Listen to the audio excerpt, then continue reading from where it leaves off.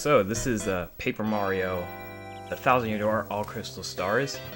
This is the category that requires you to collect every crystal star in the game and then beat Shadow Queen at the end. This category was made after the Palace Skip glitch was found because the TTYD community decided we need more categories because the only categories at the time was any % Japanese and any % English due to version difference, or English/PAL I should say, due to version differences. And there was also only 100%, so the TTYD community decided once PAL Skip was found, hey, let's have another category.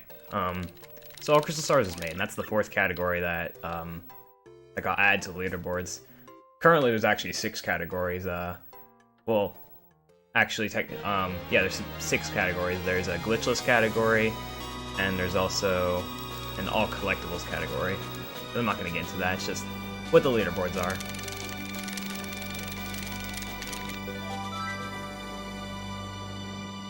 So right off the bat to mention, unfortunately, unlike PM64, you can you have to actually mash text in this game. You cannot hold down B in order to skip this, to have the text scroll. So for mashing, I'm actually just alternating between A and B because you can mash text with A or B, but it's just faster to mash with both because you get more inputs.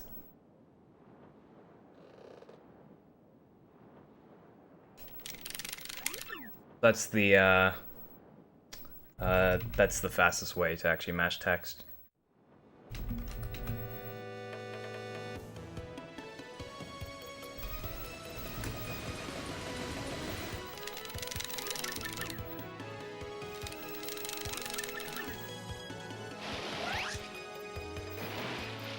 Yeah. They get dropped off at Rogueport. And already we have commotion happening. We have a Goomba getting attacked. So this is Lord Crump, and he's going to be the first fight in the game. He's very easy though. We just have to do 2 sets of jumps and then a super guard. So that's the one unique thing about 1,000-Year Door is the super guard. So all you have to do is press B within 3 frames. And you can super guard your opponent, and you'll have no damage dealt to you, and depending on who your opponent is, you'll do 1 damage back to them. But it depends. Some of them don't actually get affected. This is a 60 FPS game, so 3 frame window isn't really the most lenient, but it's still doable. And now all the X-Nuts are going to attack Mario, but we're just kind of going to slide away.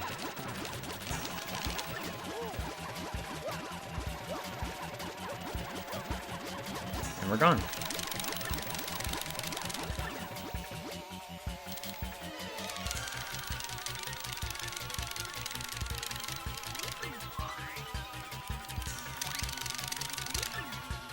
They could theoretically just follow us and then start trouble again, but nope. They just think, oh, we're gone.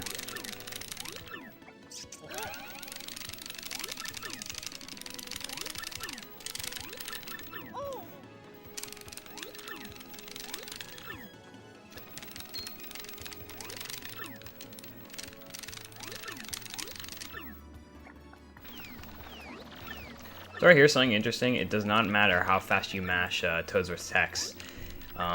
You actually need the cutscene in the background to be done before you can continue. Yeah, I guess that is true, Chromo.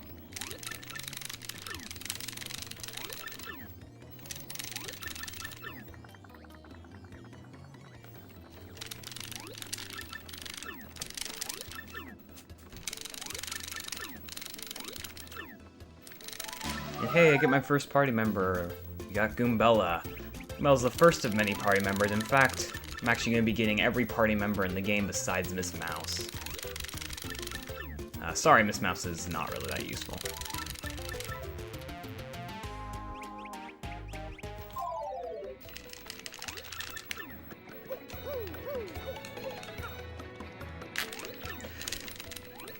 So this is ST, and she lost her contact lens, and she needs to find them. But she tells us not to move, so we're gonna move. Aw, dang it, we crunched them. Man, I can never get out of this cutscene without stepping on the contact lens. They always move. It's never in the same spot. But anyways, now we gotta go order new ones, but it's fine because I need to buy stuff in the item shop anyways.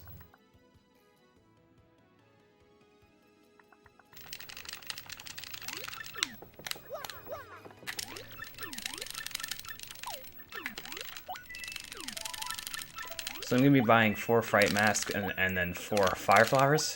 Fright Masks are useful because enemies that are very weak just run away, and you don't have to deal with them, but Fire Flowers do damage to some enemies that do not get affected by the Fright Mask. I'm also going to be hitting the save block here. I'm not going to be saving though, I'm just going to hit the save block to get the text. Basically, if you don't hit the save block at all, Goomba will be like, yo Mario, you should save. And it's actually faster to do that. But in this route, and this run in general, you are required to save, so it's faster to just hit the save block and deal with the text.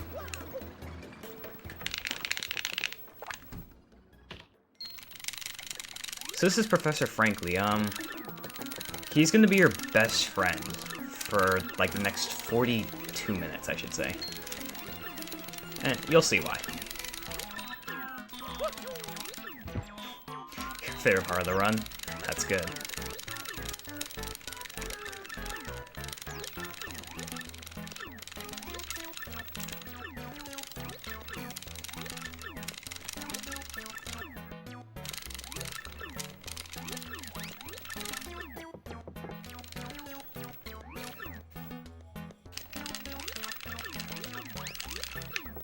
So right here, this is the hardest tutorial to dodge in the game. So right here, if you press A or B right here, you will actually select to do this tutorial. So you have to actually select up and A for the first one, then you can press B for every other tutorial. AKUB. No you.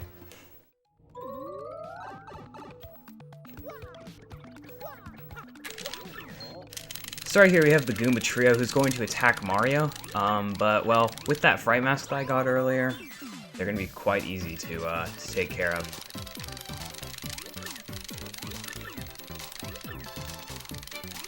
What exactly is required to get Frankly to join you? Nothing. He just joins you and then we do a glitch later. You have a question, and I have an answer.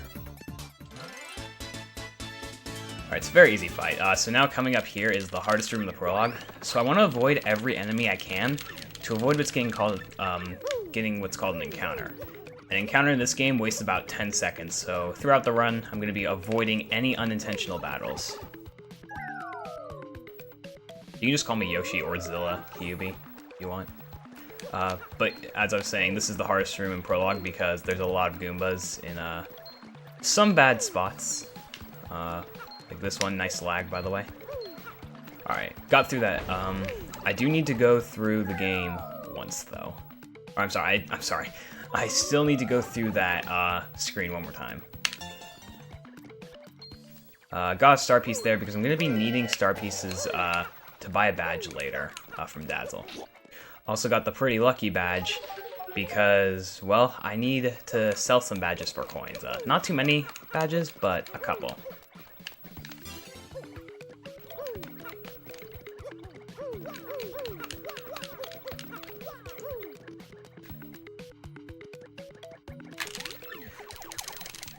So we have a black chest right here, and it's saying that it has something really good inside it, so we got a black key, so we might as well open it.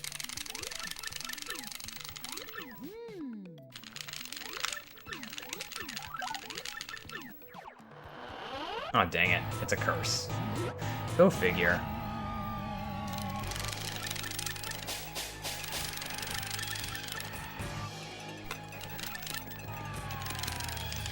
We can turn into a paper airplane, oh no. Alright, so now that we got the paper airplane curse, instead of going to the 1,000-year door like a normal person playing this game would, I'm actually going to go back through that screen again and do a glitch known as blooper skip. So to do blooper skip, you need to do something called hazard respawn glitch, or HRG for short. I need to do 2 frame perfect jumps as soon as I exit the loading zone, and then from there I need to land on the boat panel and fall in the water. This game runs at 60 FPS, so I need to get 2 frame perfect jumps in a row. Which it's not the easiest, but this glitch isn't too hard. So hopefully I get it. You just waste time if you don't get it first try, but I'll try my best.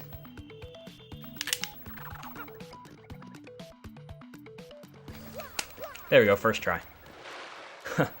2 frame perfect inputs first try, that's awesome.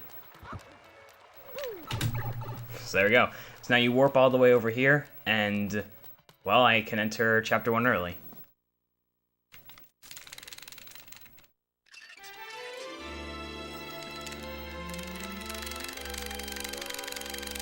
So basically, by doing that, since you jump on like the first frame you exit the loading zone, Mario's position kind of gets confused and it just warps him to that pipe.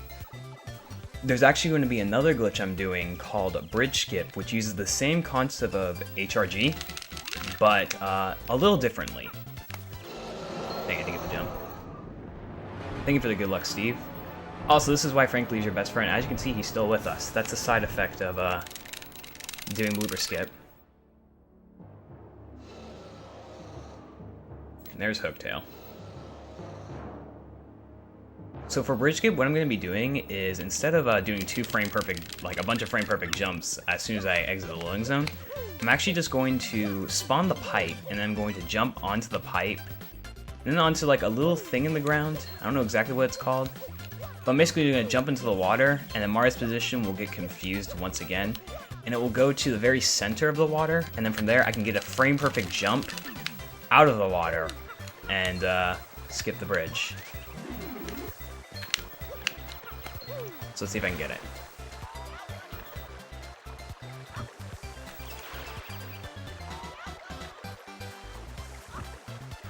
There we go, second try. I'll take it.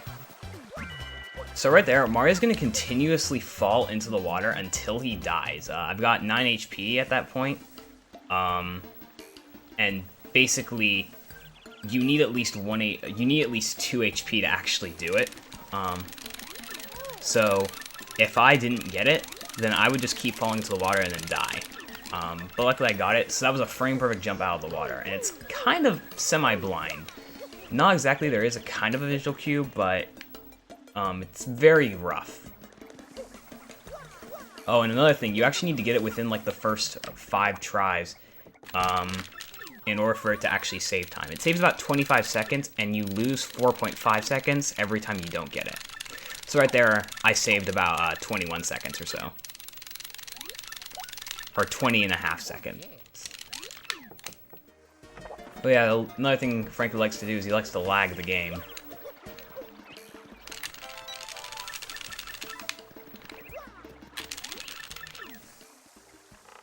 And now we can leave. So in order to enter Hooktail's castle, I need to get 2 stone keys. So I need to go to Schwang Fortress in order to get them.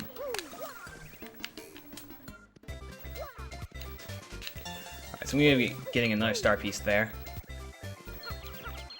I once again want to avoid all the encounters I can. Okay, I'm going to make this guy go over here. Okay, this is going to be slow. Alright, there we go. So that was kind of slow, but I didn't want to get into the encounter, so yeah, what are you going to do? So now there's a forced battle right here. There's no way I can avoid it. Well, there is actually a way to skip this battle and the next battle, but it's tool-assisted speedruns only, aka tasks only. So we just fight them, and it's very easy though. You just use a POW block.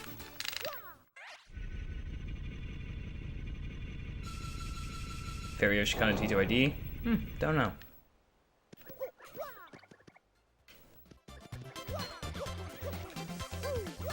I guess something I could mention that I'm doing, so you may notice that it was in a bad spot.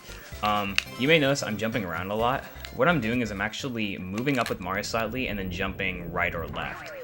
The reason I'm doing that is I'm doing something called speed swaps. Mario actually runs faster when he's going up and down versus left and right. So what I do is if you go up for at least one frame and then jump to the left or right, you'll actually carry that speed with you. And then if you maintain frame perfect jumps, you will continue to carry that speed. So it saves a bit of time over the course of the run because I'm basically moving slightly faster than normally walking. Okay, that was very sketchy. So yeah, I'm not jumping randomly just because of boredom. I'm actually jumping for a purpose, to save time. So right here's a little quiz. So a little fact about this game, at least the versions, is even though I'm on the Japanese version, the order of the questions and the answers do not change. So, like between versions. So the answers are always 1, 3, 4, 2, 3 on every version. I can't read Japanese, but it's just all about remembering the order that the questions are. And as you can see, Frankly's our only audience member. I guess another thing to mention is it's actually RNG if he asks, "Are you sure?" On every question besides 1, 5, and 7. So he asks, "Are you sure?" on like a couple of the others. That's actually just RNG, and I just got bad RNG. Doesn't waste too much time, but it's just better if he doesn't.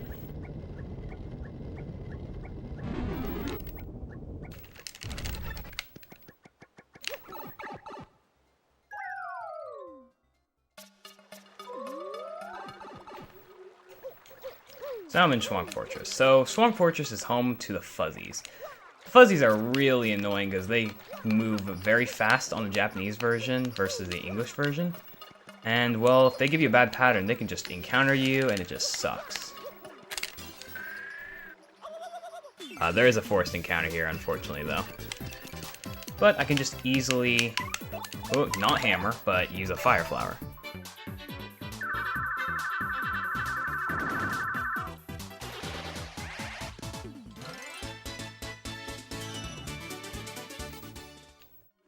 Gonna have to fight one more forced fuzzy encounter. Okay.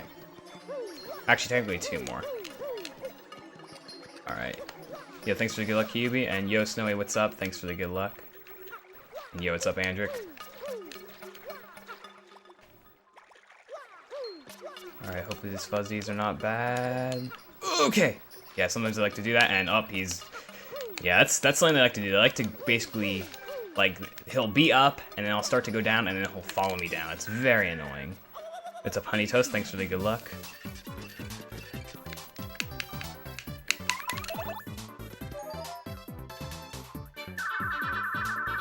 Oh. That's not my splits.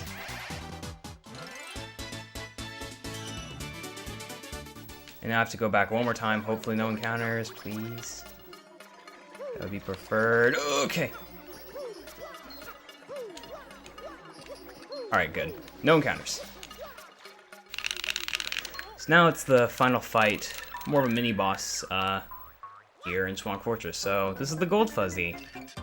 Not too hard. The hardest thing about this battle is probably getting the Super Guard. That's the only thing. That's the only thing I need.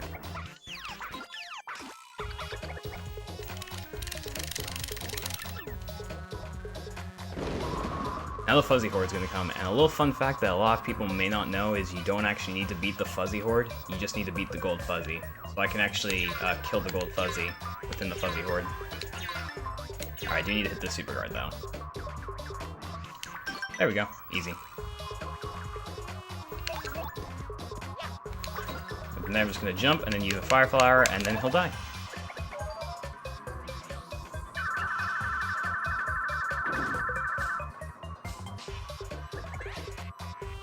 Yeah, these are fuzzies, not smorgs. We don't see smorg in this run. A sub 1930. Alright, so now I'm going to be making my way back to Hooktail Castle. And hopefully not getting any encounters.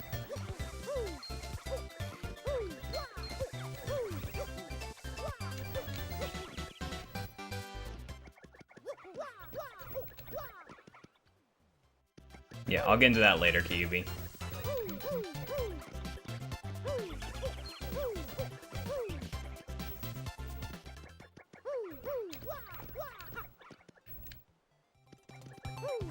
something cool is you can actually avoid these enemies by just jumping on these little stone walls.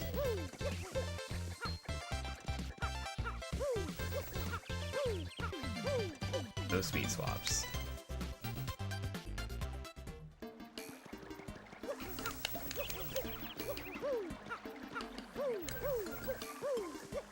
Man, I managed to speed swap across that entire room. Yeah, like I mentioned earlier, these are frame perfect jumps that I'm doing.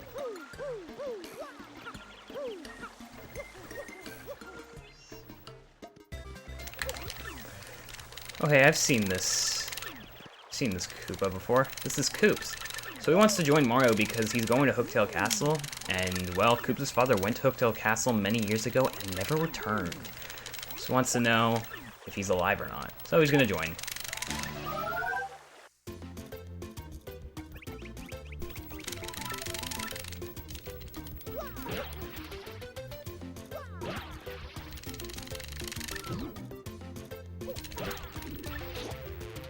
Koops is pretty useful with some stuff. He can retrieve stuff from far away, and he can also, like, we can move out of the way, and he can hit switches, which is actually what we need him for in order to get into the castle.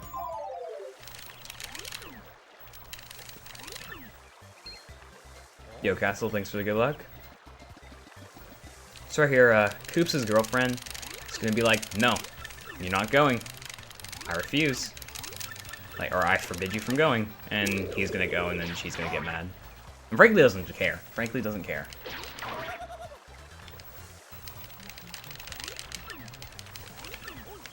So I'm gonna be getting this fire flower, and I went the other way. So, just a little thing. So whenever I'm getting an item or a badge, it's faster for the item to actually go in the direction that I am going. If it goes the opposite direction, it wastes time. Sometimes not that much. Sometimes it wastes a lot, depending on, like, I guess the situation and what's on screen.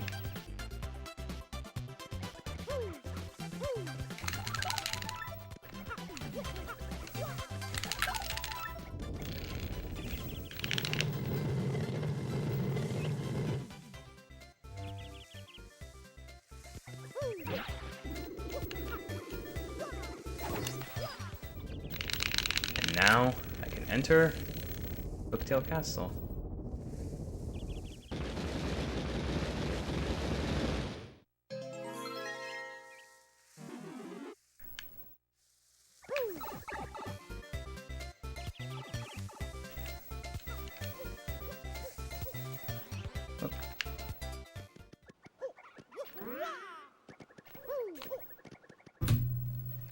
And there we go.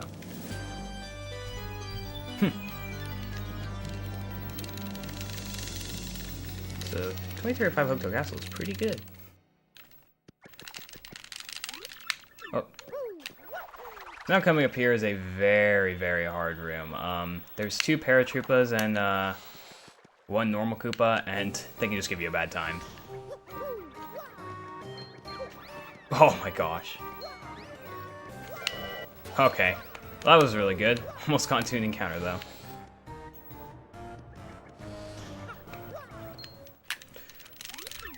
So right here, this dead pile of bones is, well, it's believed to be Koops' dad, but it's actually Colorado's dad, and you figure that out by reading the letter, but we can't read Japanese, so I'm just gonna not read it.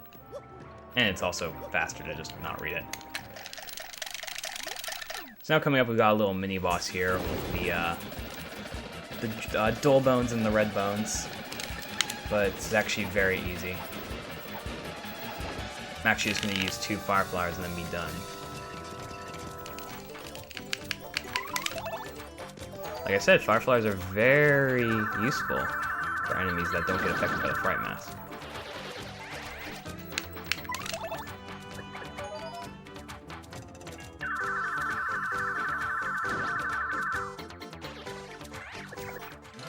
So right here, I'm actually gonna be getting my first level up. So throughout the run, I level up FP once, and then the rest goes to BP.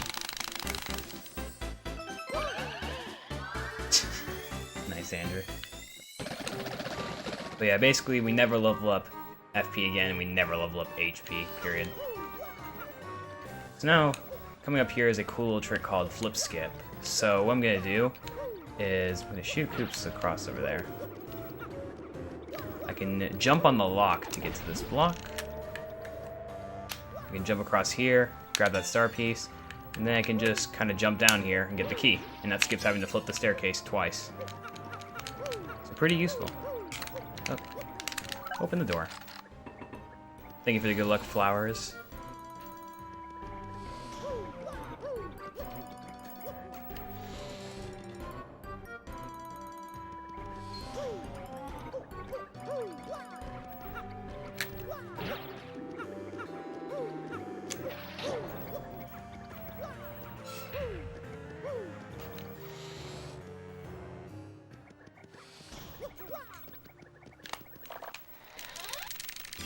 So now here's the room that gives you gives you barely enough time to escape. Like if you pay attention to my to the timer, and well, I have barely enough time to escape.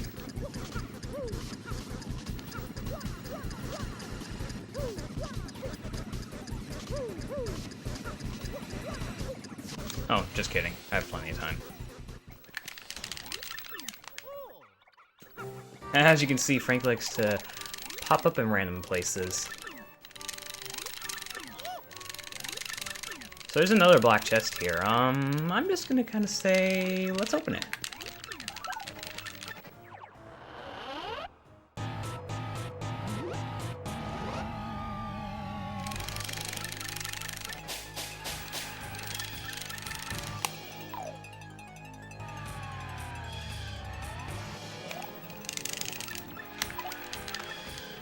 Now we can go into paper mode, which is actually pretty useful because now we can escape.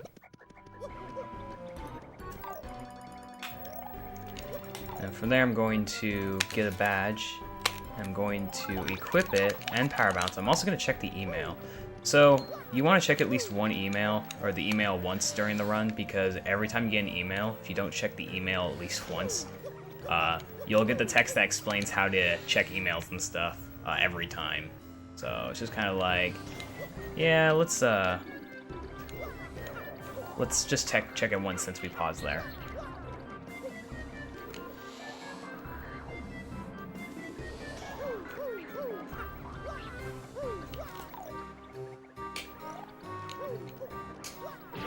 Need to backtrack a little bit to get this key.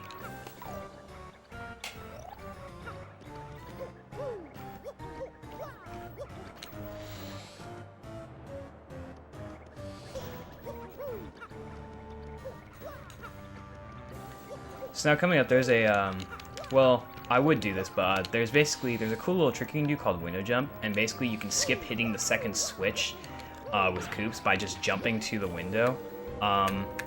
It saves about 8 seconds if you get it, but if you don't get it, you lose about 30 seconds. I would show it off, but I kind of don't want to go for it, so I'm just going to opt to not go for it. It is cool, but it's not that hard, but I'd just rather not go for it for now. So basically, you would jump from here to that window, and it would save about 8 seconds. But again, if you fall down, you lose 30 seconds. Sorry, not gonna go for it.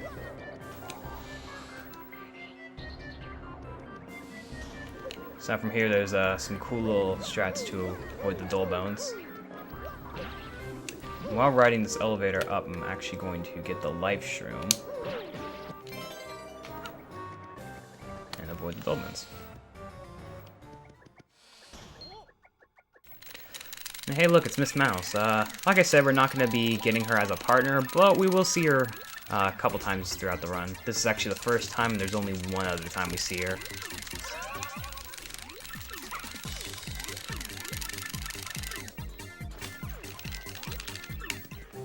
So there's a bunch of goodies in this room, but I'm actually just going to get the castle key and then move on.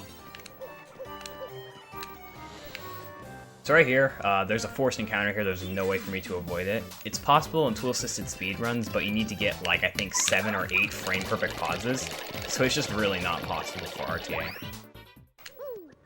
Right there, though, after the battle, you can get something called Speed Glitch by pressing A on one of the first 2 frames after you leave the battle. MR just increases in speed, and it's pretty cool.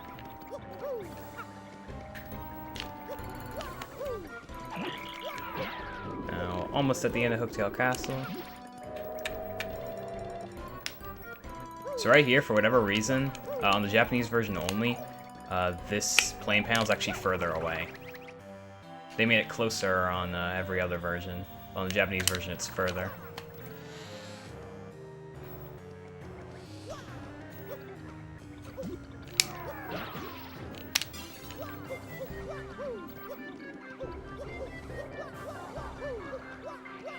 So now coming up is Hooktail, and a little fact about Hooktail, she's actually the hardest boss to the run, and the reason she is because it's the only boss you need the most power bounces on.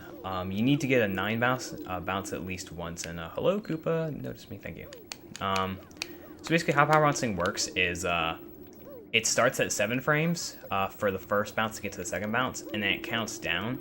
And basically, to get the 9th bounce, like to hit the 8th bounce to get to the 9th bounce, it's frame perfect.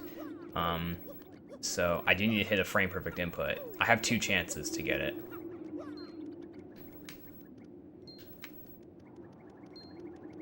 Like I said, I have 2 chances to get it without wasting time, but I need to make sure I also get an 8 bounce. Which I have 2 frames to get an 8 bounce, so it's like, I shouldn't mess it up. You can actually also go for a 10 bounce if you want, but there's actually a chance you can get capped at 9. And if you get capped at 9, then it's actually slower, slightly. I'll try and go for it though. Because it's pretty cool when you might get capped though. Alright, so hopefully I can get at least 1 9 bounce.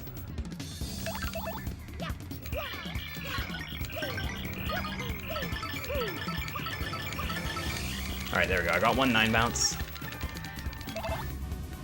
So now I just need 8 bounces throughout the fight. Now, if I want, I can go for a 10 bounce, and I'll try to go for it, but it means I need to hit 2 frame perfect inputs.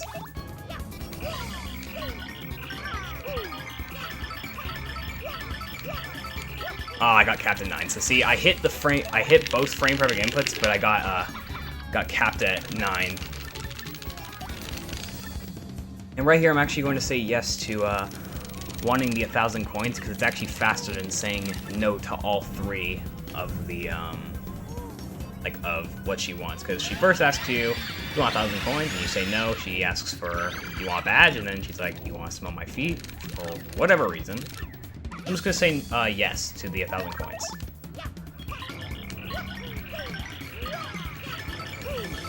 Aw, freaking crap. Alright, well that sucks. This was almost a good Hooktail fight, but then I got 7 bounce, so here's the time loss. I only need an 8, so that sucks. No, I think this would have been a 33 Hooktail Castle. No. It's okay. Yeah. Not too bad of a Chapter 1. Besides that Hooktail fight, and not going for Window Jump, I guess.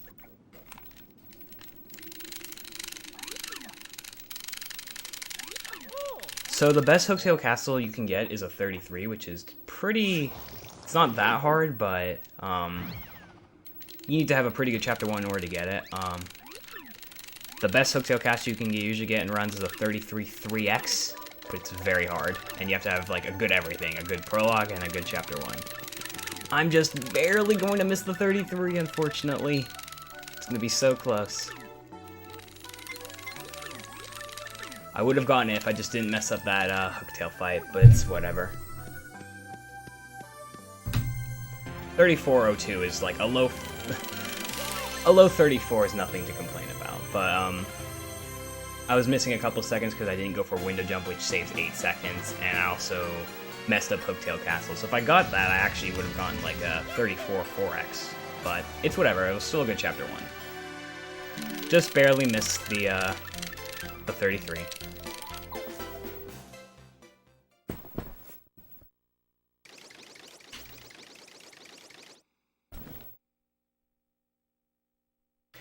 So now I've got the boring Peach and Bowser cutscenes, but the cool thing is this one gets a little more interesting, because, well, Frankly's there.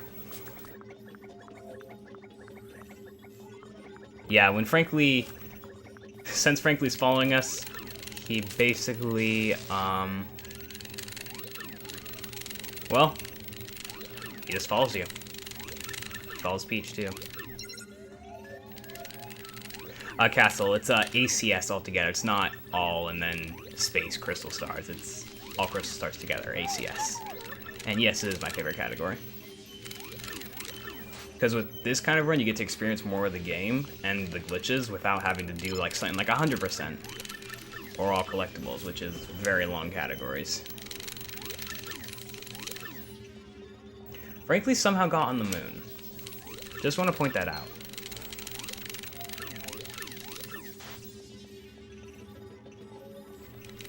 Yeah, Deathline, thanks for the good luck.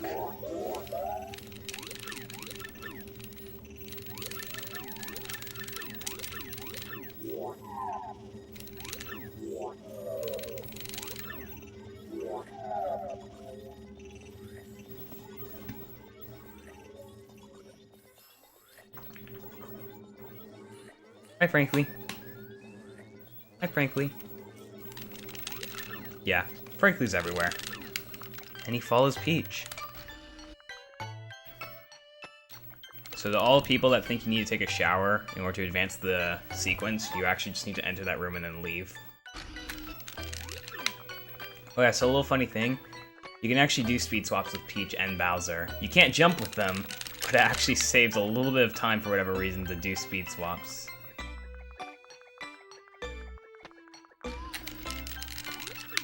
I didn't have optimal speed swaps there, dang it. So here's Tech. An interesting thing about Tech is he's actually, on the Japanese version only, he has a red lens, and every other version he has a blue lens. That's just kind of slight difference between the Japanese and English/PAL versions.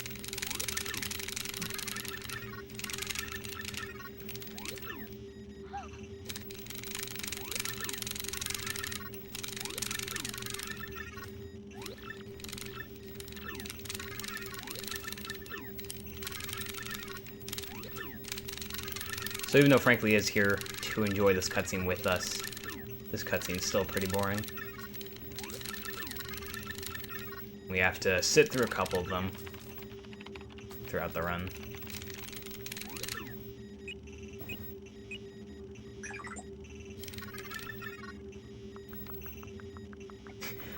Yeah, true, Chroma.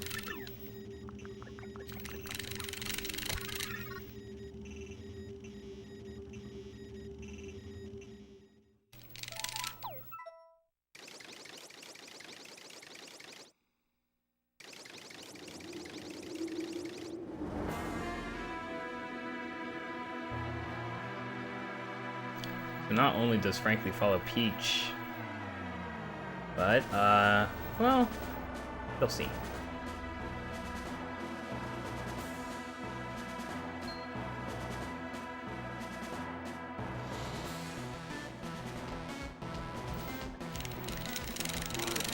He follows Bowser.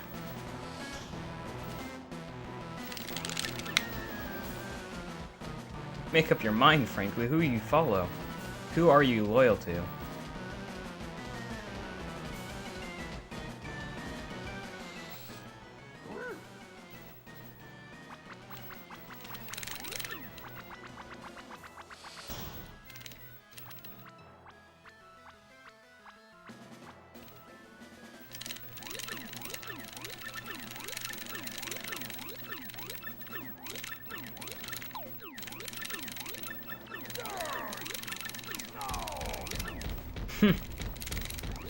Maybe.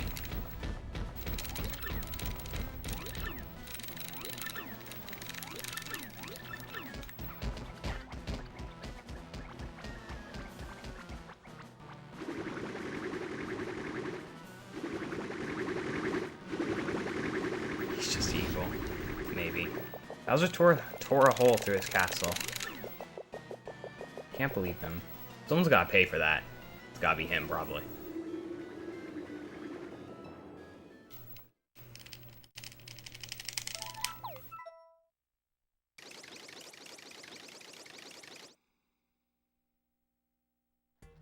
He's gonna pay with bitcoins from Twitch.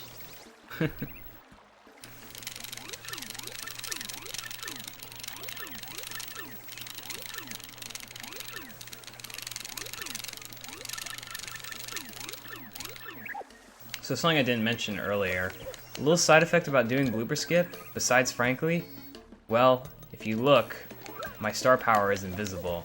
I still have 2, but my star power is invisible, and not only that, I actually don't get Sweet Treat. So throughout the entire run, I don't have Sweet Treat. But, well, I don't really need Sweet Treat. It takes a long time.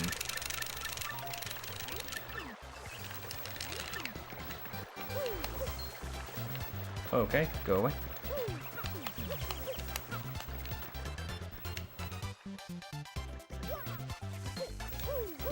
Maybe. You be careful to avoid these guys. There we go. So on the way back, I'm also going to be getting this mushroom right here, which is going to save some, well, not save some time, but it's going to be useful to heal Mario later. Also going to be getting another star piece. So I mentioned how speed swaps make you go faster. Well, it actually is useful for a couple tricks as well. Like right here, you don't need to wait for the cycle platforms, and you can just speed swap across them. And if you're fast enough here, you can actually make this platform cycle, which I'm going to try and go for. Oh, I probably missed it. Almost. So, if you saw right there, you could see the idea. I was trying to speed swap over there. Unfortunately, did not get it because I kind of went a little slow. Saves about 3 seconds if you get it. You don't lose that much time if you lose it. But, yeah, it's really whatever. It just looks cool. So now, we're going to the 1,000 door in our case the first time, but technically it's supposed to be the second time. But, what are you gonna do? We had to skip blooper. And we already knew where the first crystal star was. We didn't need to know where the first one was. However, I am kind of slightly blanking on where the second one is, and the rest of them. So, might as well just actually no. I know where the 5th and 6th one are, and the 7th actually. But I just forget where the 2nd, 3rd, and 4th ones are. AKA, we're not going to be coming to the 1,000-year door for all the crystal stars, only for a few.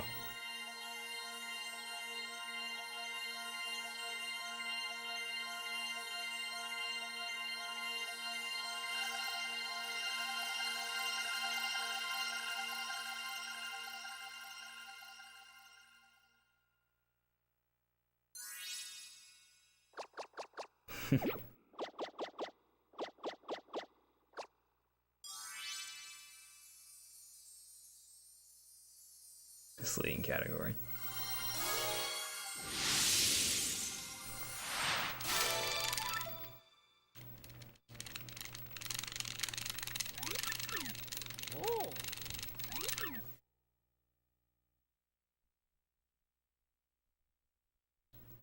Now something kind of funny right here is that you may think we're gonna get double Frankly. Actually no, the Frankly that's following us is stuck outside, and you can hear him jumping.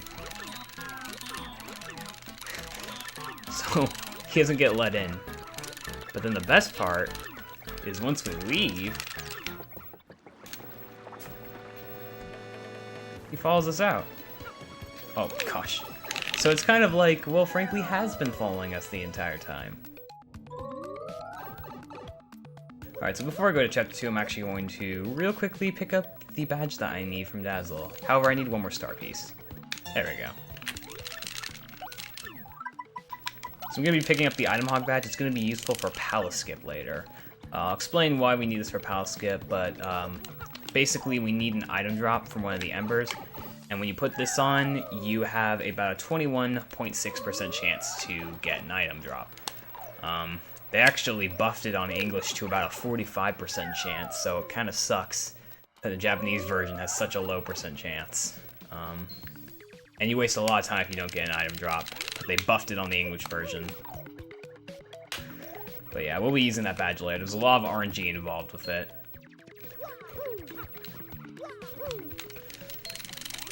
So this is Punio. He thinks we're gonna eat him, but we're gonna say no. We're not here to eat you. So he explains that his great tree has been infiltrated by the X-Nauts. We need to do something to help him. But right here, just pay attention. Something interesting is going to happen. Just pay attention to Frankly.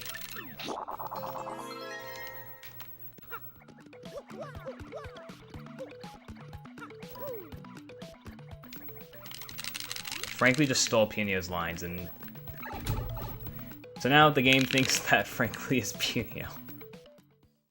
The reason why that happens is basically because we already had a follower with Mario, so instead of updating the follower, it just gives us Frankly again. Unfortunately, he's not going to be with us for super long.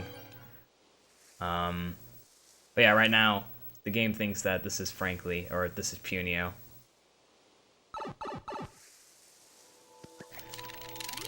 So Frankly's doing character theft right now, or whatever.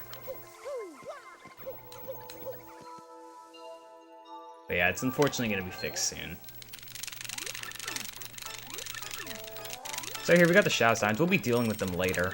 But I guess for a little context, so they had like a mugshot or whatever of Mario on a block, and Beldum claims that Vivian had it, and that she lost it. But Vivian's like, no, I never had it, you had it. But then Marilyn, being the smart one, says, hey, that's Mario over there. But they just refuse to listen to him. And as a result, or listen to her. And as a result, Vivian gets her necklace taken away. They like to pick on Vivian a lot, because she's like the younger sister. So right here, I'm actually going to be getting into an encounter intentionally to get down to 1 HP, because I need to be able to kill Mario very easily for a glitch later. So with this battle, I'm just going to get Mario down to 1 HP.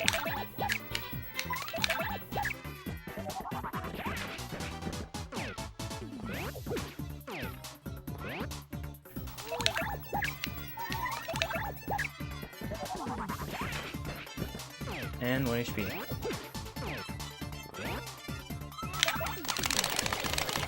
And now I'm going to try and get the speed glitch again. There we go. Now Mario runs very fast. So now everyone say goodbye to Frankly, because unfortunately it's going to get updated to Punio here.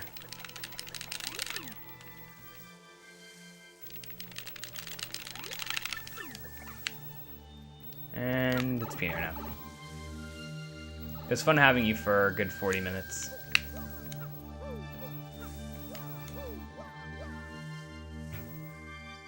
So I need to be careful that I do not fall into the background, because if I fall into the background or hit a hazard at 1 HP, you actually game over. So yeah.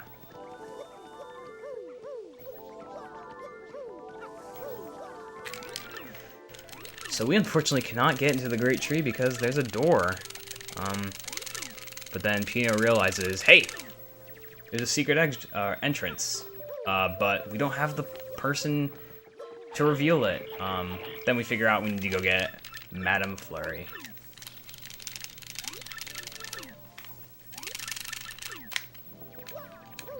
So we need to go all the way back and go get Flurry.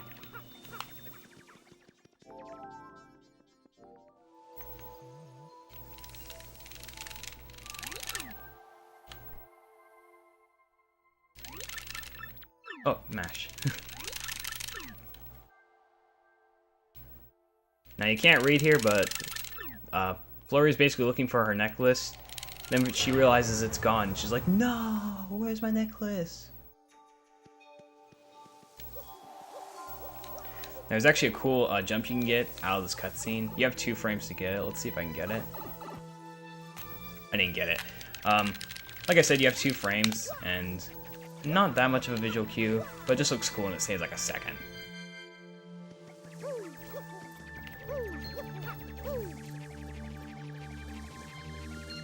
That guy was in a weird spot.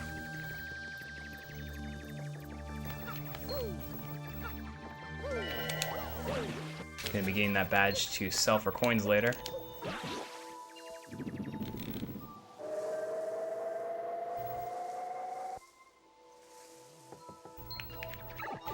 Now gonna use plane panel to go across and get to Flurry's house.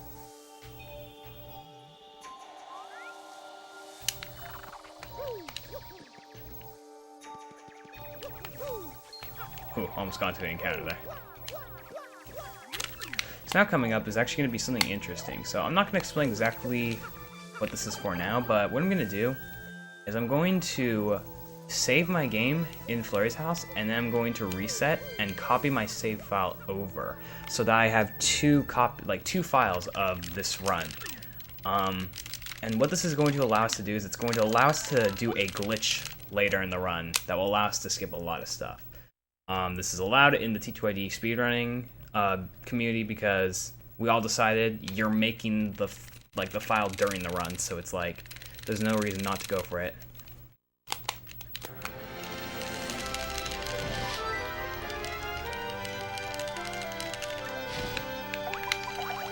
I'm going to be copying the file over and re-enter the file. So this is going to be useful for a glitch later on, but right now we're just setting it up. Basically during this cutscene, we're going to be getting a glitch, and I'll explain it much later.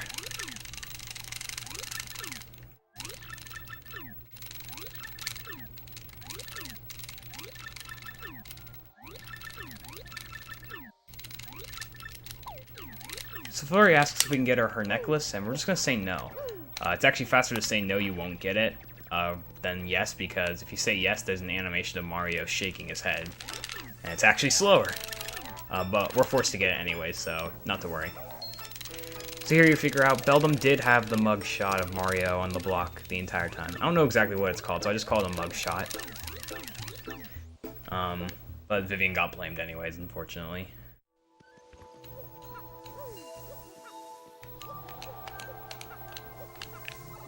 So now I'm at 1 HP and I'm going to be fighting the Shadow Sirens, and I can take damage from that battle, so I'm going to heal with that mushroom that I got earlier. Oh.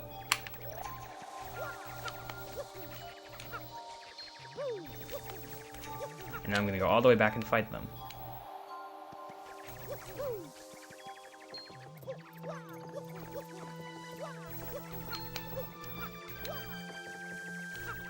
This fight isn't going to be too hard, but there is actually a case where I can save 3 seconds if I get 2 super guards on, or a super guard on Marilyn and Vivian. It's not too hard, but you kind of have to anticipate the super guards, so it can be a little challenging. Ooh, no encounters. So let's see if I can get this.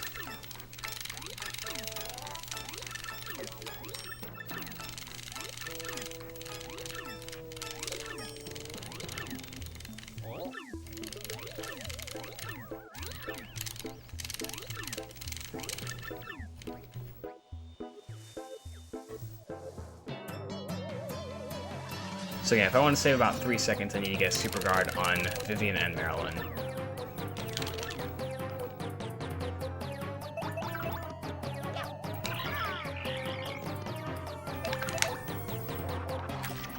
So now they all have around even health. Alright, so I got one, and I need to get the next one. There we go. Alright, cool, I can save 3 seconds. So by doing that, I'm able to do Earth Tremor, and I can actually cancel it before doing the last bar.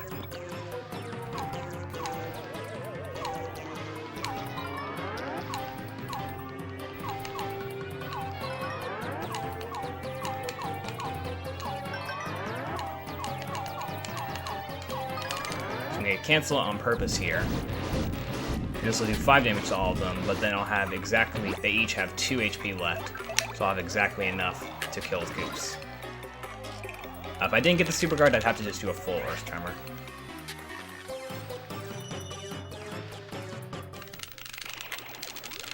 Now I got the necklace back.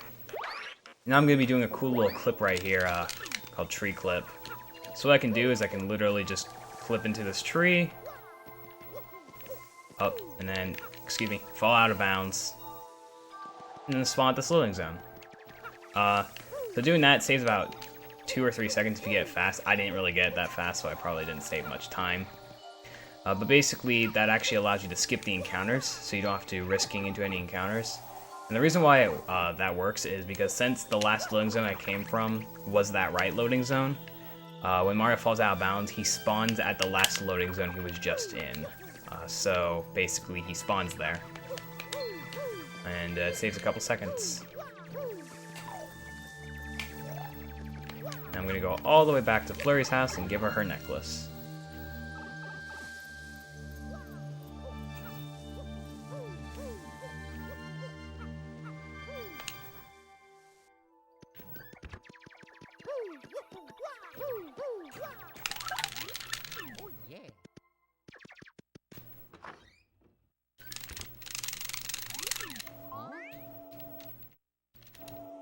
Now we're gonna get Flurry to join our party.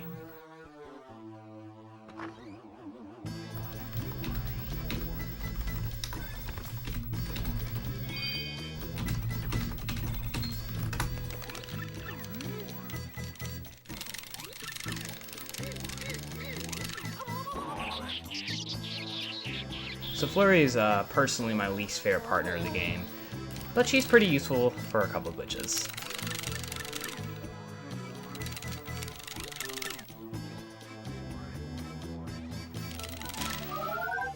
Flurry's joined our party. Yo, what's up, Big Drake?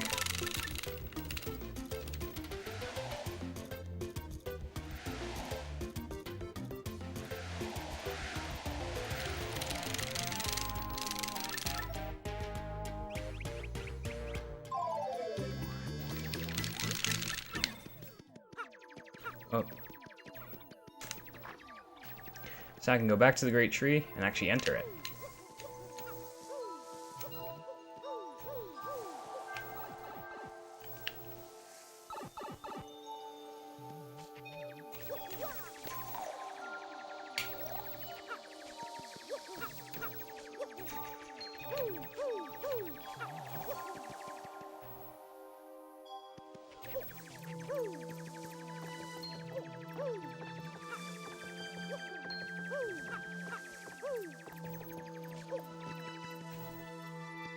The day's been pretty good. No, Beast Zero, they wouldn't do that for just one person. You can change your video anytime you want, which is something I actually never knew. You can update it anytime you want.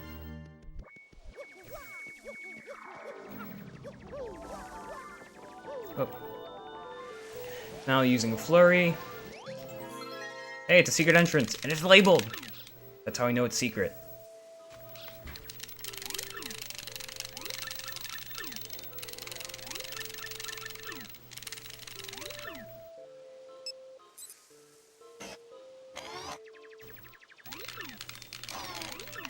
Now I can enter.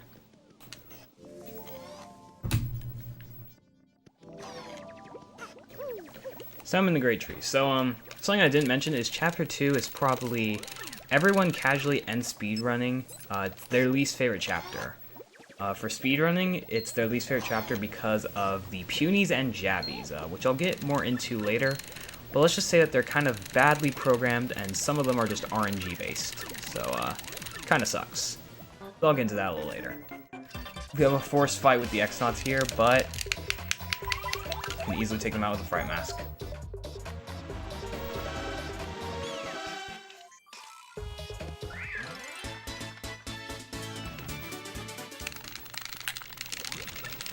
They're gonna run away.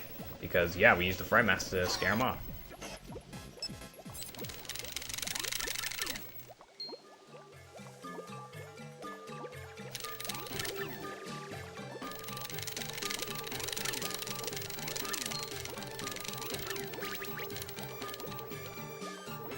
Also, I just realized sub 58 Bogley Wood split, yay!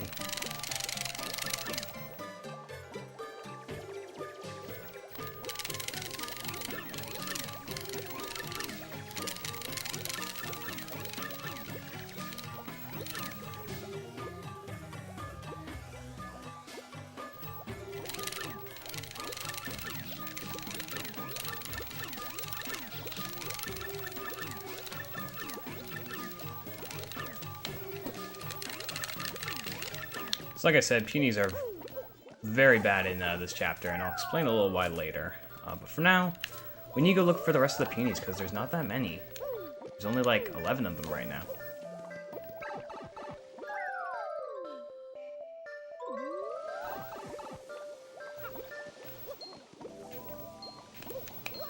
Need to be a little careful with that X-Naut, because he can sometimes actually make it to you and encounter you as you're going up the pipe.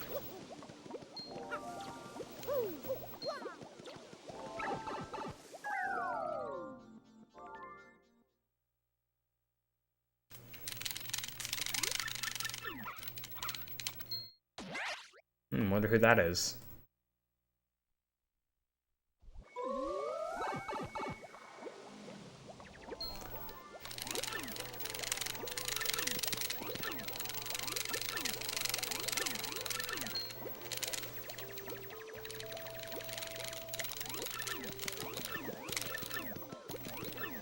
So here's all the peonies.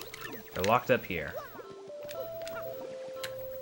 And, well, this is the last time you're going to see Miss Mouse, everyone. Well, at least in her disguise. She does appear in the Lovely Hose, but without her disguise.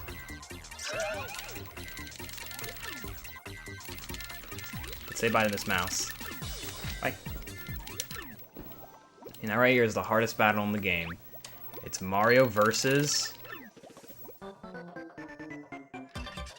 one Excellent. So, to kill this guy, I'm not even going to fry mask. I'm actually going to four bounce him.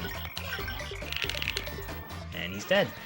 Now, hopefully this key goes to the right. If it goes to the left, it's going to waste some time. Again, like I said, usually with items or badges, you want it to go into the direction that you're going to go. And well, we don't need that item in the room, so... good RNG there.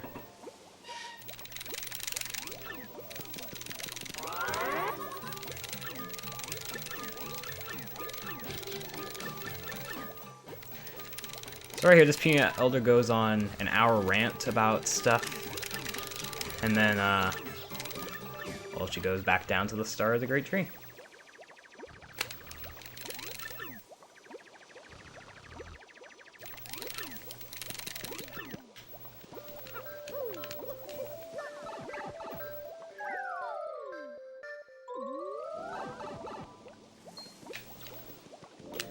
Gonna drop down here and get that power punch for a little bit later. It's gonna be useful at the end of this chapter.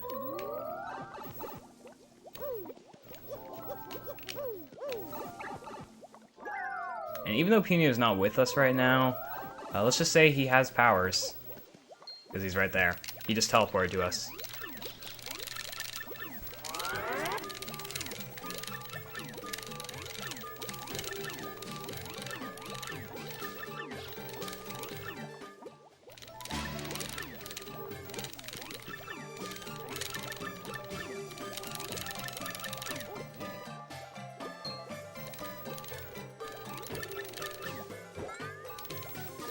So, might as well explain now. So the reason why the Peonies are very annoying in this chapter is because I'm going to be doing a glitch throughout this chapter called Peony Glitches.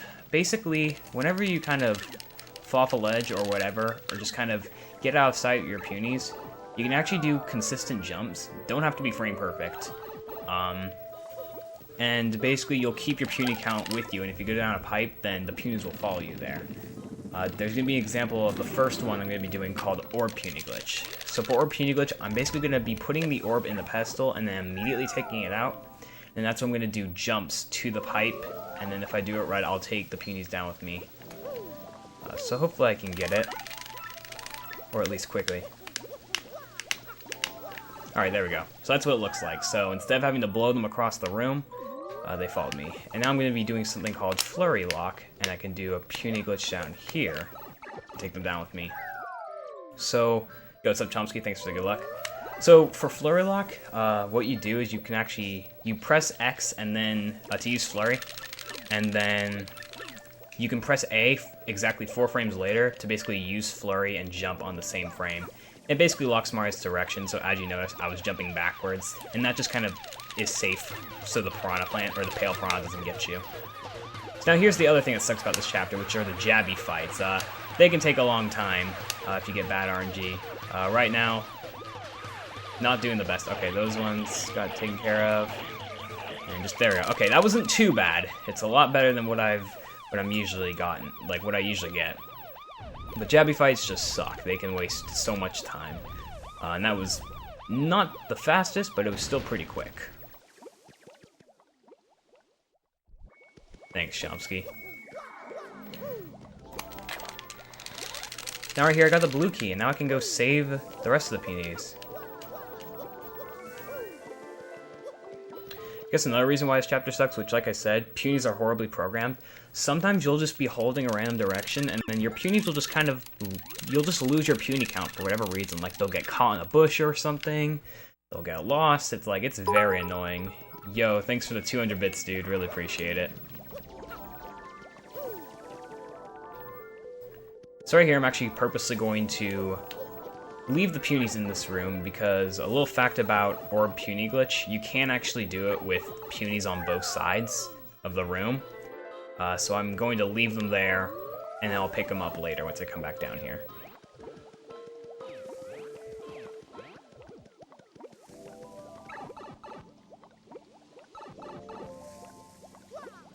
The cool thing about leaving those punies is you don't have to deal with the Piter there, because Piters scare punies, and normally you'd have to stun them there.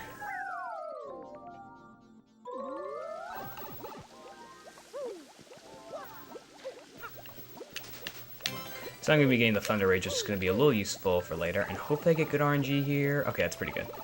So that X-Naut has kind of a random chance to either be very close to that pipe where I spawn out, or he'll be very far away. So he was far away, which I wanted, but if he's really close, you kind of need to do a little strat to avoid him. Thanks for the good luck, dude. And thank you. Alright, hopefully this Yux isn't too bad. And like I said, Punio has powers because, well, he just teleports to you. Punio's a lot powerful than he may seem. And now, I unlocked all the punies! So I will have 101 total, but right now I'll only just have 91.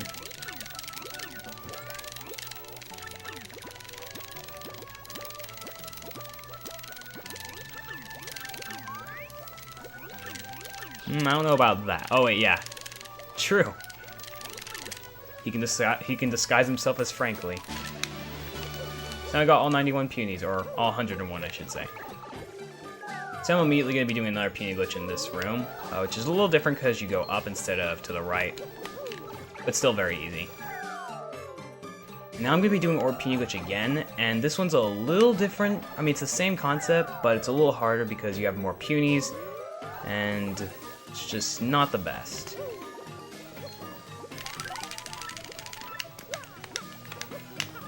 So as you can see, it drops. Oh, whoop.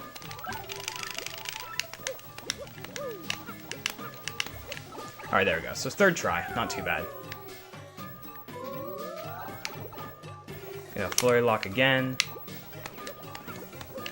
And take them down with me. Now in this room I need to do some interesting movements, so I need to stun this Piter, or else he's going to scare the punies. And from there I'm going to switch the Coops to reveal this block, and switch back to Flurry. I do not need that badge at all. I already have all the badges I need to sell. So yeah, and now we've got the next Jabby fight. It is actually possible to do a skip called Jabby Hive skip to avoid this. The thing is, it's kind of hard, and you need to get fast in order for it to be worth it, so I just don't go for it as of now. I'll probably learn it sometime. It does cut out a bit of RNG. So yeah, I got another Jabby fight. Hopefully this goes decent. Gonna switch to Coops. You can hammer the block, but I just decided not to because it's a little more risky. Alright, but that was a pretty fast Jabby fight. I'm actually gonna gold this.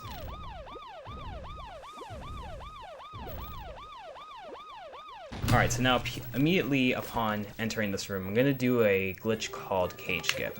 So right here, I can just kind of go into this loading zone without taking it. And I can clip onto the seam in paper mode.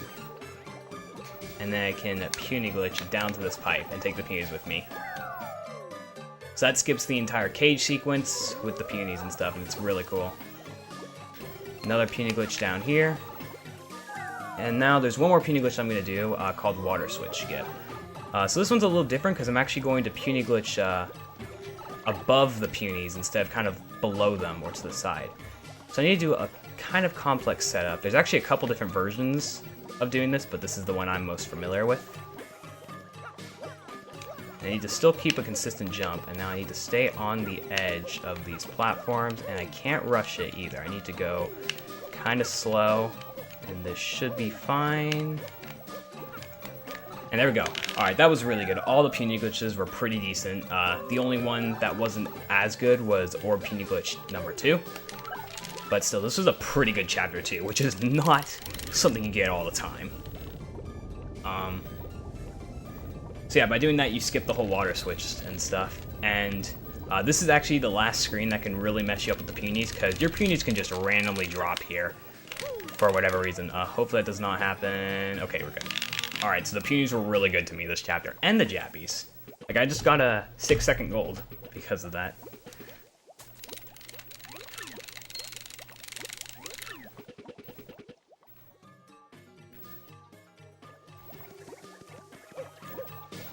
Okay, as you can see, my punies just randomly dropped there, but it doesn't matter because all of them spawn over here when you put the orb in.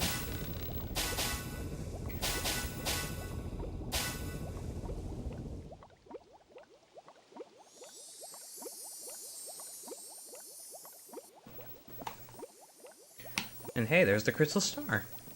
I wonder why the punies have a crystal star. What would they need it for? Oh no, Crump is gonna take it. We have to go chase him down. But actually, before I chase him down, so something you may notice is, since I skipped the cage, the whole cage sequence, I never went to go get the super boots. And I kind of need the super boots in order to, well, advance in different places. You actually don't need the super boots in the any % category, but you do in all crystal stars, so I'm actually going to take a quick detour to get the super boots. And there's going to be something kind of interesting that's going to happen when I get them. It's going to be masking these X-Nauts, nothing too special.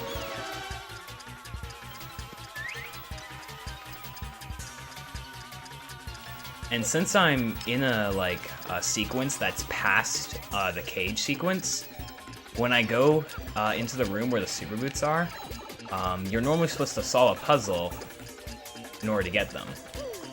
But because I'm past that sequence, it's actually going to just be open, and I can just walk in and get the super boots. And they won't disappear, the super boots will still be there.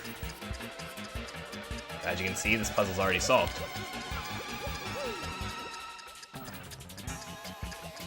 But the super boots are still here, so I'm going to collect them. And something interesting that's going to happen is, since I got the super boots, I'm actually going to revert the game back to the sequence where it's like, okay, you just got the super boots, and now you need to go free the punies. So it's going to revert the game back, but something interesting is it's actually going to, the door that I unlocked to get out is still going to be unlocked. It doesn't lock. So I can actually just go back down there and re-trigger the cutscene. And as you can see, the music's actually calm now. It's because I reverted the game back. Going to be getting the charge badge there, it's going to be useful for later. And now I'm just going to go back and re-trigger the cutscene. And as you can see, the timer's still there.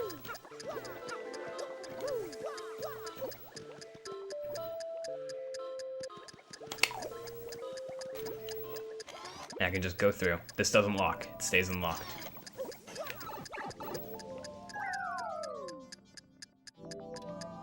And this cutscene will just trigger again. And as you can see, the pipe's gone. Now I'm going to go ahead and get this out of the way before chat starts doing the classic memes. So, basically, a side effect of doing this is there's already a timer ticking, and Crump's going to actually activate another timer. It's going to overlap the timer that's currently on screen, but it's not going to overlap the sound effect of the timer, which is the ticking. So there's going to be 2 ticking noises, and then once I get to the top, there's actually going to be, like, when he's going to disable the timer, and he's actually only going to disable one of the tickings. So if you notice right now, there's 2 tickings, and he's only going to disable one of them. And a speedrunner by the name of Almalicious decided to come up with a nice meme, because the ticking is still there until you get to chapter 4. And basically, he decided to act like it wasn't there, and whenever someone asked, he would just say, "What ticking?" And he would just trick his viewers. So it's kind of funny, classic little meme that just kind of started. So right here, I'm going to actually kill one of the X-Nauts and then Fry Master the other, so I level up. And instead of leveling up FP or HP, I'm just going to have it all go to BP. The rest of the level ups all go to BP.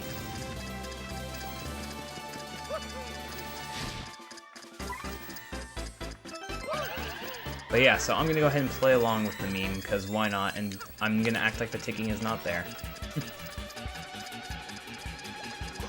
Yeah, now this is where we really go to the end of the Great Tree, or the start, technically.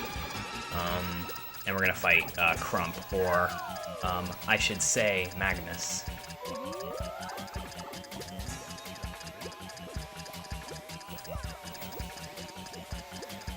That guy's in the way.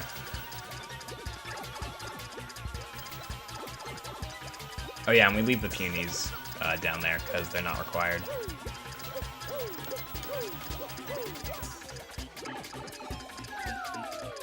So now the X-Naut that we left in here is still there, but there's a cool little strat you can do to avoid him. You just kind of hug the edge and then just walk down and he doesn't see you.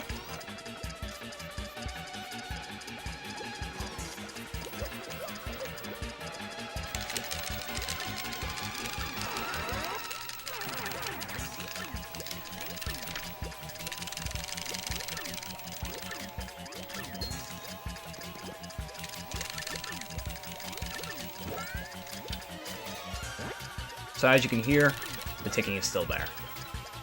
So I'm just going to completely ignore it. And it's kind of funny, when I speedrun this game, I usually doze it off anyways, then someone mentions it and I'm just like, oh yeah, it's still there. But then I just say, what ticking? So this is Magnus. So in Magnus we're going to be killing him, but we're also going to be getting down to 1 HP in order to make use of a badge later on called Mega Rush, which increases your attack power by 5 when you're at 1 HP. Yeah, exactly, the ticking just stopped. So I'm going to start off by using a Power Punch on Mario, and then I'm basically just going to be spin jumping a bunch until I'm at 1 HP, and then once I'm at 1 HP, I'm going to be doing a Power Bounce. Now right here, I'm going to try and go for a Super Guard. There we go, cool. So that Super Guard actually saves a little bit of time, so at the end of the battle, I only need a 5 bounce instead of a 6 bounce. So I'm going to swap Mario in front, do another spin jump.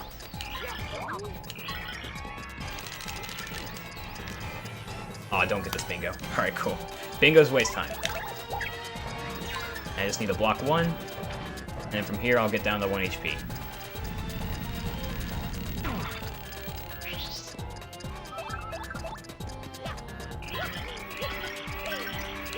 And he's dead.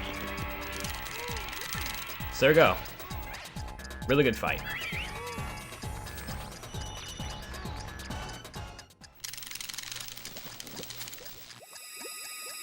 And now I'm at 1 HP, which is really good. And he lost to Mario. Oh no! Retreat! And this X-Naut decides to trip. So yeah, really good chapter 2, surprisingly. It is not every day you get a good chapter like that. A good chapter 2, I should say. There we go. Chapter 2 done. We got 2 crystal stars now. Only 5 more to go.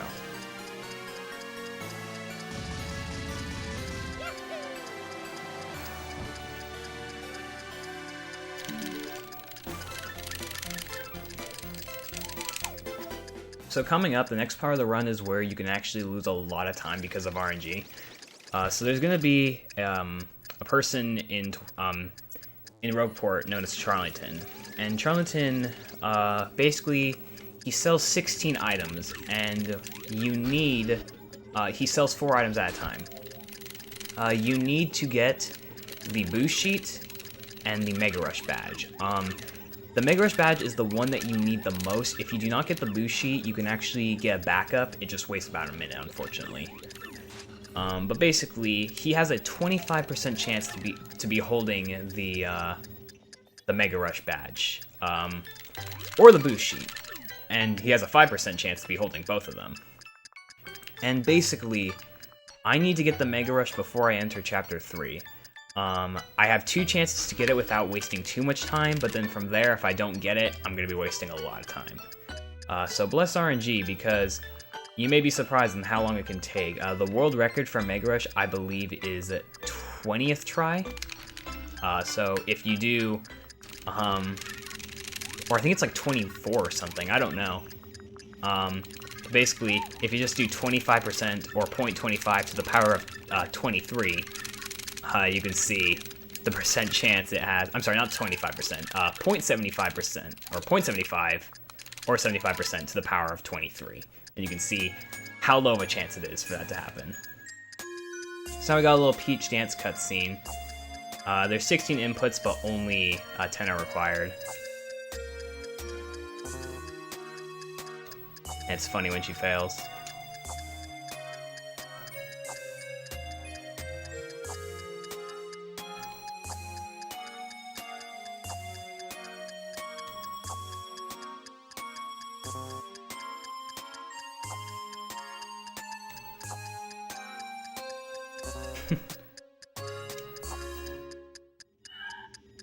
We did it.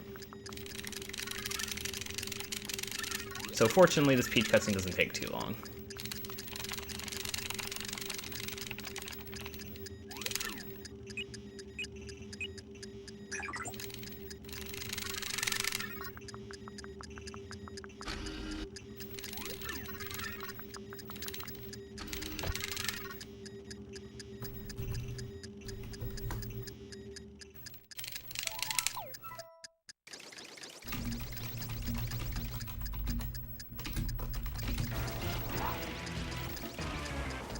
So I got a little Bowser cutscene here, and this one's not as boring because we actually get to control Bowser and the Super Bowser Bros, but minus the Bros. So let's go. The best in-game time you can get here is a 160 by collecting the meats. The best time you can get without them is a 161, but it saves like a half second, and you need to not get the meats in order to get it. So it's very risky. It's not really an RTA strat. If you want to save that half second, all power to you. It's going to be hard.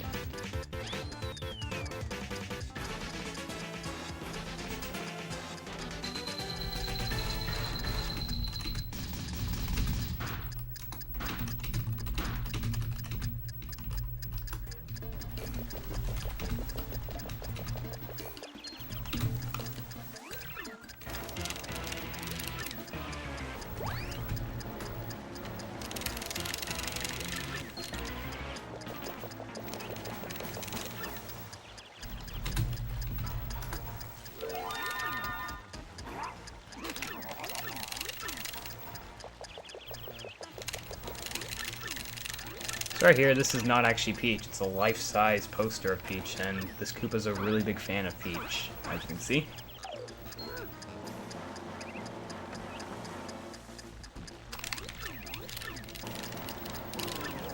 And Bowser just feels humiliated.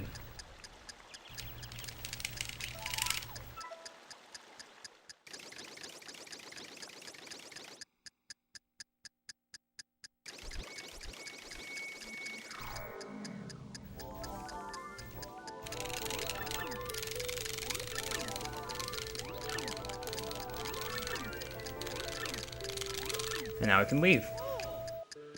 But I am at 1 HP, so I need to be careful that I don't get hit by anything or fall into a hazard. I do have a life stream though. But life streams actually don't save you from hazards. Except for if you fall in the background. Something interesting is if you fall in the background and you just mash start, you can actually open the pause menu and eat the life shroom. So if that happens, then I could save myself from a game over.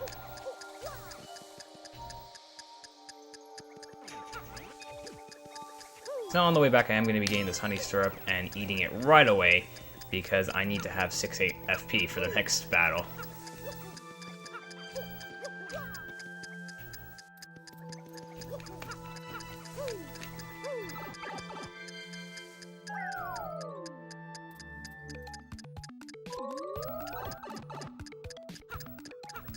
Now I'm going to go to the 1,000-year door once again. I'm I'm also going to be using the honey syrup. And something I forgot to explain about the mushroom is I purposely go into paper mode and eat it because there's a shorter animation, or actually there's technically no animation at all when you eat an item in paper mode. So it avoids having to go through that animation. And another thing I guess I forgot to explain is if you actually pause while you're either going into paper mode or unspinning from paper mode, you can actually cancel the animation. Which is useful, because it saves time and it can also allow to avoid encounters later on.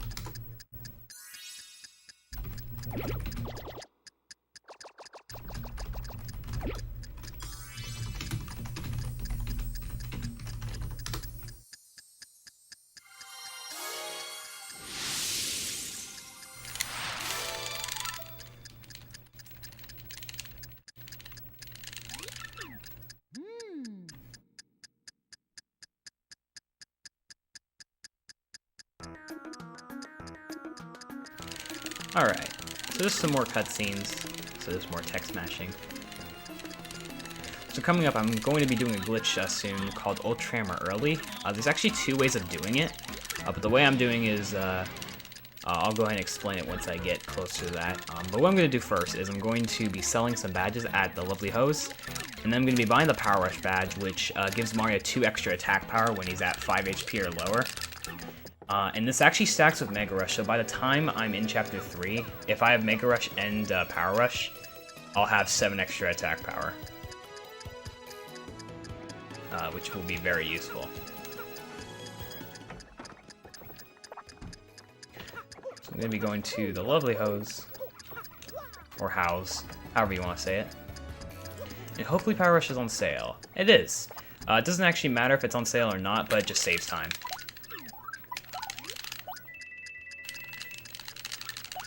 I'm going to be selling some badges. 3 of them in total. I'm going to be buying Power Rush. Now this is where I need to hope RNG is nice to me, so I need to buy Mega Rush, preferably from Jonathan. If he has the boost sheet, I'll take it as well, but I really need the Mega Rush badge, so please, Jonathan, please be nice to me. And he's not nice to me. Okay, so what I need to do now is I need to reload the screen by going 2 screens away. So this is what causes you to waste so much time, since you have to refresh the badge shop. Plus RNG though, hopefully he has a second try, or maybe third try, I'll take it, but it'll soon start adding up. So now coming up soon, I'm going to be doing a glitch called the Super Jump, which is going to allow me to do to get the Ultra Hammer early. So what I'm going to be doing is in the Don Pianta cutscene, I'm going to be entering the cutscene while using Koops. And what this is going to do is this is going to get Mario into like a weird state to where basically if he hits a little bit of a ledge and then jumps, he will legit just levitate. Yes, there is a legit way to levitate in this game, and you'll see, hopefully, in a minute. Unfortunately, there's just no way to actually tell if you got it or not, but I'm going to hope that I get it. It's not hard, but it sucks if you fail it, because then you have to do the backup Ultra Hammer early method. So hopefully I can get it, and we'll see what happens.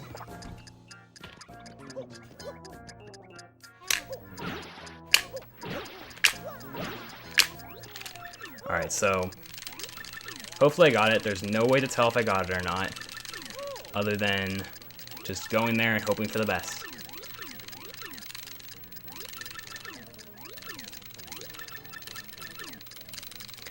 So it's important that I do not jump with Mario at all, and I do have to press A a couple times to open doors. So if I accidentally jump with Mario, then I am actually screwed, and I'll lose it, assuming I have it.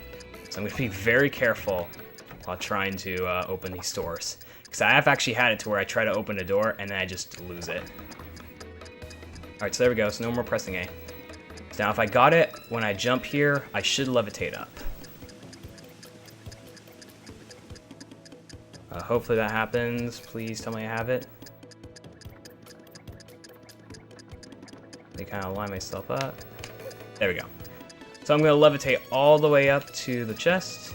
And from there, oh, I can open it. So there we go. Got it. That's really good. I'm really glad I got that. So doing that allows you to get the Ultra Hammer early. And, well, as you can see, I didn't activate any cheat codes. You can legit levitate in this game. And all you have to do is just walk up a little bit of a stump and then hold A. And then that's all you have to do.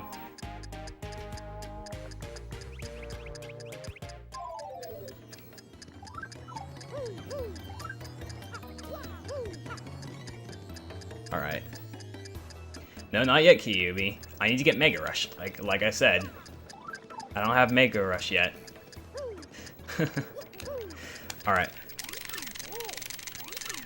So basically, I might as well explain. So I did the super jump there, and that's actually why I saved at Flurry's house, because basically you can use that cutscene to store a super jump, and then you can, well, kind of a bit of a spoiler, but you can skip the entirety of Chapter 6, and I'll get into that later. Alright, so I need to check Tarleton. Hopefully he has it. Please have Mega Rush. And, okay, he has the boost sheet, which is cool. But now I need Mega Rush. So now I need to keep reloading until he has Mega Rush. So, it's good they had the boost sheet. I don't have to waste a minute getting the backup, but now I need Mega Rush. Like, that is the one thing I need now. So I'm gonna hope he has it. I'm gonna reload. And just hope that he has it. This is where time starts to add up. So... just plus RNG, everyone. Hopefully he has it. Now the odds should increase because I bought the boost sheet. Okay, dang it. Not third try. It's pretty good, but it can get ruined right here, Steve. Alright, come on, Mega Rush, please. Please don't do this to me. Please be nice. It's a 25% chance. So, in theory, it should appear now. But, I don't know if that's gonna happen.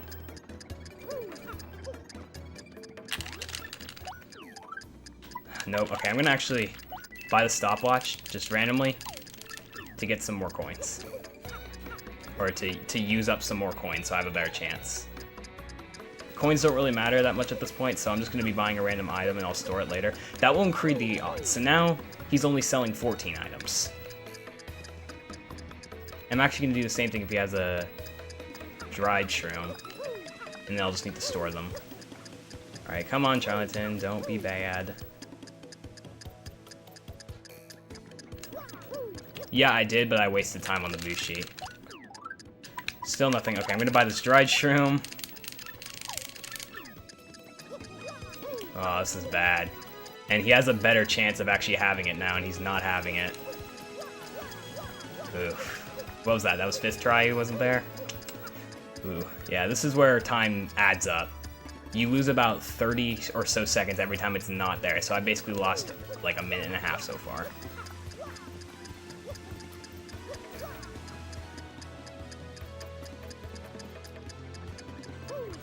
It's worse than Speedy Spin, Chomsky.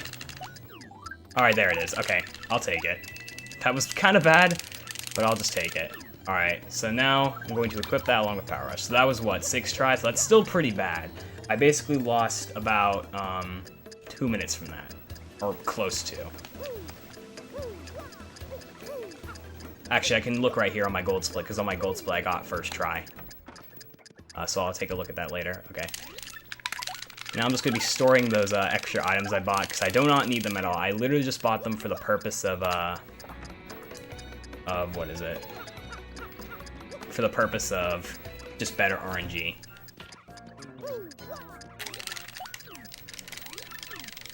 Because I am restricted with how many items I can buy. I have a specific number of coins. I can't buy every item in the badge shop. Or that Charlton is selling.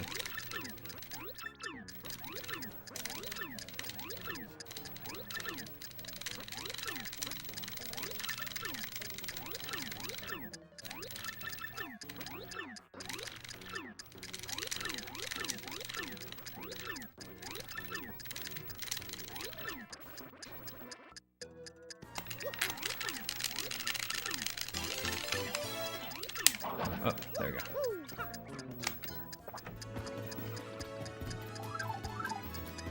Alright, so yeah.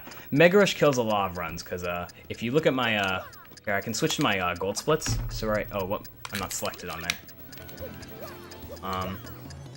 But basically, I got it first try in World Record, and I have World Record splits right here. But as you can see, so right now, I've lost basically 2 minutes because of that. I never got Speed Spin 20, or Mega Rush 24 tries. That was Almo. But yeah, as you can see, this is comparing against my best segments, and on my best segment, I got Mega Rush first try. So right there, as you can see, I lost 2 minutes and 12 seconds because of the RNG. So that's what really sucks about this game, is the RNG you have to deal with. You can just lose so much time from it, unfortunately.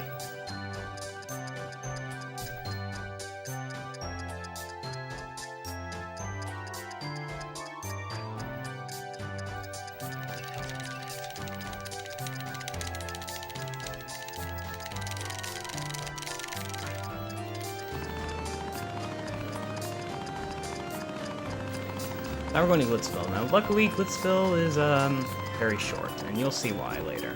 Or in a bit, actually.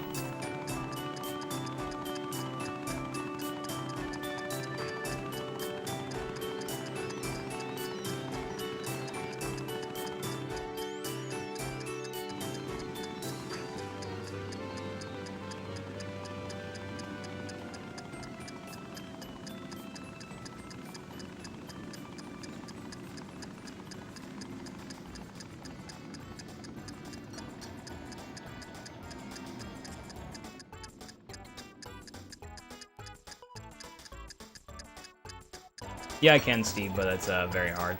And I'm more just trying to complete a run because of submission videos. Whenever I have something in the title that says with commentary, it usually means no reset run.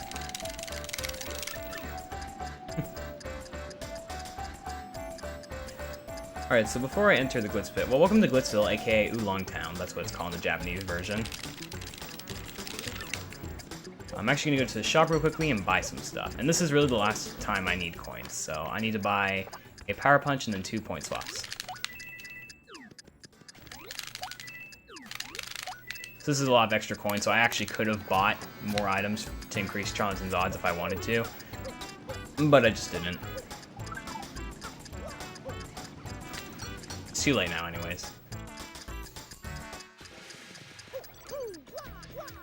So you may be thinking, alright, it's time to fight all the way through the minor league and the major league and beat Rock Hawk and then complete chapter 3. No. So I'm gonna be doing a glitch that completely skips chapter 3 called Bookcase Jump. What I'm basically gonna be doing is I'm going to say no to becoming a fighter for the Glitz Pit. And there's actually only 2 times in the entire, in chapter 3 where you're in Grubba's office, and that's at the beginning. If you say no, you can walk around in the beginning, and at the end of the chapter. So what I'm going to be doing is I'm going to be saying no, and from there I can jump onto a couch and then spin jump to the bookcase to clip onto the edge, and then from there I can walk through the vent. And well, the only time you're supposed to be in that vent is after you've beaten the entire minor league, or beaten the entire Glitz Pit. So, it's going to skip the entirety of Chapter 3 and just warp me straight to the end. And you'll see. It's not that hard, but, I mean, it can take some time. Shouts to Game Rob, who has a category dedicated to bookcase jump called 100 bookcase jumps, where you try to get 100 of them as fast as you can.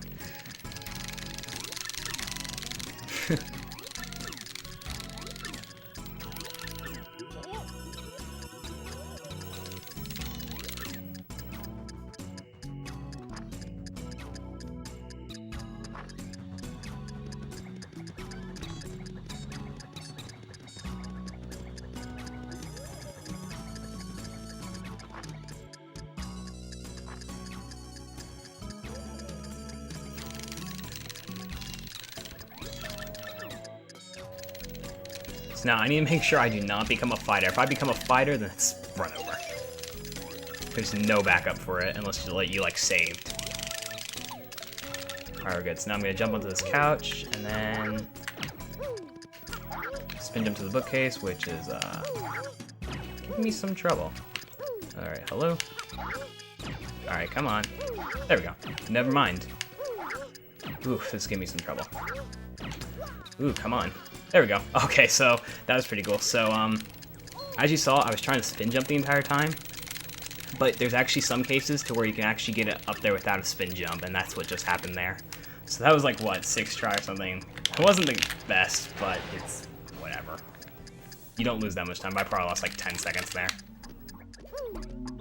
And now, in order to officially be at the end of the chapter, we just need to talk, or we just need to interact with the note. So something to mention is I have the Ultra Hammer, and the only time you're supposed to be in that vent is after you have the Super Hammer. So if you do bookcase jump and you don't have the Ultra Hammer, then you're basically soft locked. So that's why I got the Ultra Hammer, and that's the whole reason. Now from there, I can go to the end of the chapter. Well, I am at the end of the chapter, and I can just fight Grubba.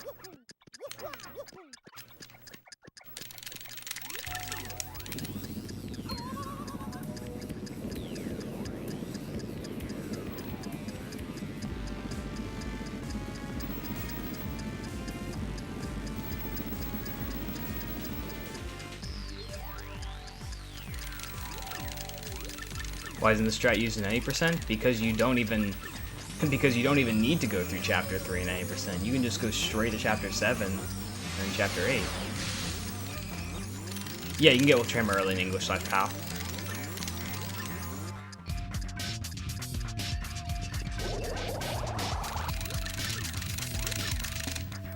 So from here, I am very overpowered. So I just need to do 2 4 bounces.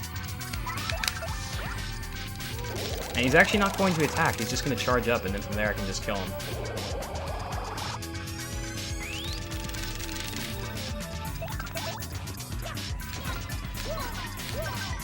And he's dead.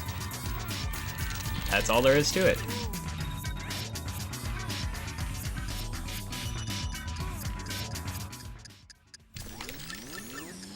And that's it. That's chapter 3. Very quick chapter. So something to mention about completing Chapter 3 this way is we don't go through the Minor League, and as such, we don't actually have Yoshi. This is where a glitch called Yoshi Skip is going to come into play.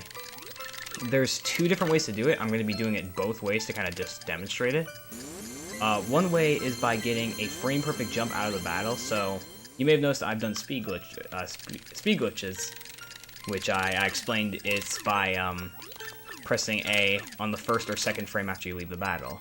For double jump, it's very similar, but instead of having those 2 frames, on the 2nd frame you leave the battle, you can get a jump out of the battle.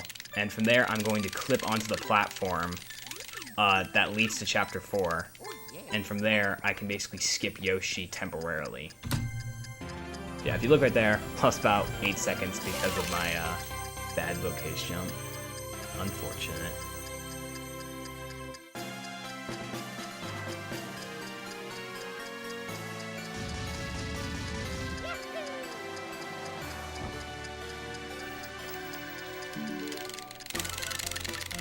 Yeah, actually, that's something I didn't mention. He always powers up. He never does, like... He always powers up on the first turn. He never, like, does a dodgy effect or something. He always just powers up. Or I believe what he does is he allows himself to do 2 turns. Like, do 2 things in 1 turn. So that fight's always consistent.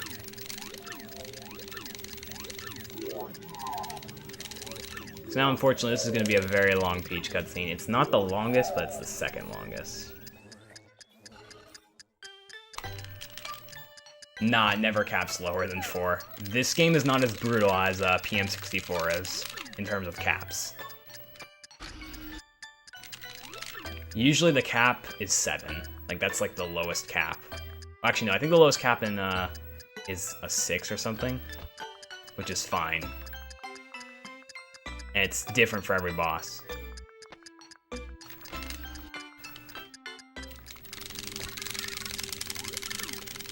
So, like I said, this is the second longest Peach cutscene, and we actually don't need to sit through the first longest, which is the potions. I'm actually just going to skip that entire cutscene altogether, and you'll see why later on.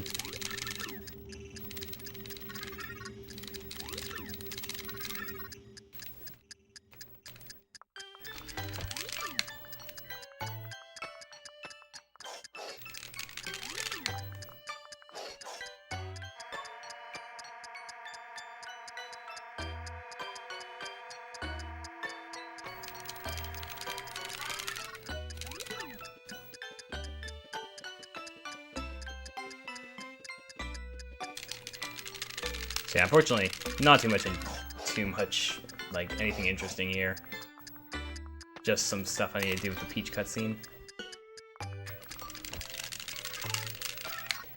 And Peach is actually going to become an X-Naut.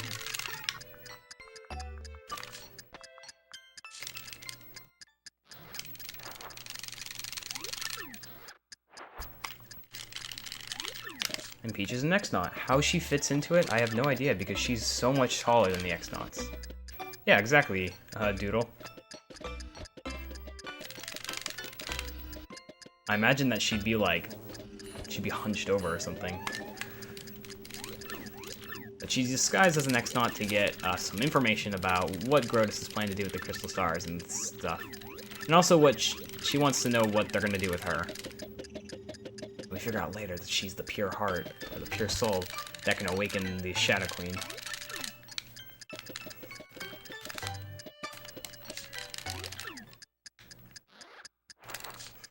Alright, true.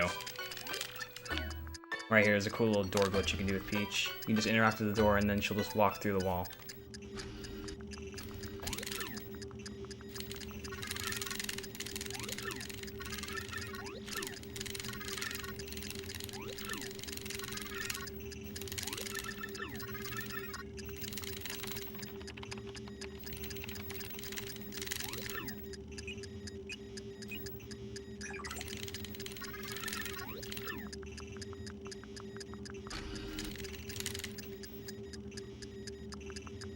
And there we go.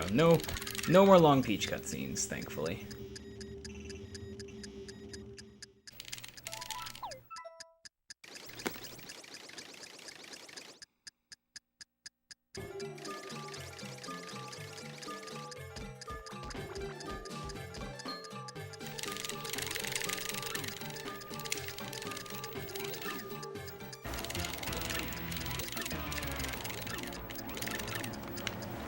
So a little just cutscene with Bowser.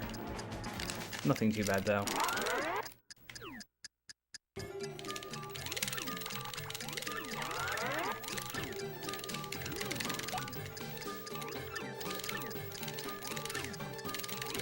So I'm gonna go ahead and start explaining this now because it's a lot to take in. So, like I mentioned, so there's 2 ways to do Yoshi skip. So one of the ways is to actually save your game and use that extra file I have to store a super jump. And then you can just jump up, like super jump up there. And this is about a minute slower than getting the double jump trick first try. The other way is by doing double jump, which I explained is by getting a frame perfect jump out of the battle and clipping onto the platform. I'm going to go ahead and show, most likely show both ways. I'm going to start by showing the double jump version and then the super jump version.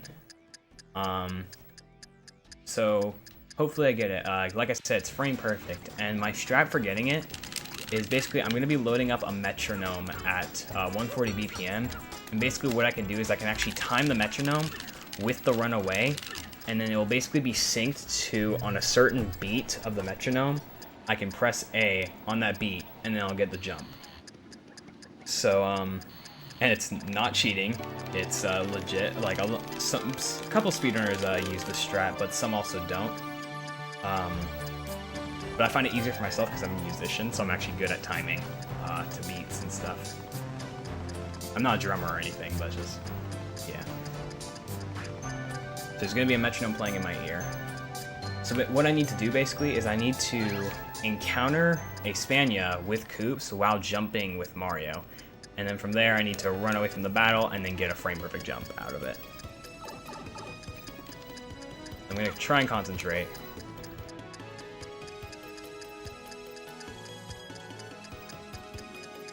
So hopefully I get it.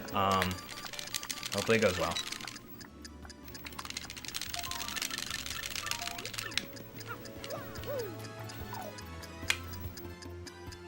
I need to set this Spania up in a specific way. And hopefully it notices me.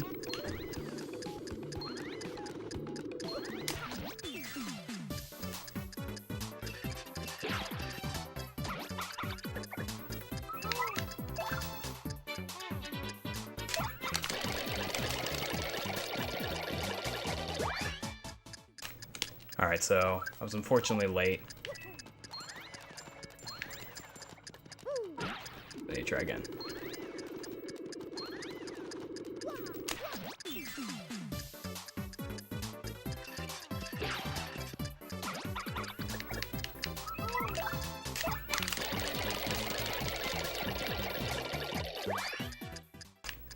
Alright, so right there, that's really annoying. So I was 1 frame early. And I know that because Mario was facing up, like in the up position. So that's how I know I was 1 frame early.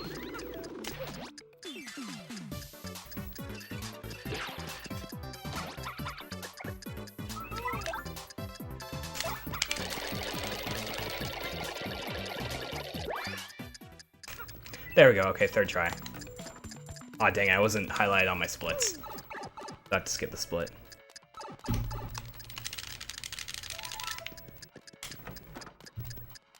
So I got 3rd try, and like I mentioned, there's 2 different ways to do it. You can either do the double jump like I just did, or you can store a super jump.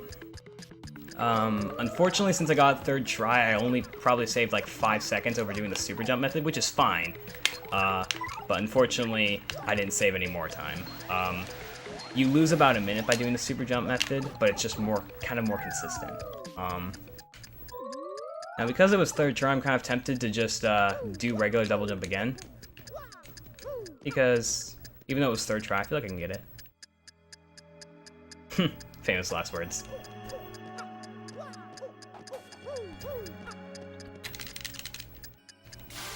So yeah, like I said, the way I would do it with the super jump method is just by, what is it? Just by reloading the save file and then super jumping up there. So here, I'll let chat decide. I'm curious. No matter what, like, no matter what, I'll get up there. I'll just like lose time, so it will be fine. Kind of tempted to go for it again.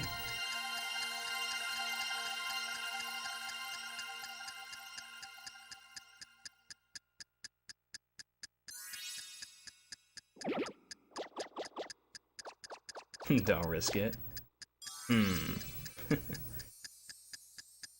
I could still lose time on the super jump method because I could fail the super jump method.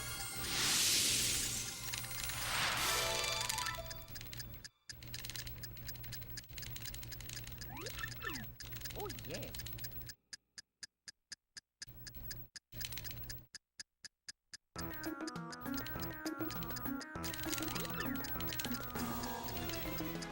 I'll see what I'm feeling when I get there.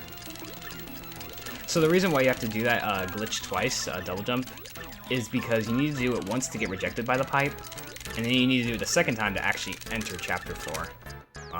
Like I said, it's free if you do the super jump method. I'm tempted to go for the double jump method again.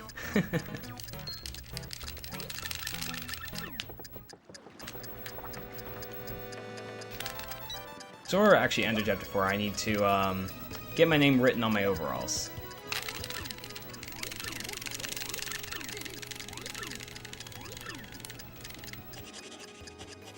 Alright, I think I'm actually just going to go for double jump again. Because I already explained how to do the super jump method, and I kind of want to show the double jump method again. Because why not? So, I mean, I already showed it off, but I'm just going to do it again. So I'm going to do the exact same thing again. Maybe get it a better try, though.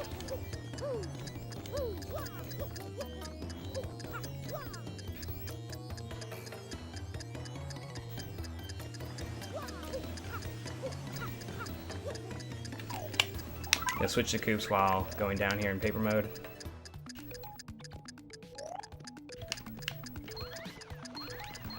And let's go for it again.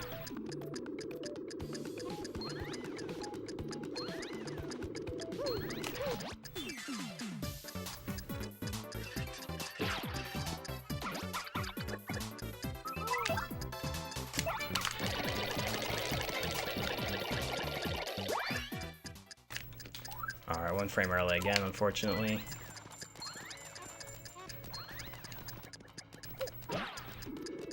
Get over here. Get over here. Get over here. What are you doing? Okay, this guy is, excuse me? That guy, that was really bad RNG.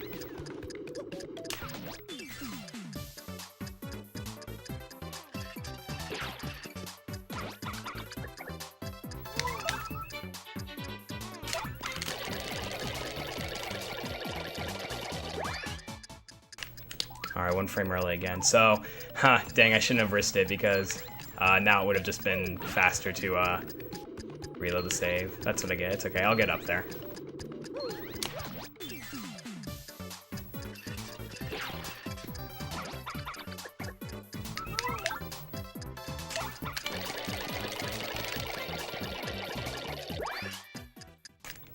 Ooh, that's not good. Alright, so now I'm losing time.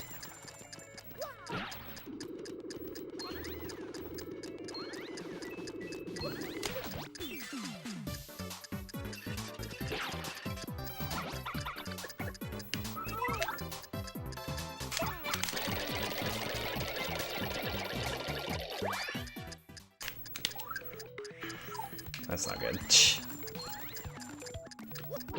That is not good at all.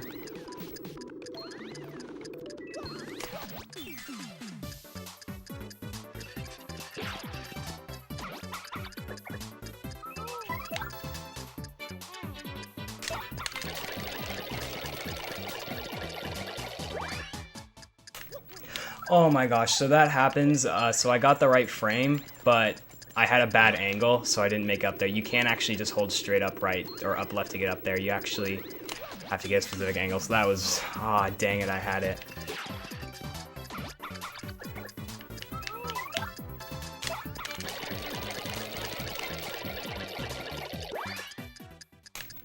Oh my gosh, please get up there.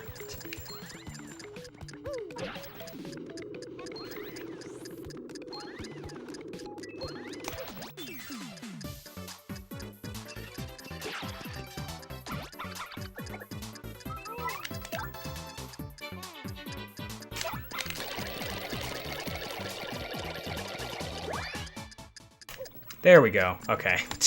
I got up there. That's all that matters. Alright, I got up there, and that's all that matters. So, I wasn't counting at what try that was, but, so if you look, I still saved a minute on my, so I think that was like 6th try. So that was pretty bad. But at least I got up there. So it would have been faster to reload the save, which is what I should have done, but I got greedy. So I lost like an extra minute, unfortunately. But, it's fine. So I finally got up there, and that's, what matters. Though I could have saved an extra minute if I just decided to play it safe. So, might as well mention that, like, if I were to actually do it in, like, a marathon run, I wouldn't go for that. But yeah. Oh yeah, Vaughn. I can save a lot of time. I can save 4.5 minutes on RNG. So, oh yeah, by the way, the ticking is gone, if you didn't notice. The non-existent ticking is gone.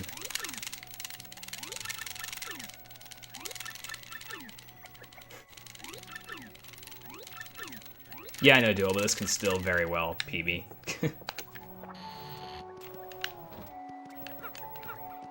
So yeah, I'm in Chapter 4 without Yoshi, and I'll get him back later on, and you'll see why.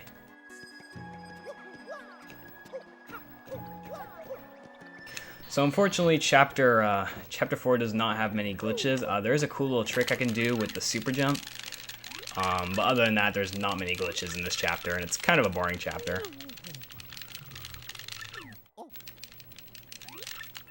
Oh.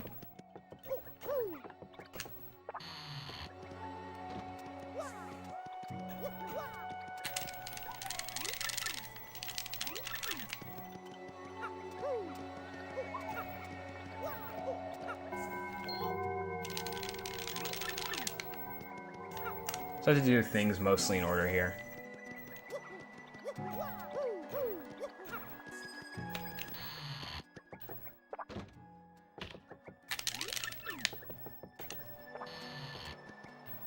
Yeah, so that's what will happen is, so I'll explain it later, but a Yoshi will actually be green and defaulted Yoshi.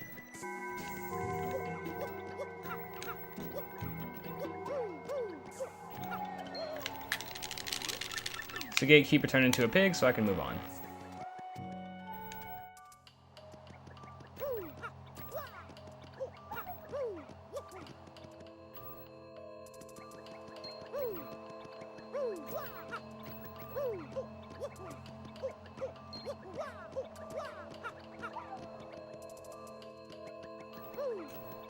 Need to be really careful about encounters here, because encounters can really mess you up. At least later on. Sometimes these Goombas will just be in a very bad spot. These Hyper Goombas. And then later on, the Daisies.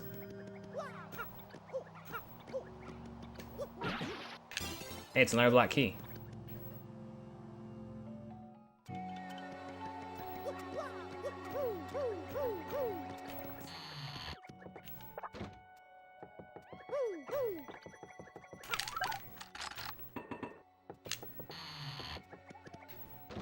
Yeah, this chest should be good. All the other ones were pretty good. So I'm actually going to be getting everything in this room besides the Defend Plus that's in the chest.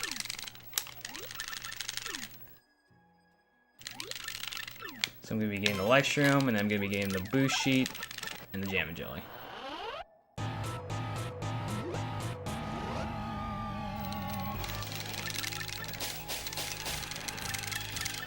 So now with this, I can get Tube Mode.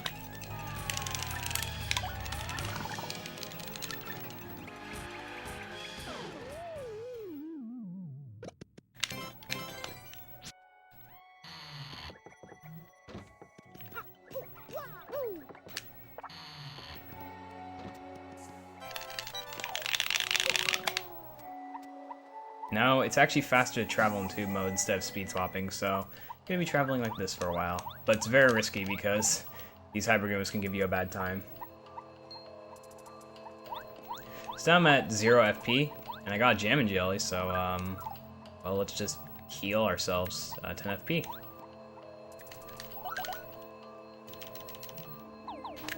I'm also going to switch to Flurry in tube mode.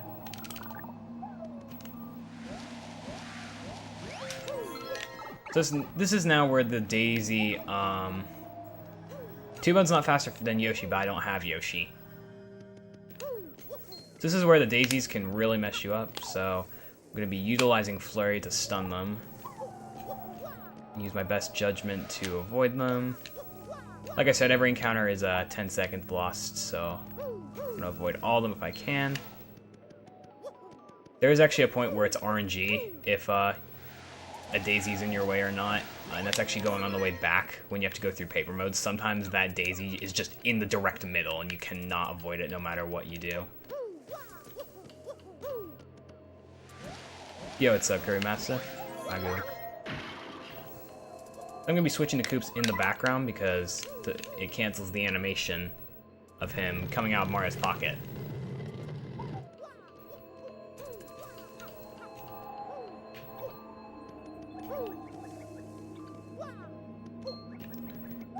So now coming up here, this is where I'm going to utilize the second save file for the first time.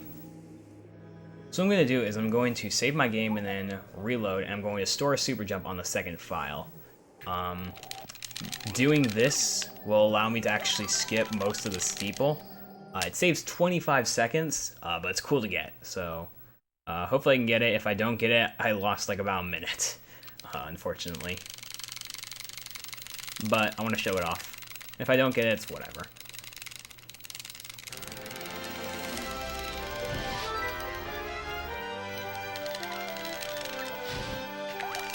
So I'm going to go into the second save file, and I'm going to store super jump in the same way I did with the Don Pianta cutscene.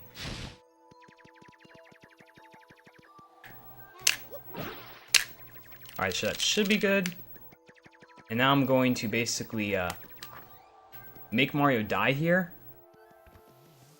by falling into the pit. Which is why I got into 1 HP earlier. Yeah, basically duel. Now game over.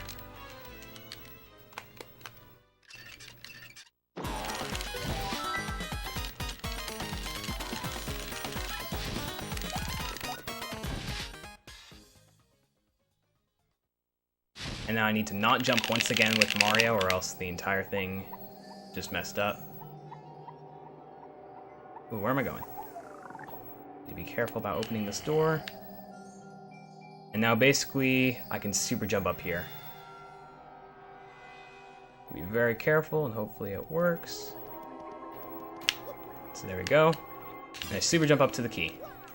And doing that skips having to free the booze and go through some of the cutscenes. So that was really good. So that saves only 25 seconds, but again, it looks pretty cool. It ends up being faster to do that. So glad I got it. And that's the only glitch, really, in chapter 4. So hope you enjoyed it.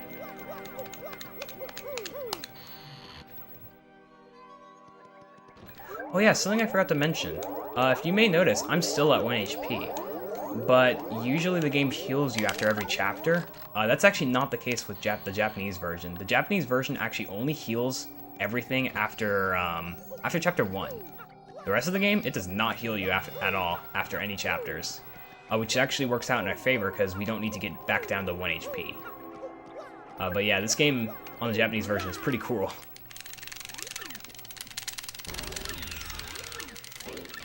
So this is Dupless, or really _ tall, or Rempel. On the Japanese version, his name is Rempel. On the English version, his name is Dupless. So I'm at 1 HP, and now there's a little bit of RNG in this battle, so I need to put my partner in front. And I just need a 7 bounce, and from there he's going to go into his second form. Now it's RNG what partner he attacks. I want him to attack, preferably Goombella. If he attacks Mario, I need to hit a super guard to avoid dying. Alright, so he jumped on Goombella, that's pretty good. I tried to go for a super guard there because it's actually a little bit faster to get a super guard. I unfortunately did not get it. Okay, there you go. That is the end of Chapter 4. Chapter 4 is really quick. I did mention it was pretty boring, but Chapter 4 is actually pretty fast. And hey, I'm gonna gold it. I'm gonna gold my Chapter 4 segment. So yeah, if you look there, I golded by about 9 seconds. Alright, so I'm gonna go ahead and just cut to the chase. I did not actually beat Chapter 4. This is where Dupless kind of, wait, Curve Master, why aren't you VRP? I just realized that.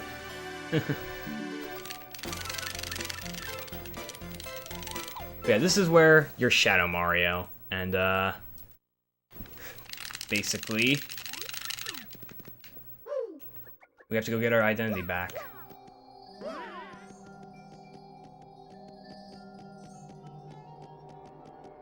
So this is why a lot of people do not like this chapter, because there's a lot of backtracking.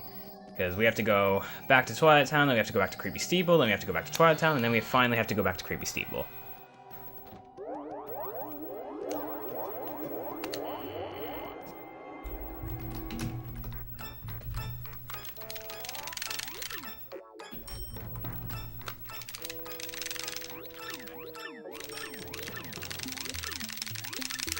And the Shadow Sirens are in Chapter 4.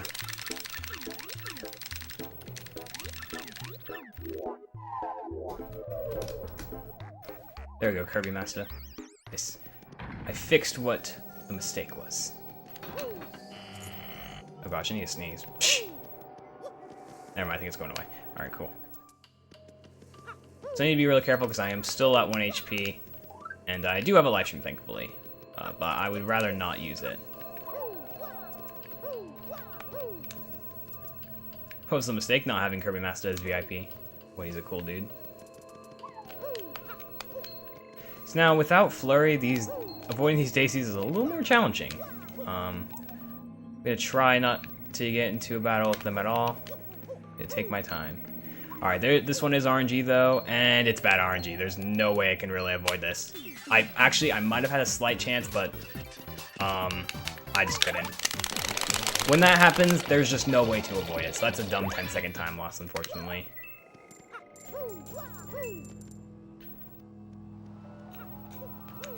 So when I'm down 10 seconds on the split, you can blame RNG. Also need to be careful here because I can actually have bad RNG on this Goomba. Which I did, so I'm going to go up. Decided to play it safe there because I knew he was going to be in a bad spot. Normally if he's actually coming at you, you can jump over him just barely, but I wasn't going to take any chances. I already got into an encounter because of RNG. So we're missing one of the Japanese characters, so we can't actually spell Duplus's name. But thankfully, we can run away from this battle.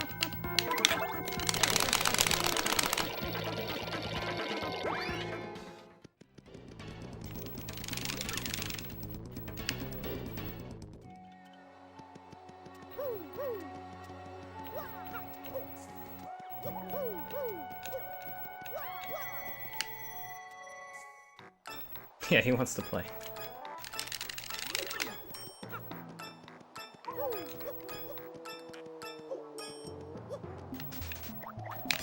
So Vivian's sad because she lost this and she needed to find it, but we found it for her.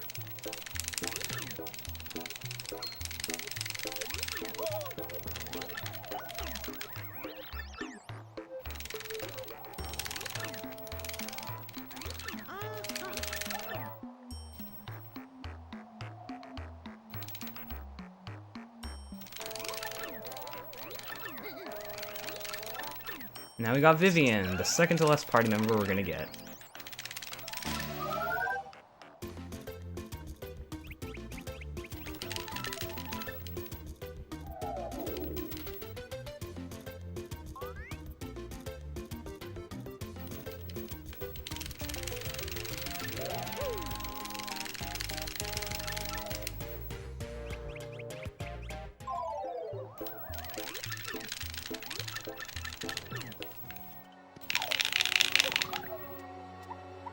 I'm going to go into tube mode because it's faster than speed swapping. Do need to be a little careful here because this lady can get in the way. Look who she did. Now I need to go back to the creepy steeple again.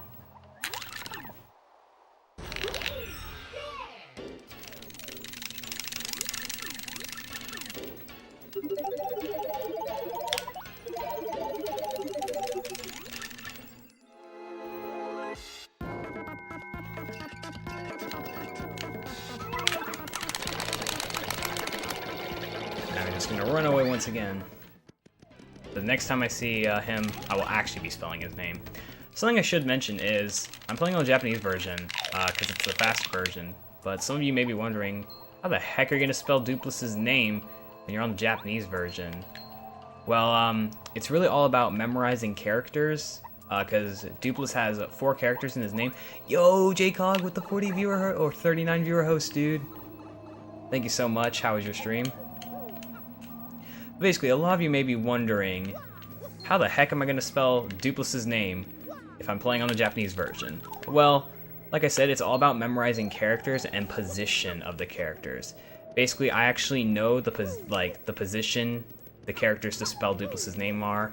Like, I know where they are and what they look like. so I can easily just spell it out by memorizing the position they're in. Good streams, bad runs? What are you gonna do? Welcome everyone from Jaycog Stream. You joined at a perfect time. If you're not familiar with All Crystal Stars, I'm doing a commentary run explaining it. Hi, Cloud.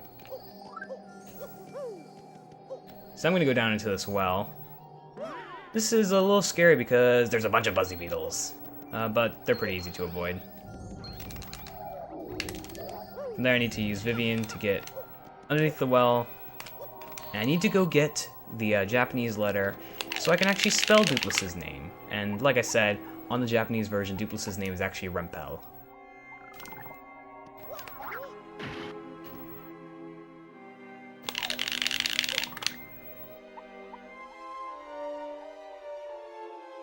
Shoutouts to a TTYD speedrunner known as Ed.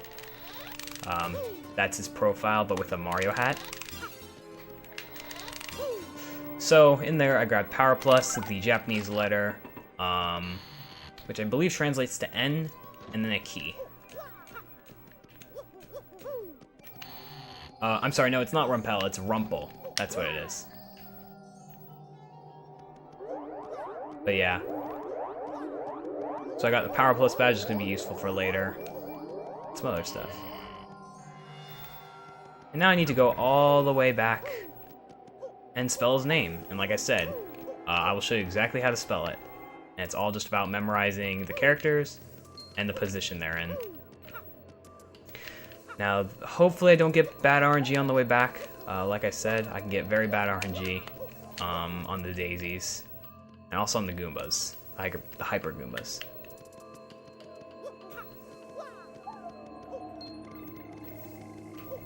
Alright. Took it a little risky there.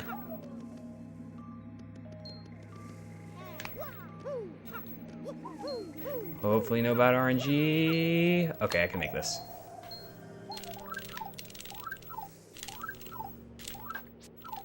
Alright, so the reason why I paused so much there is because you can cut off Mario's animation of spinning by pausing. So what I did there was I just kept pausing to skip the animation of him unspinning.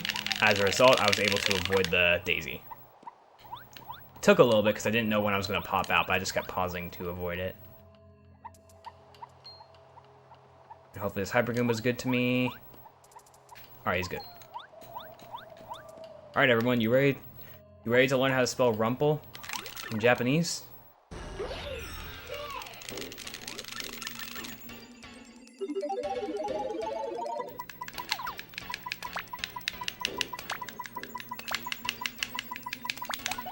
That's how you spell Rumpel.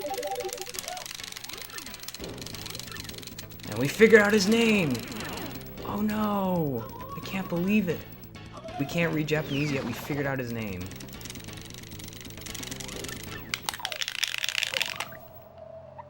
So now we have to go all the way back and actually fight him. So I should avoid all these encounters. The last one that can really mess me up is that Spike Goomba, which he was in a good spot.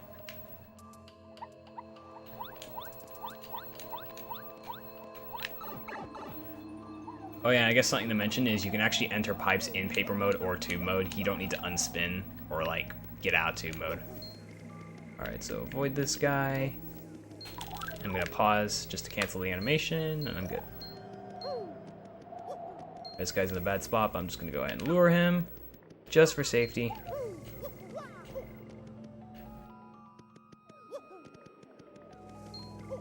Ooh, I just decided to play risky, and I got through him.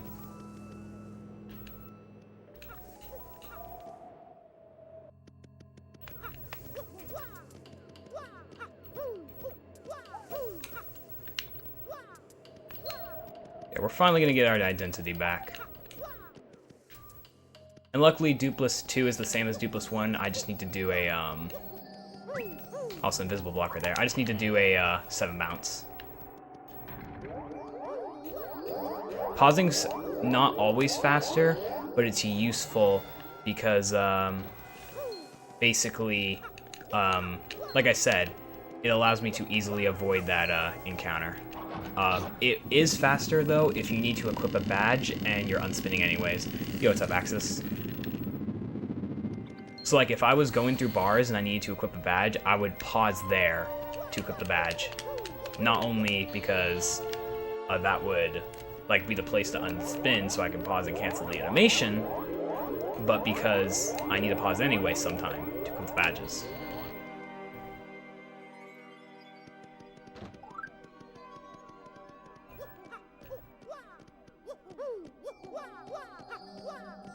Ooh, that lag. Never seen that before. You're gonna know something pretty interesting. Hey, look at Yoshi. So since we temporarily skipped Yoshi, he always is green Yoshi because you had him for 0 to 6 minutes. And he's always defaulted with the name Chibi Yoshi when translated on the Japanese version. On the English version, it's just Yoshi. But in this case, it's Chibi Yoshi.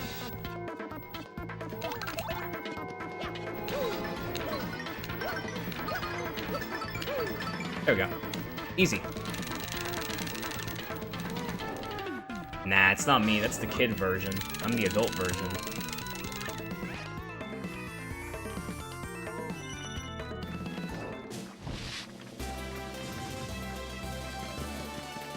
And I got another level up, so I'm gonna level up BP.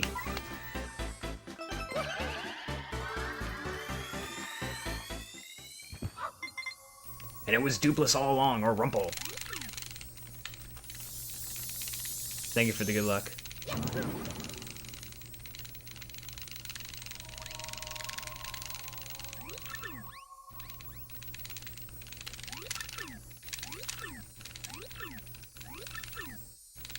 So now Vivian's really gonna join our party. Yay! Alright, gonna be losing some time versus my gold here, though, because, well, I got into an encounter. I actually could have golded it if I didn't get into an encounter. So as you can see, I lost 6 seconds. If I didn't get to that encounter, I could have saved some time, but it's okay.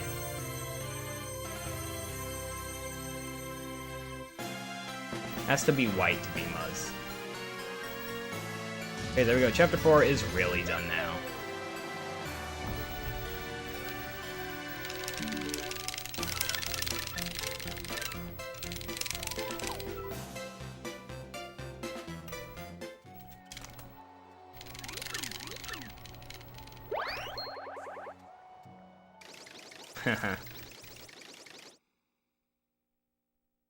Yeah, don't worry, Chomsky, I will.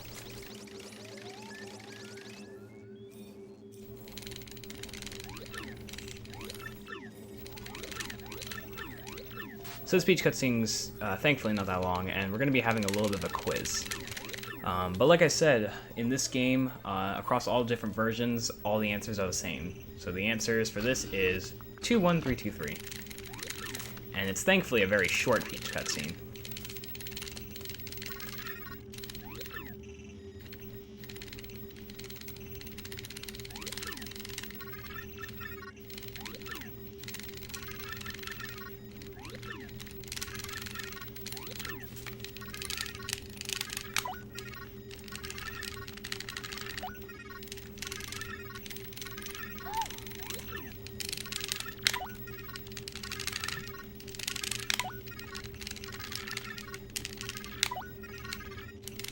So there you go. Very quick Peach cutscene.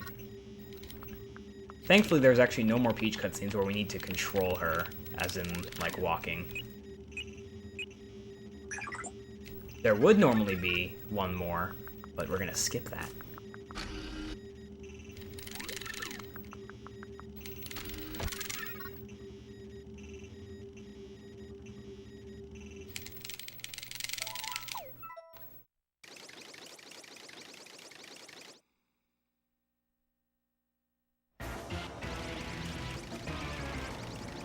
So now we got Bowser. We got another Bowser level, which is, the best time to get is a 154, but it's actually quite a lot harder than it may sound. Because in order to get it, you need to have very optimal swimming, because it's a swimming level, and you need to basically hit Bowser's head against the blocks in order to swim fast. I'll try and go for it. I don't think I've ever gotten it before, and you lose like a half second if you get a 153. But we'll see if I can get it.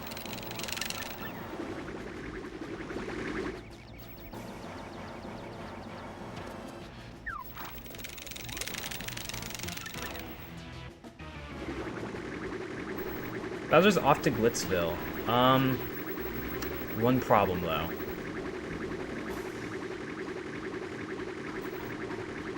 He forgot to fuel up. So he's gonna fall. And he's falling in water, and he's made out of paper. Shouldn't that, like, destroy him? But nothing makes sense in Mario games.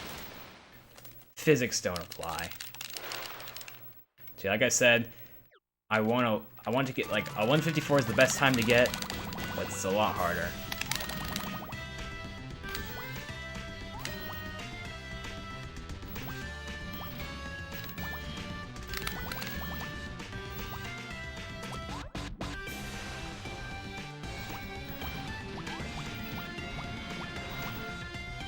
Dang it.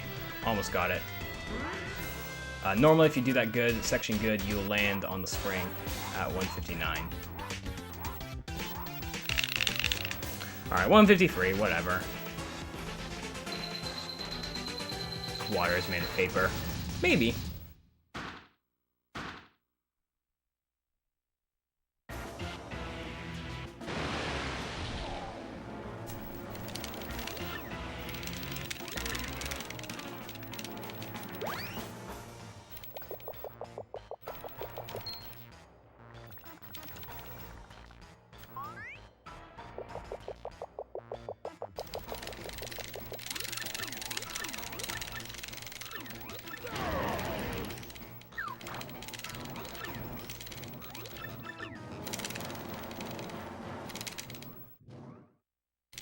Nah. Alright, so now we have all of our party members. We have Yoshi now, thankfully. Because now we can go fast. Yoshi's fast.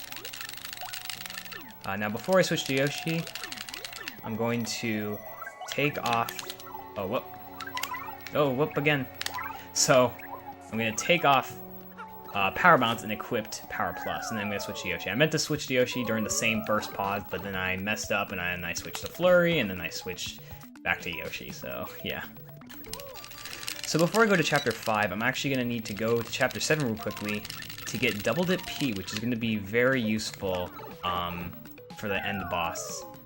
Now, something to note, the game doesn't actually advance to Chapter 7 here, because in order for the game to advance to Chapter 7, you actually need to talk to Frankly. Basically, you would learn the information about the cannon, and then that's when Chapter 7 would actually enter. You need to talk to Frankly in order to advance the chapter. So instead of talking to Flavio and everything, and, like, you know, getting Bobbery, I'm not actually going to go to Chapter 5 that way. I have the Ultra Hammer, and with the Ultra Hammer, I can actually open all the pipes. So I'm just going to take the pipe to Chapter 5. Just going to do this. And then I can open the Chapter 5 pipe. Now, it is, like, worth noting that I don't actually advance the game to Chapter 5 until I do a glitch called Bobbery Early. What I'm going to do is I'm going to basically get out of bounds by doing something called a Goombella buffer that will prevent the loading zone from basically triggering. And from there, I'm going to maneuver across the seam and then fall out of bounds and hit the embers that's actually underneath the floor. That Fuzzy's in a very bad position. I'm going to get into this encounter most likely, or not maybe. Okay, that was really good. I am surprised I avoided that. But anyways, what I'm going to do is I'm basically going to hit the embers. I didn't mean to get on Yoshi there. Hit the embers that's stored underneath the world, and that will trigger the battle, and then from there, it will trigger, like, update the sequence, and I'll be in Chapter 5. So yeah, right there, fuzzies are annoying, and there's a lot of fuzzies, and there's a lot that I need to avoid. Alright.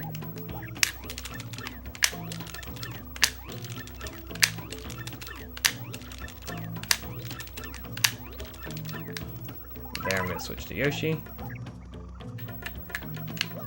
Walk across the seam. Hopefully I can get this. It's not too hard. There we go. Cool. Glad I got that. So now this will trigger the fight. And from there, to kill these guys, I'm just going to do an Ultra Hammer spin. And then I'm just gonna use that Thunder Rage that I got earlier. And now I'll advance the game to chapter 5. That was really good. First try. It was really good. I'm gonna go for a double jump for swag. Oh, I didn't get it. You can get a double jump out of that battle. Saves no time. It actually wastes time. But it's just cool to get.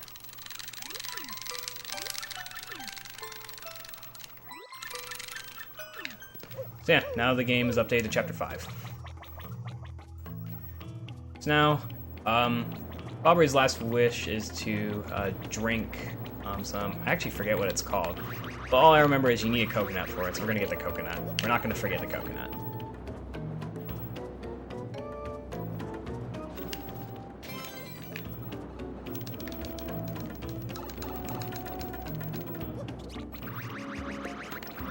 Yo, what's up, Andy? How are you, dude? Chocola-Cola? I don't think it's that. 'Cause that's from Superstar Saga, isn't it? Yo, dude. I'll see you there. Alright, so now I need to avoid this fuzzy who's very annoyingly in the way. Okay, I avoided him. Alright, cool. I have to go through that screen one more time. Alright, these fuzzies, please. Oh yeah, another note, on the Japanese version, for whatever reason, as you can see, there's a lot of difference between a Japanese and English/PAL version. There's another fuzzy on that screen, which is the pink fuzzy. There's normally only 2 fuzzies. Well, at least on the English version, but there's 3 on the Japanese version. It is a Superstar Saga version? Okay. I guess another small detail is that the Chocola-Cola, if that's what it is purple on the English/PAL version and red on the on the Japanese version. Alright. Hopefully I can avoid these guys. I'm gonna, I tried to go down and around, but I didn't get it. Okay, so that sucks. One encounter here so far.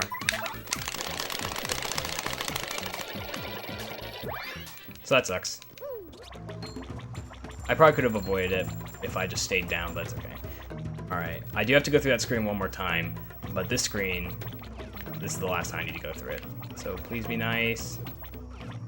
Alright, that fuzzy was nice to me. I think. Actually, you can still drop down right here. Like that. Okay, hey, there we go. Alright, no encounters on that screen. Encounters are very annoying to dodge there.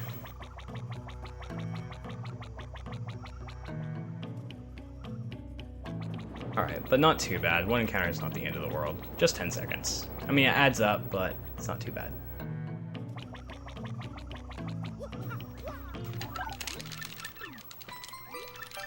And he's gonna fall asleep, and we're gonna wake him up!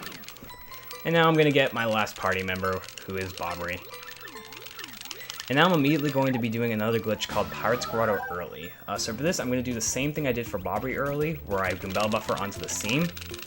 And then from there, I'm going to go all the way to the Pirate's Grotto, and I'm going to use Bobbery to trigger the switch. And then from there, I can just enter the the loading zone and go into the Pirate's Grotto. And that skips having to go back to Flavio.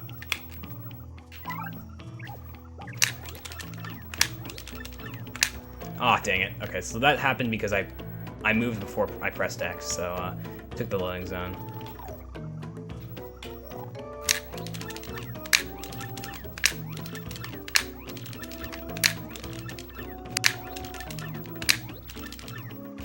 Gonna do one more. Alright, there we go. Alright, so I'm gonna walk across the seam. Hopefully I don't fall. There we go. Now I'm still out of bounds. I'm just gonna walk in paper mode. Use Bobbery. And enter. So I'm in Pirate's Grotto. Yeah, I collect the crystal stars in order. You used to collect some of them out of order, but with this, you collect them in order. Alright, so now coming up is a trick called Gate Handle Early. And basically, I can roll in tube mode and then jump to this platform. Too early. Alright, it's not too hard, but It's a little challenging.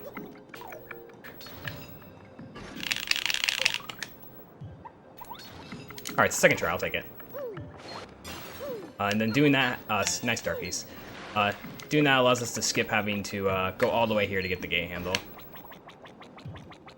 But I do need to get in boat mode still.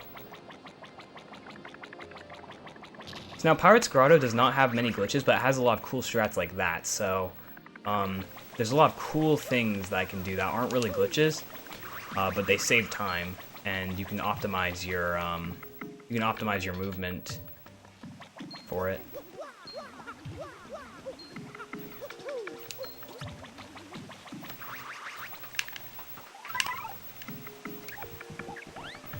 Yeah, you can just flutter past the cannons there.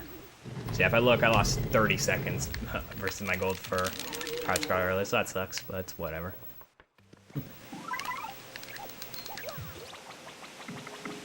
Right here, you don't actually need to jump all the way across here. You can just ride Yoshi down here.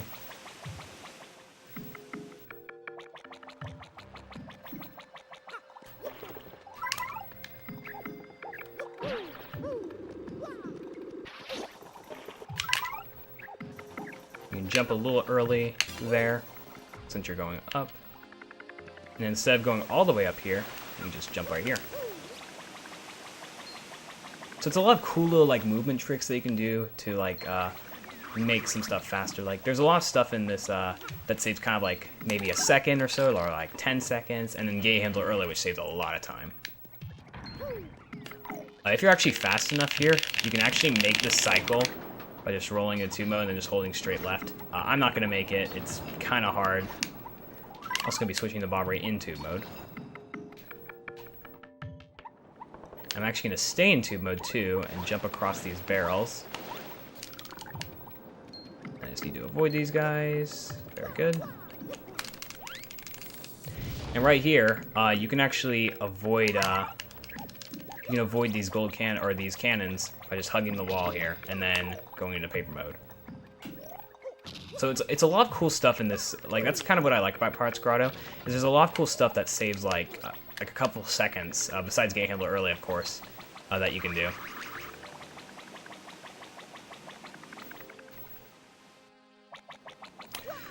Alright, so here's the final black chest that will give us the our last curse, which is the boat curse. So for this, I'm actually going to have a battle, and I'm just going to take care of these embers the same way I took care of the last ones, by doing an Ultra Ember spin and then using a Thunder Rage. There we go. Now I'm going to use that Thunder Rage I got a lot earlier on, and that'll take care of them. And this will spawn the key.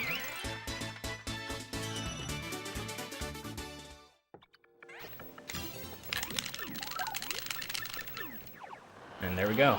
I got cursed again, but if you actually read the English, he actually isn't that scary. He's like, "Can you just let me have this this one time, please?"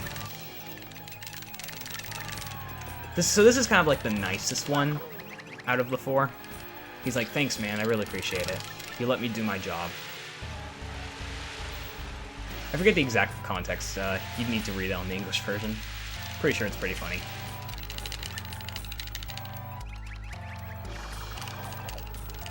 And no, I don't want to hear it again.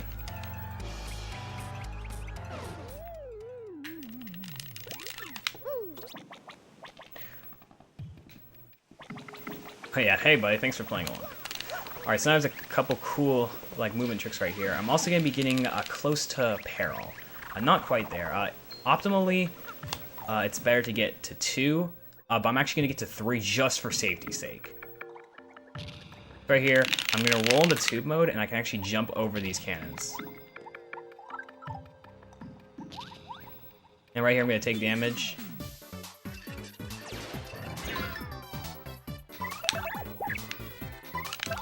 Oh, I did not mean to appeal. So now I'm at 3 HP. I'm normally at, normally would be at 2, but I'm just gonna be safe and be at 3. It's a little fun fact, you can actually just hold, oh no, dang it, okay, that sucks. I think it's because I switched partners on that screen, so that was my bad. Okay, so you can just actually hold directly right and you will always avoid that encounter. But I think because I paused, it just messed it up slightly. So that's unfortunate. Dang it. Extra encounter. You can make this cycle all the time, though, if you just hold right.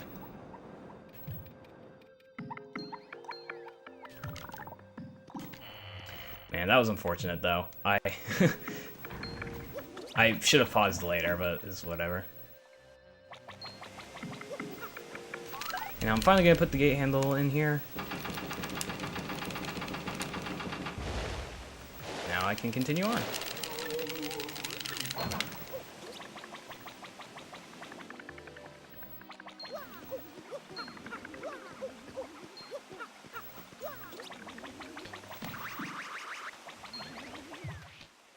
Yeah, if you put the gate handle in earlier, the sequence is like messed up and you soft lock. Like you mess up your sequence. Alright, so right here there's some RNG involved. So there's a bunch of waves here, and it's completely random how they like spawn. And you can just get completely rocked sometimes. If you get hit by the wave, you have to go all the way back and you lose so much time. So, hopefully that does not happen. It's really bad when that does. Right now, this is kind of questionable. You have to be very careful. Okay, this is questionable. Okay, this is bad. Pretty bad RNG. Sometimes they like to snipe you at the very end. Okay, we're good. They sometimes like to snipe you at the very end, and it sucks.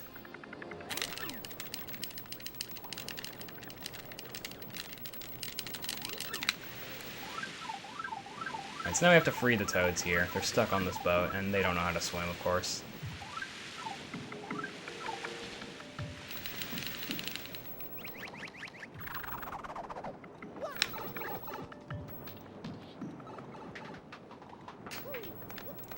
So I'm going to go ahead and hit these switches. And there is actually a little trick you can do where you can hover from that pipe to the other pipe with Yoshi, but it's frame perfect and it sucks. It's not worth going. It saves like, I think, 10 seconds, but it's not worth it. I assure you, it is not worth it. And it's not for me. If someone else wants to go for it, go for it, but not worth it for me.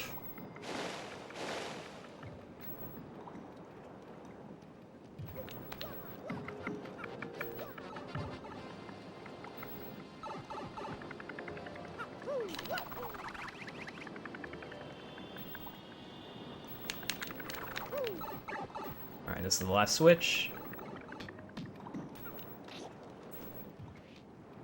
Now I need to be very careful here because that ship in the background can actually eat your input and you can fall into the water and die.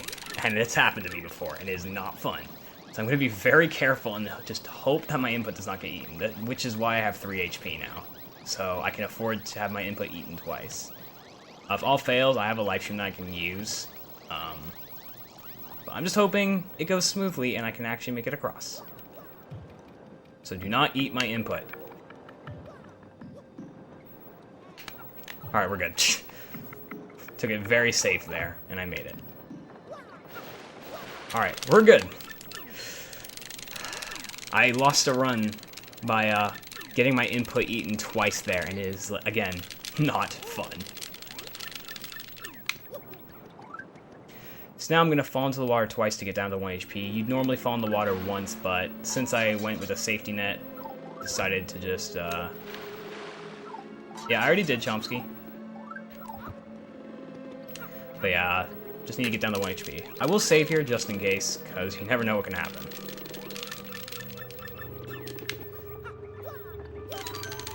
So you don't have to worry.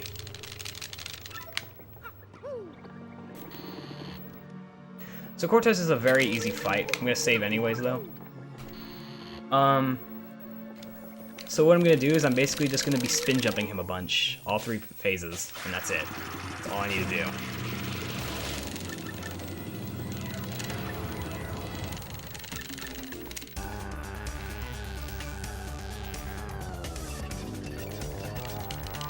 Alright.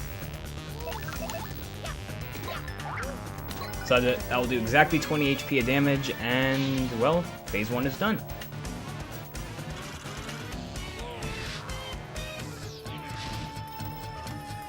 hey, it's the second phase. Hey, it's done. Now, this last phase is the hardest. Not really, he's just further away. We did it! And I'm gonna level up once again. What am I gonna level up? Well, I'm gonna level up BP. I actually get exactly enough to level up here, which is cool.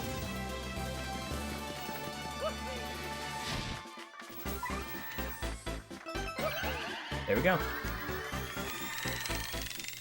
There's no super jump for Chapter 7, you mean Chapter 6. So, not the best Chapter 5, because I got into a couple encounters and then, like, some stuff was bad. But it wasn't horrible. I definitely could have saved a lot of time if I didn't mess up. I got into a couple encounters and played some stuff slightly safer, so yeah. Unfortunate, but it's okay.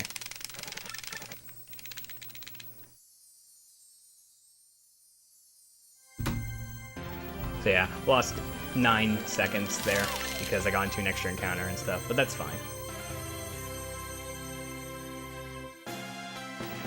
That is a side effect of doing blooper skip, which I did earlier on in the run. And basically, your star power is invisible.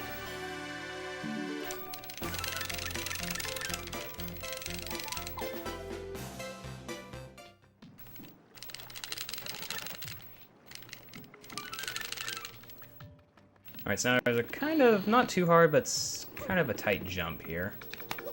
There we go, we did it.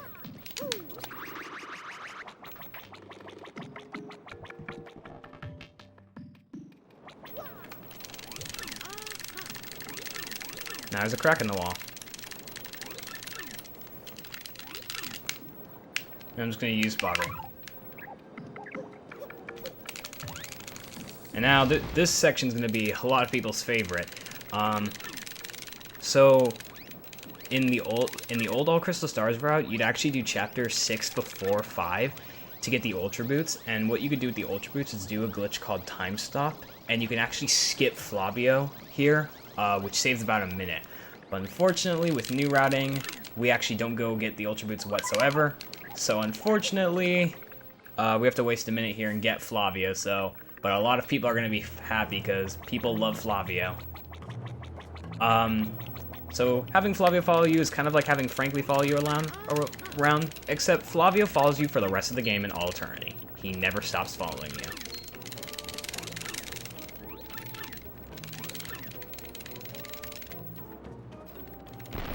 you. Yep. People love Flavio. The thing is, I like Frankly and don't like Flavio. I like Frankly because he saves time to have. I don't like Flavio because he wastes time to have.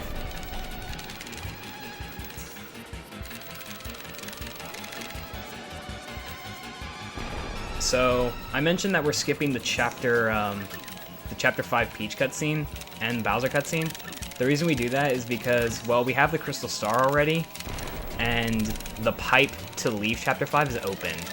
So I can actually just go, to the Chapter 5 pipe and leave. And that's why we keep Flavio forever.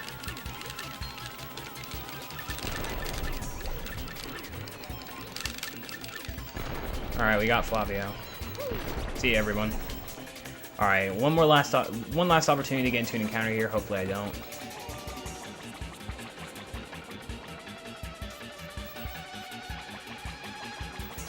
New. Alright, we're good. Now we leave. Now from there we can go to Chapter 6. So, little spoiler alert, Chapter 6 is very quick. Oh, dang it. Okay, I don't think I'm gonna make this cycle. Okay, well, I messed up. Shh. Dang it. So, no! Gosh dang it, I did a spin jump. Wow. That's a dumb time loss. Man, this room became spaghetti.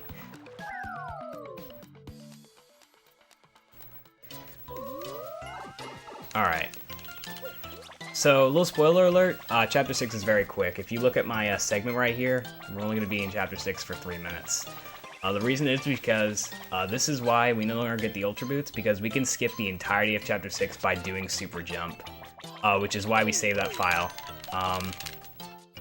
So yeah, we're just going to load a Super Jump, and then we will skip the entirety of Chapter 6. Which, over the course of the run, saves about, like, it's kind of around, like, 10 minutes or so. The entire like chapter is probably like 24 minutes, but due to like some other things, it just ends up being about 10 minutes. Alright, that should be good. Need to be careful not to jump. There we go. This is the last time we're going to be loading this file, at least if I got it. I'm also going to equip debug mode for Piston Miner.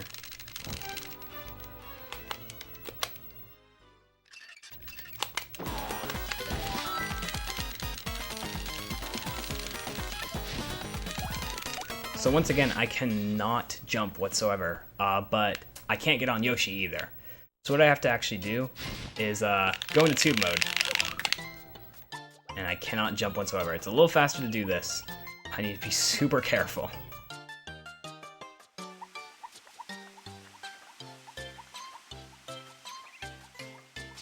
And I also need to read the note and open the door.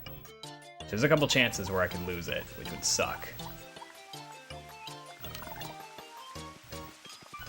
Alright, we're good there.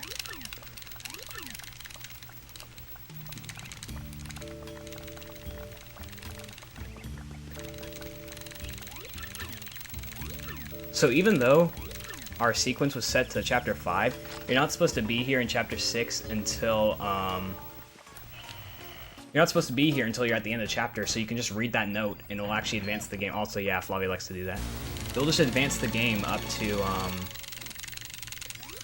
the end of Chapter 6. But the reason we had to take the train to get the Ultra Boots because we couldn't get into the background. But now with Super Jump, we can. It's very easy, but hopefully I do not mess this up, and hopefully I have it. Just gonna be going along. Hopefully I get this. So, alright, I got it. I levitate all the way up, and I can just hit the switch. There we go. The entirety of Chapter 6 is skipped. And I'm gonna be losing time because of dumb time loss.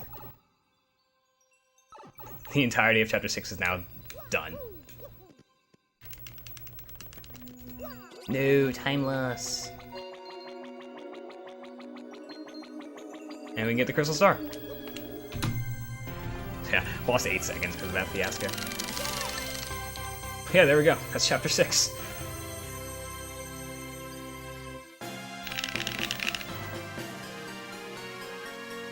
So yeah, that's really what the big difference is in All Crystal Stars, because we used to always go on the train, but now we can just skip the entirety of it.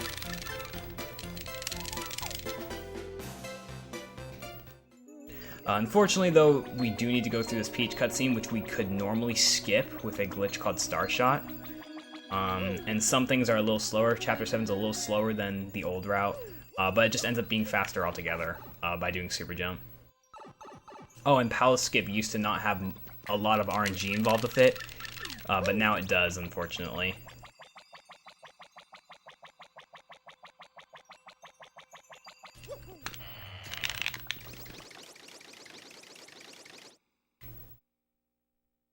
Yeah, there we go. The entirety of Chapter 6 is done.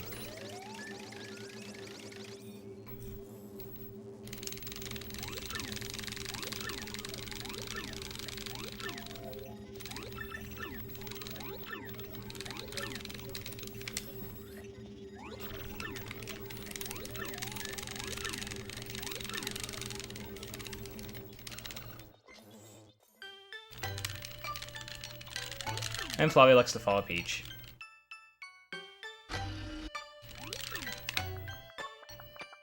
Also, I lied. I said we didn't have to control Peach anymore, but we have to control Peach for this last section right here.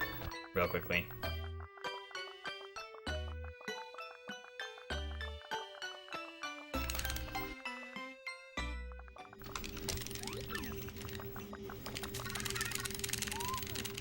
Yeah, you do not need the Ultra Boots anywhere because of Palace Skip.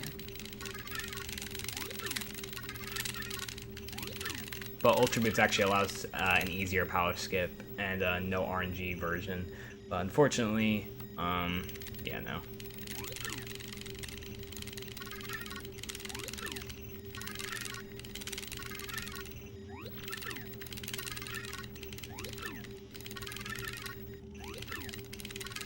So now I only need one more Crystal Star.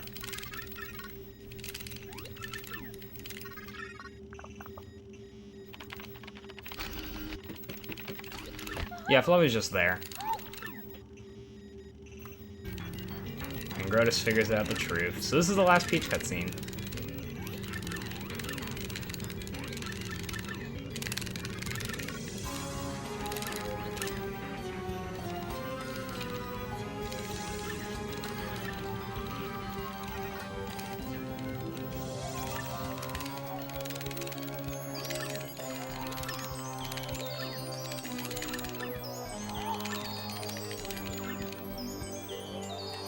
Now comes the last Bowser section. I forget what the exact greatest time you can get here, but yeah. You get to play through all the Bowser levels, and Flavio follows Bowser. Frankly follows Bowser, Flavio follows Bowser. Who doesn't follow Bowser, to be honest?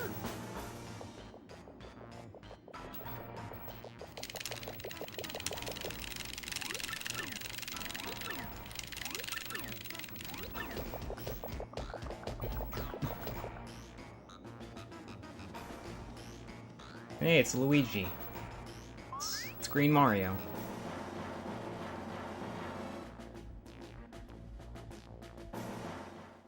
And here's the final Bowser level.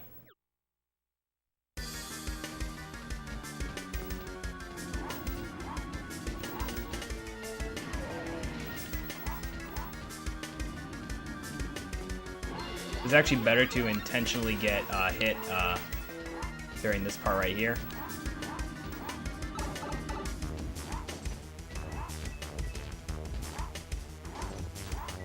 And there we go. Yeah, follow Bowser on his social media, everyone. I believe 153. Oh yeah, Flavio's waiting for you at the castle.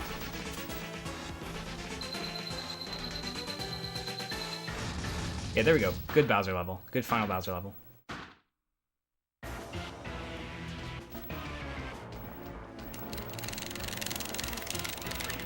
Alright, so entering Chapter 7 is going to be slightly different than like a normal playthrough. So normally you have to go through the very annoying General White Hunt.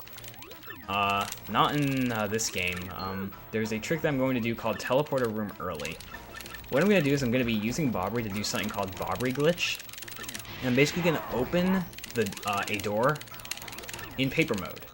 And from there, I'm going to basically kind of be outside of the house. And from there, I can do something called a Flurry Super Slide by pressing X and then A exactly 4 frames later to use Flurry while Mario's opening the door. And then I can press X or start mashing X at a certain time. And then from there, I'll just slide into the teleporter room and I can skip the entirety of the General White Hunt, the cannon, the moon, everything. Guess I might as well also mention, if I didn't get the boo sheet, this is where I'd get a backup. I'd just enter the train and then go buy one. But I already have it, so I don't need to worry about it. And final message from Peach. Oh, okay. This is where I'm going to do Teleporter Room Early.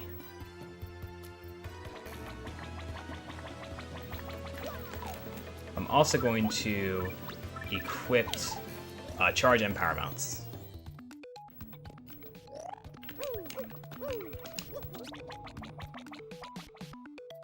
Alright. Hope this goes well.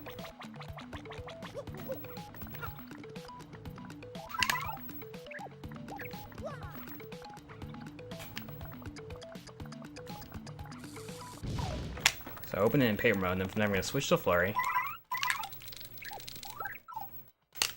Alright, so I didn't get it there. So I was late on the Flurry Super Slide, so I'm going to try again.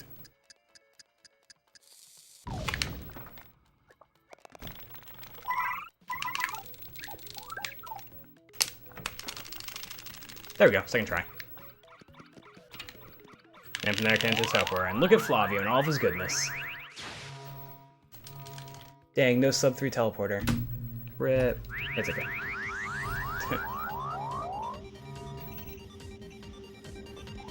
So I'm gonna head switch to Yoshi. So the game actually isn't updated to Chapter 7 quite yet. What I need to do to actually update it is a little interesting. All I need to do is just read this red note here, and I'll update the game to Chapter 7.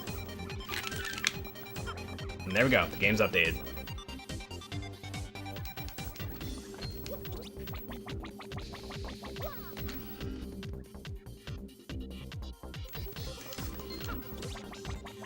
So you need to be really careful about encounters here.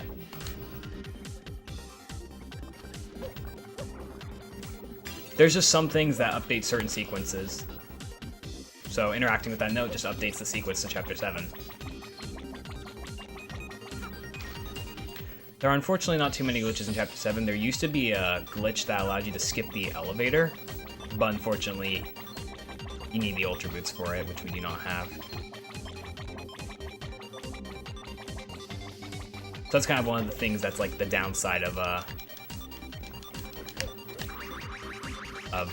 doing, like, not being able to get the Ultra Boots. But it's faster overall, so it's really whatever.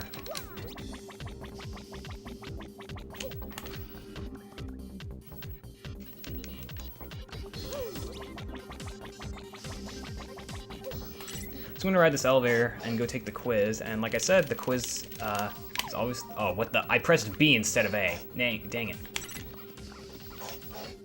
I meant to press A, and I did press A. Dang it. Time loss. So right here, the number order is actually always the same. It never changes. Some people actually think it changes, but it doesn't. Always that. Never changes. And then the question order right here is always the same. It's always 3, 4, 2, 3, 1.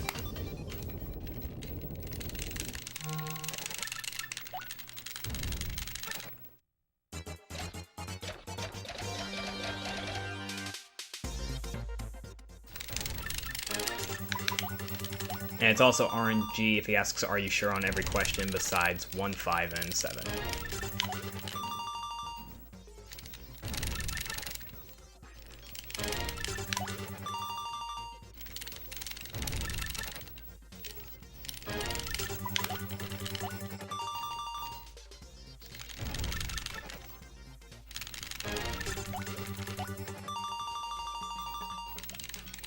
There we go. I got the elevator key.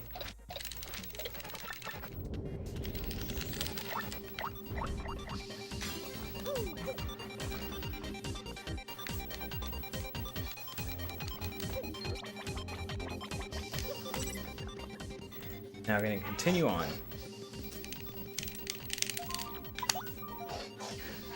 We're going to leave Flavio.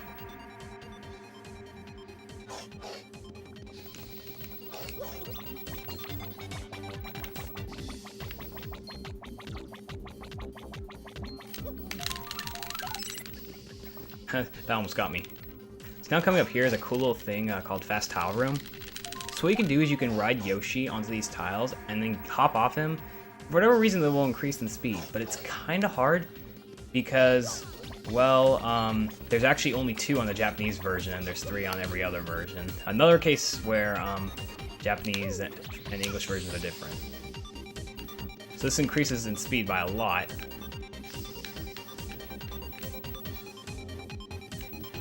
Be really careful.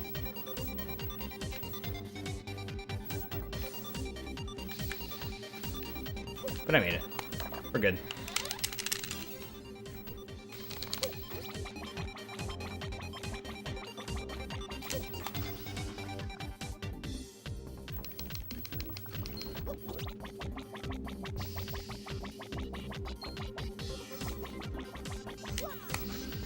There we go. Now I can put all the card keys in.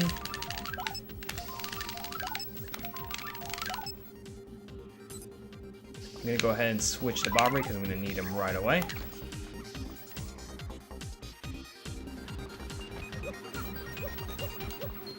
really careful with this guy.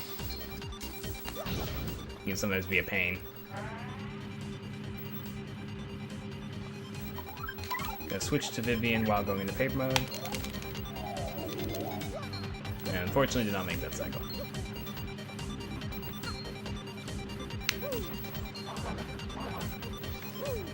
Now, not too much over here, just need to go through the background and get the key.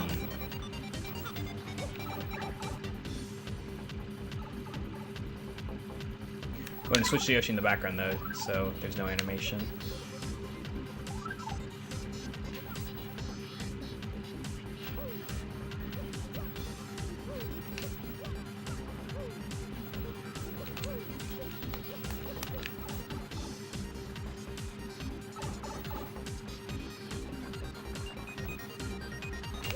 There actually used to be a trick with the Ultra Boots where you could just spring jump up to these platforms without going to the background again, but again, we don't have the Ultra Boots, unfortunately.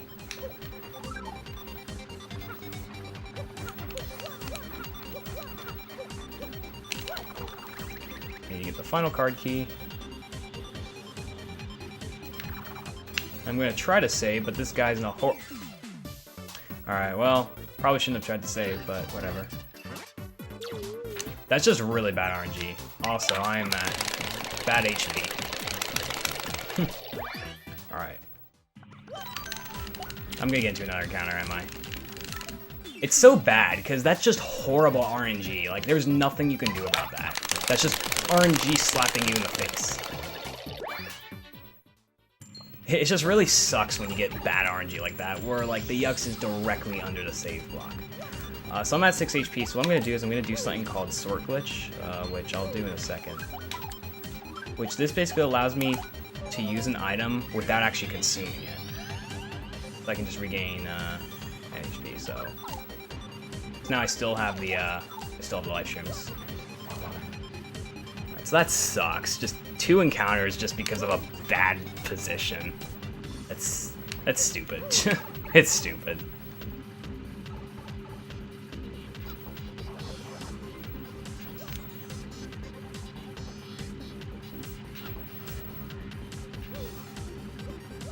Yeah, there's a lot of dumb stuff in this game that just causes you to lose a lot of time for no reason.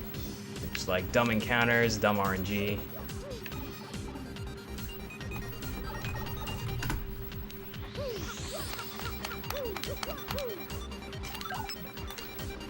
There we go. So we should have all the badges equipped for Magnus. For Magnus 2.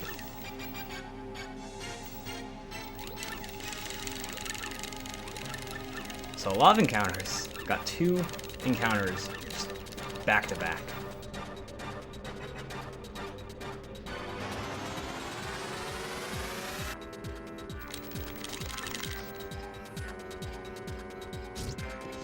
Alright, so for this, I'm going to need to charge with Mario, and I'm going to need to switch to Flurry. I need to block both attacks here.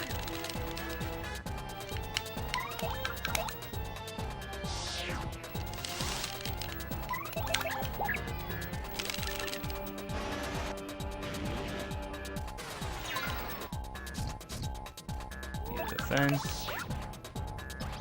And I actually need to appeal to get star power back.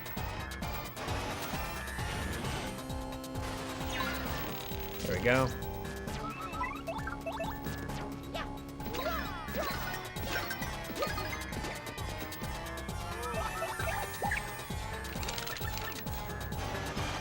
Now this should kill him.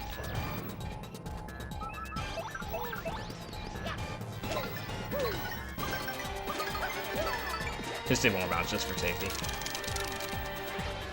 And there we go. Unfortunately, if you look, losing a ton of time just because of bad RNG.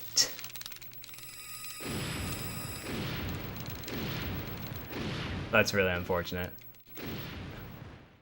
Whatever. RNG likes to mess me up.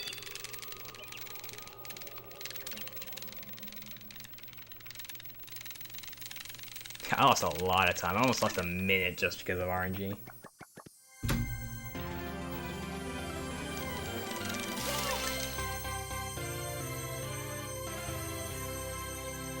And that's the last crystal star.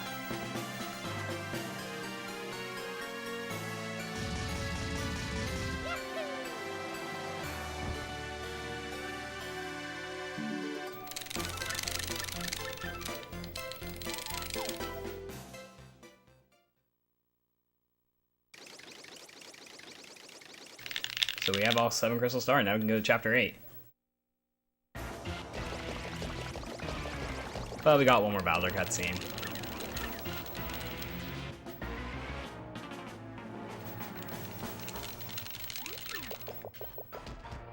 And Flavio follows Bowser yet again.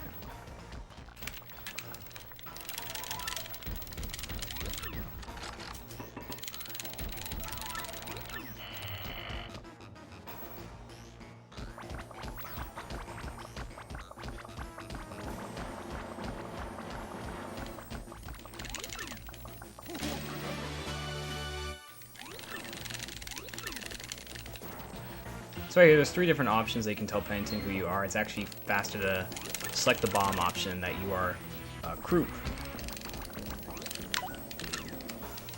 Because it's funny, on the first option he has an animation and then he has 3 text boxes. On the second he has 2, and on the third he has 1.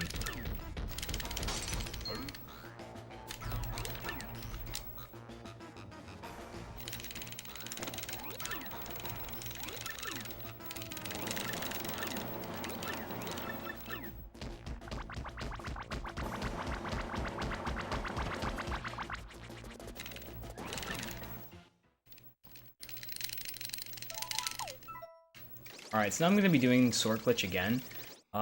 It's not required, but it's kind of a safety factor, because Chapter 8 at 1 HP is kind of scary. And you don't need to be in peril for this next fight, so this is just a safety factor.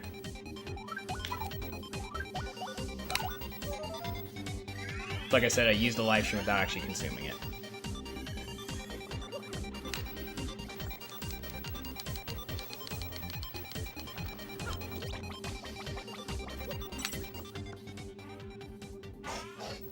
And now, something interesting, I can't actually leave Chapter 7 until I actually talk to Tech, so I need to go make a detour and talk to Tech.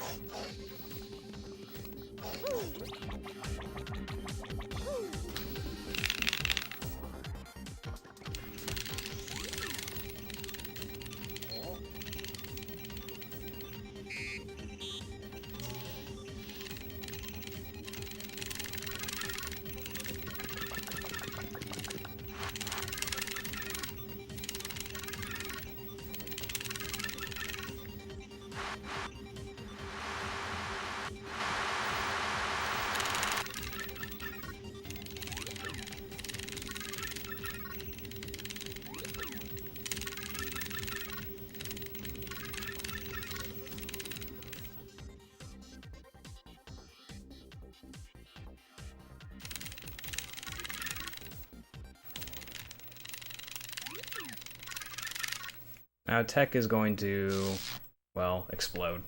So I need to leave. Oh yeah.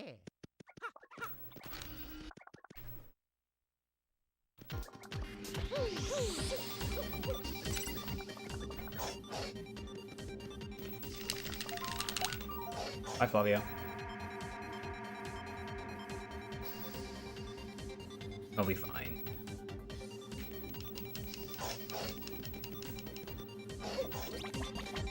Yeah, see? There he is. He's fine.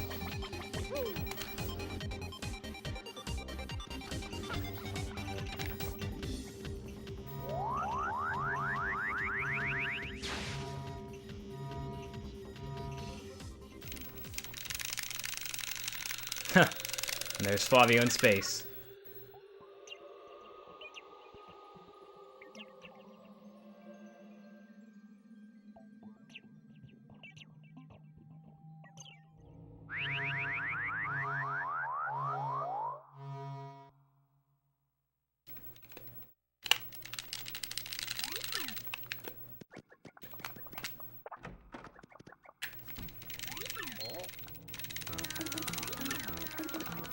Yo, what's up, dude?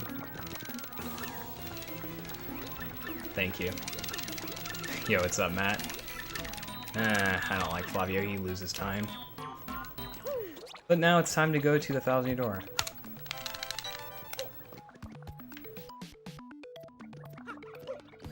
I officially have all the crystal stars. Don't believe me? Well, go watch the run.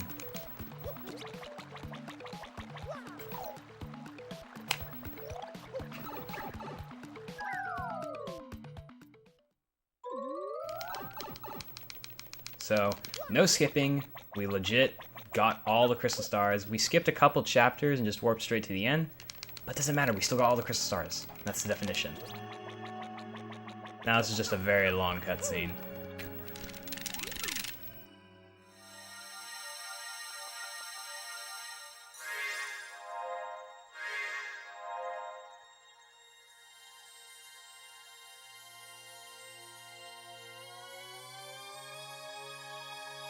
By the power of all the crystal stars, we can open the 1,000-year door.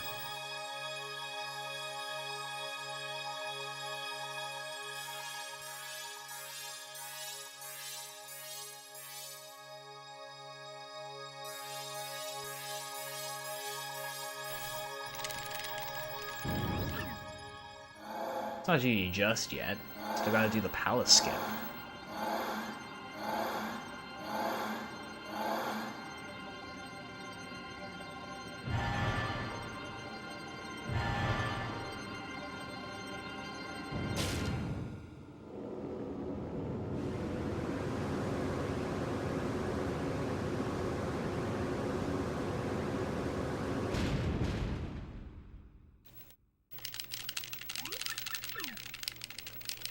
Unfortunately, I'm gonna be losing some time versus my gold because I sword glitched the live stream for safety. But I am gonna save some time. Flavia's not allowed to enter. Yeah, I saved some time.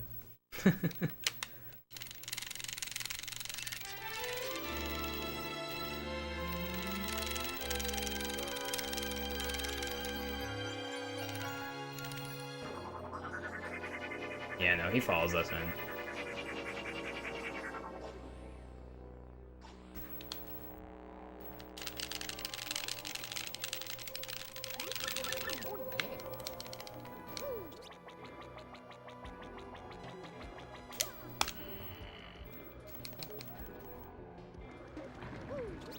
The depth perception in this room really sucks with the swoopers here, or swoopulas.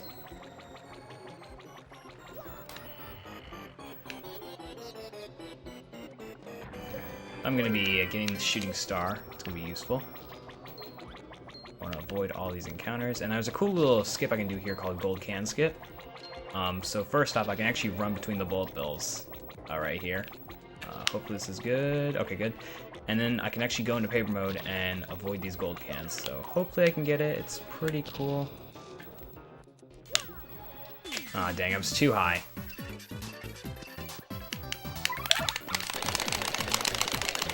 Hopefully I can get one of them. I have 2 more chances.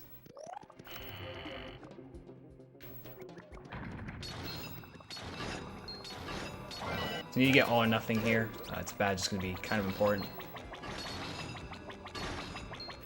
Go away. Go away. Alright, so now there's another cool little kind of glitch in this room. It's another hazard respawn glitch, and you literally just flirt with Yoshi right there, then you take damage, and then you warp all the way over here.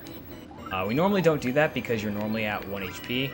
I just got hit again, nice. Now I'm on top of the block. I'm gonna get hit again. Good lord.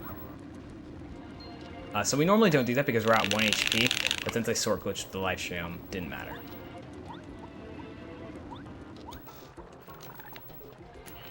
Alright, so there we go. And just to make sure, I'm at 10 items, right? Yeah, I am. Okay, cool. So now there's a fight, a little boss fight with the Dark Bones here. It's actually very easy. Get ready for intense smashing. Because this is where I'm going to use Supernova.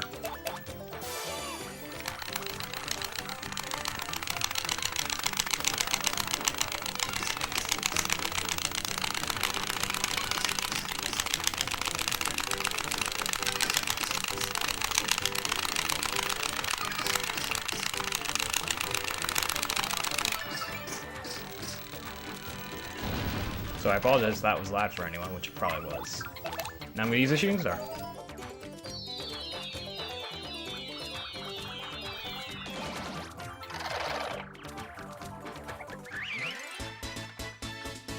Now another level up. What am I going to level up? Level up BP. Also, that's not the last we're going to see of Supernova. So if you loved that mashing, well, you're going to see it again. Or hear it again, I should say. So now I'm going to equip Item Hog. So now, this is where the next RNG part of the run comes in, which is Palace Skip. I'll explain in a minute, but right now, you do cold can skips. Hopefully I can get this one. Ah, too high, I think, again. Dang it. This one's harder because it's kind of a different perspective.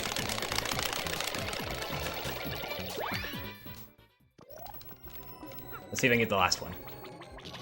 Hopefully, I'd like to get it at least once. It saves 10 seconds every time you get it, because you skip an encounter. Okay, there we go. Let's see if I can get this one. Come on, get this one.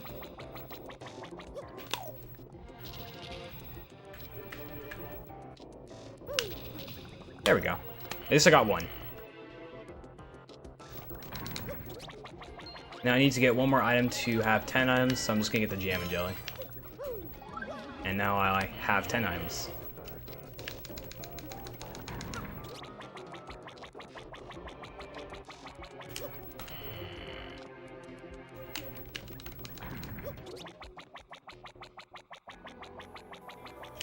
So I'm going to go ahead and start explaining Palace Skip now because there's a lot to explain. So, for Palace Skip, I have Item Hog equipped. It's a 21.6% chance to get an item drop, which I need. By having a full inventory, I'm going to be able to toss the item around. From there, I need to basically put the item in a specific point to where I can Goombella buffer into the item, and then get something called text storage. From there, the Ember is going to be able to encounter Mario. And from there I can run away and I'll have the text on screen and I'll be able to move Mario. After that I need to do an Ultra Hammer spin at the back seam and switch to Yoshi as the Ember encounters me. And then that's when I have to switch to Yoshi in the battle and then run away. From there I need to go into paper mode and I need to force Yoshi out of paper mode. And then I need to unspin and pause, and depending on what pause I get, kind of depends on how you do Palace Skip. If I get a first frame pause, then I need to, basically after that, I have to hit a 1 frame Yoshi teleport, which it's always 1 frame. But I don't need to hold A, and I'll actually dismount on Yoshi, and I'll hit the loading zone underneath the room. If I get like a 2nd frame pause, I'm going to need to actually unpause and get another frame pause. Because if you get a 2nd frame pause and you do Palace Skip, then you will most likely clip right back into the room, which is really unfortunate if that happens. If I get like a 2nd frame pause, then I will need to basically, I'll need to basically hold A to hover with Yoshi, and then I'll encounter with the Ember, and then from there I can run away from the battle and fall into the loading zone. But this is where the RNG part happens. So I'm going to save here.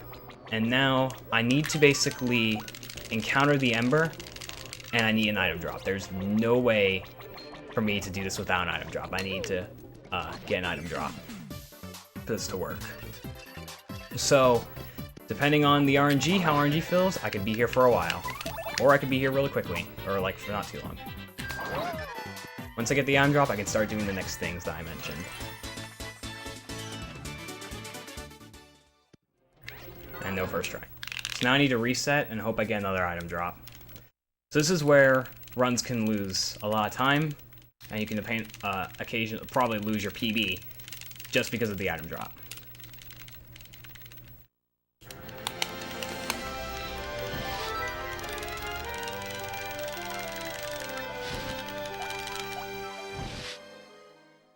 So I really need to hope I can get an item drop.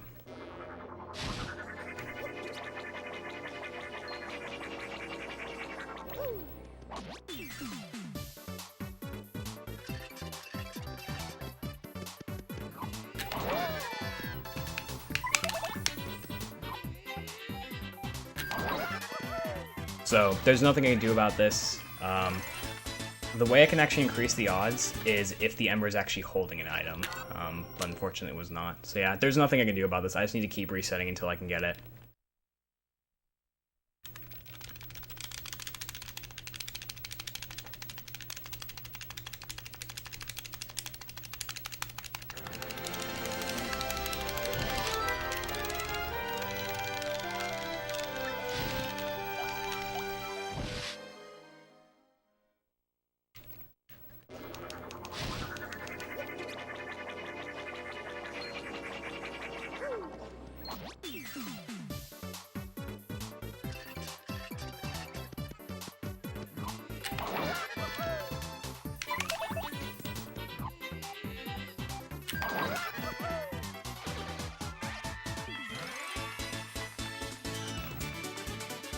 Come on, item.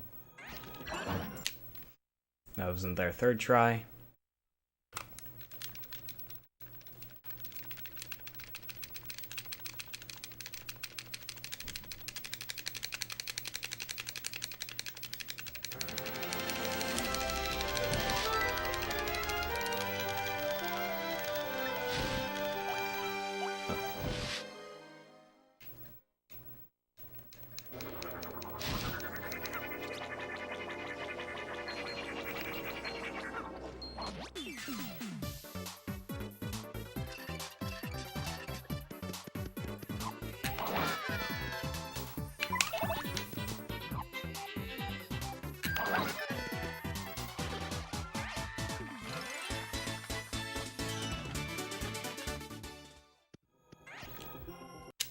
Nothing yet.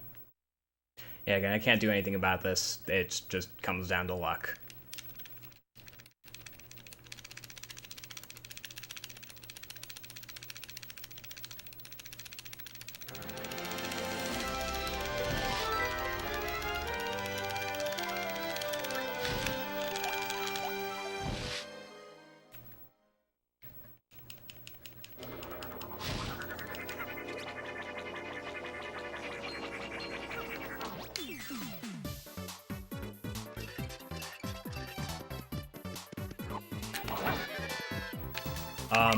It's not, it doesn't save time, it's you need it. You can't complete the Chapter 8 without doing Palace Skip.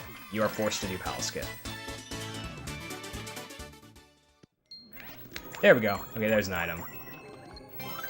So now from there, I'm going to go ahead and throw the life stream for now. Alright, so finally got one. So I'm going to line this up.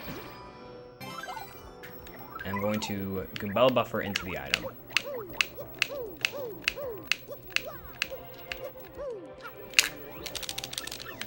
I think I'm actually at the wrong pillar. No, I'm not.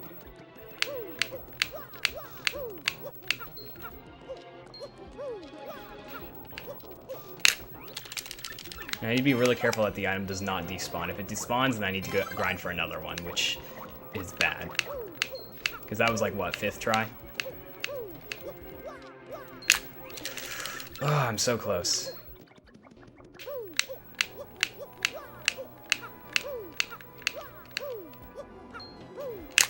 There we go. Alright, so now I've got tech storage. Now from there I need to run away from the battle. Which is a little harder than it may seem.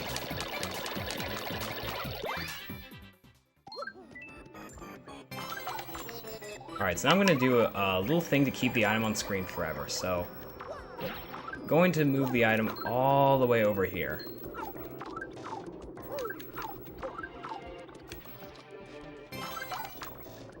Alright, so now I'm going to basically... Alright, so basically by doing that, I hit the save block while collecting the item with Koops, and that cancels the item, and it just, as a side effect, it keeps the item on screen forever. Alright, come on, Ember.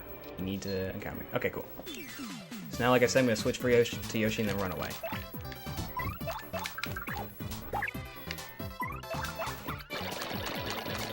I can't talk right now.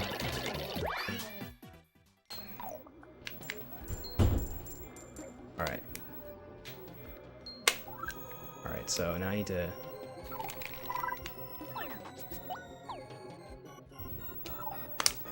Got it. Okay, cool. Perfect.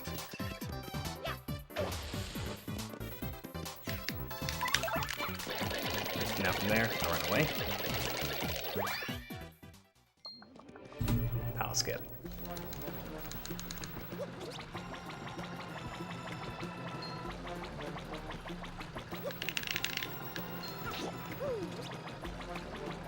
So now by getting the grow to start the key here, it will update the sequence.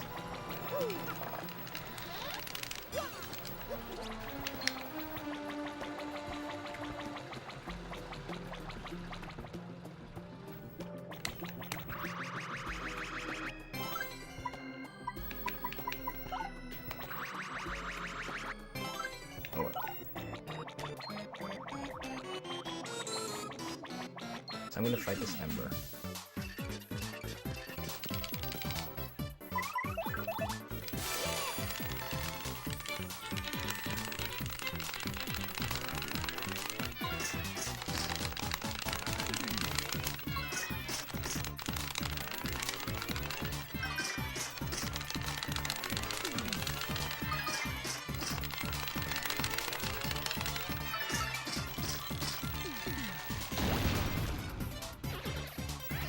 Now this is my last level.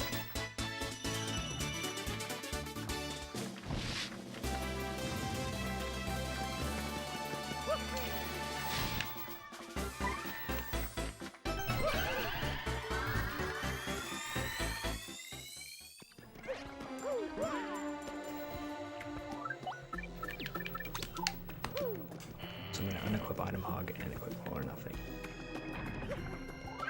I'm going to take 2 damage here.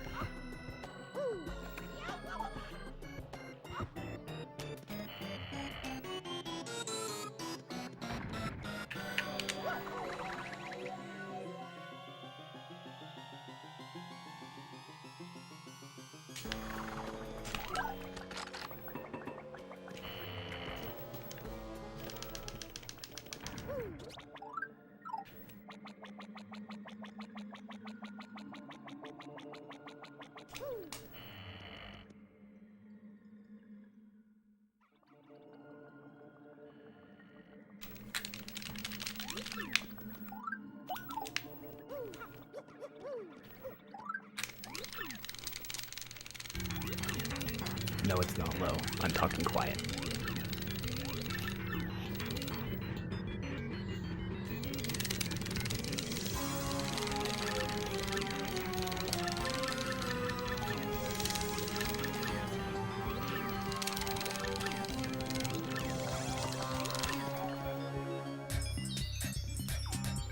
Now this is where we fight Grotus.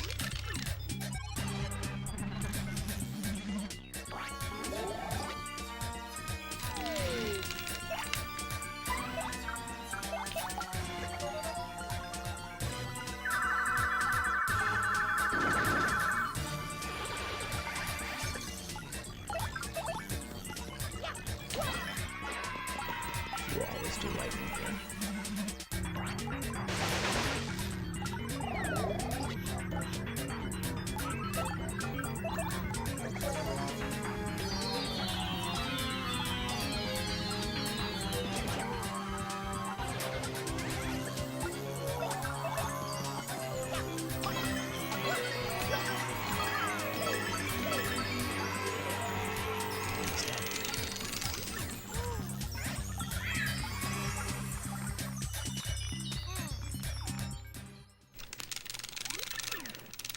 So now this is where we fight Bowser.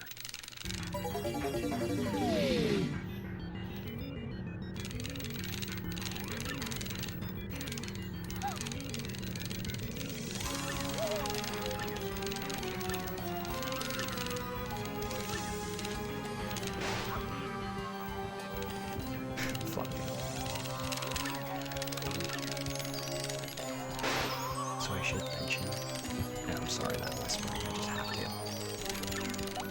I should mention that the reason why we level up there is because we want to make sure we're still at 1 HP after Bowser.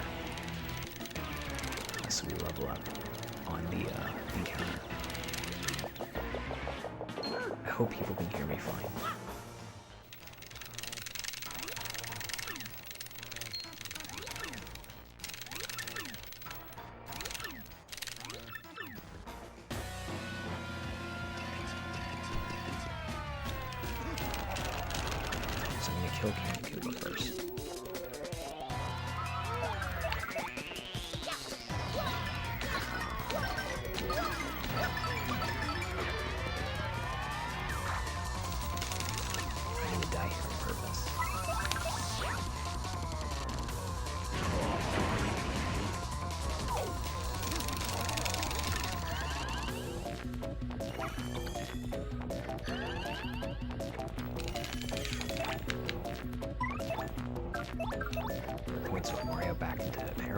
There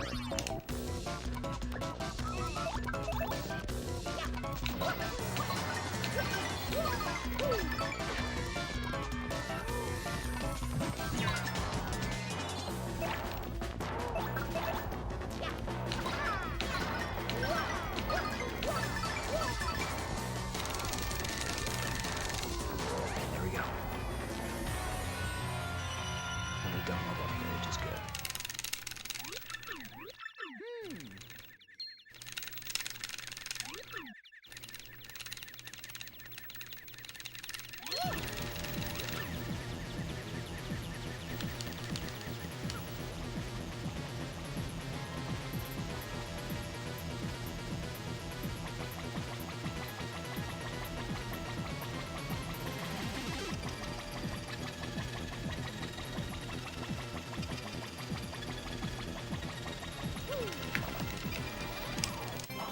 So now I want to eat that.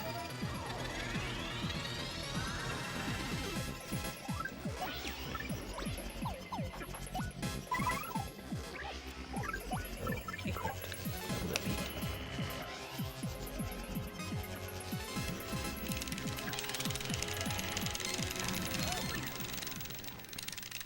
And now, more cutscenes.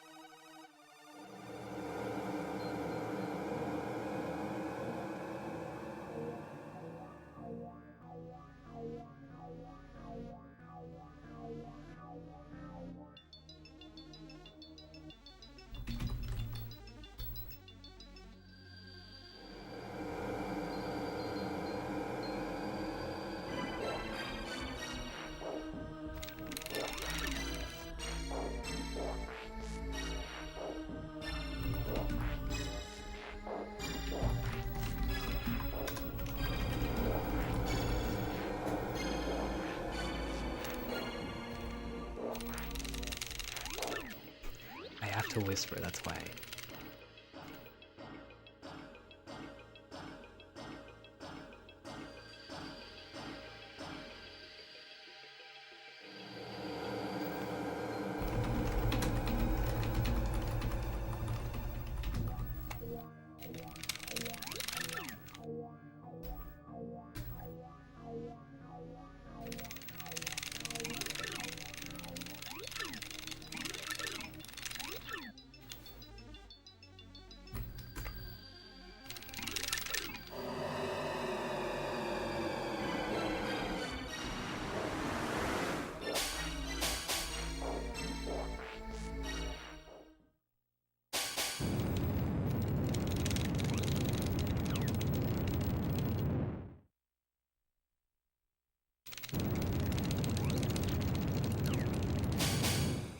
I'm not doing that, because I just have to whisper.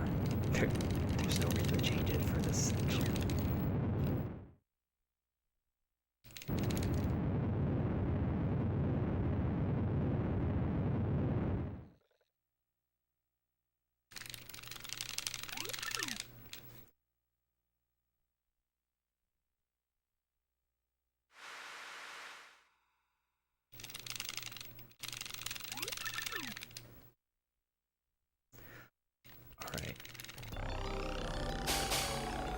So right here, if you don't want to become our slaves, you pick the top option.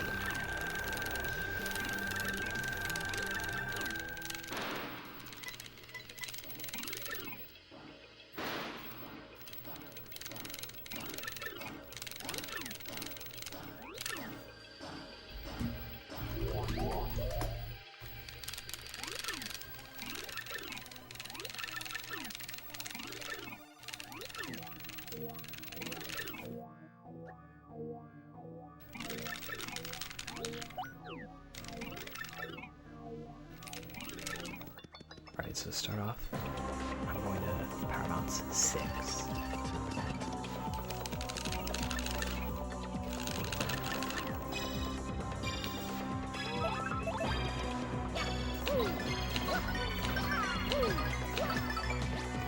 And now I'm going to power square.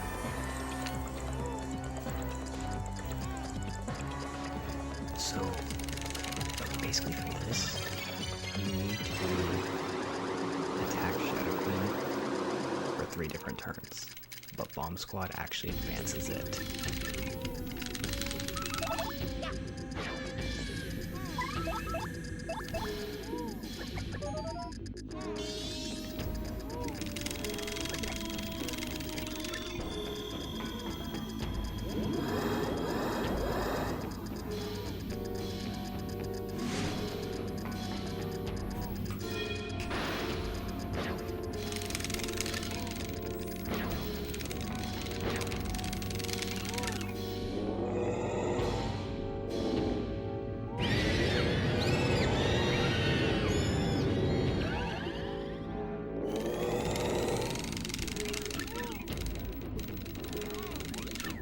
More cutscenes.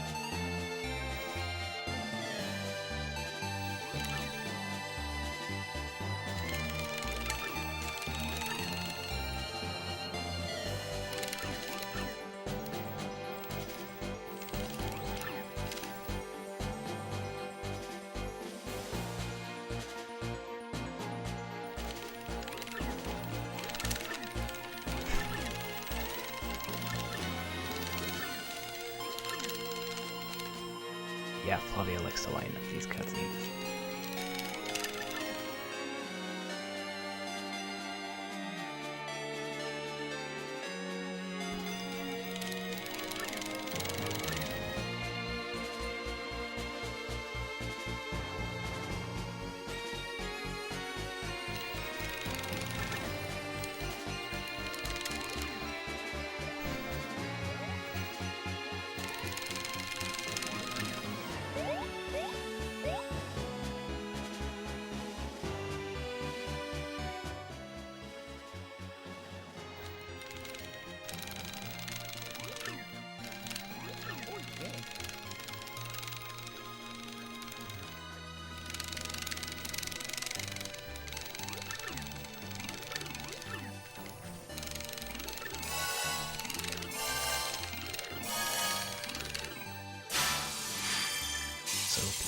heal us.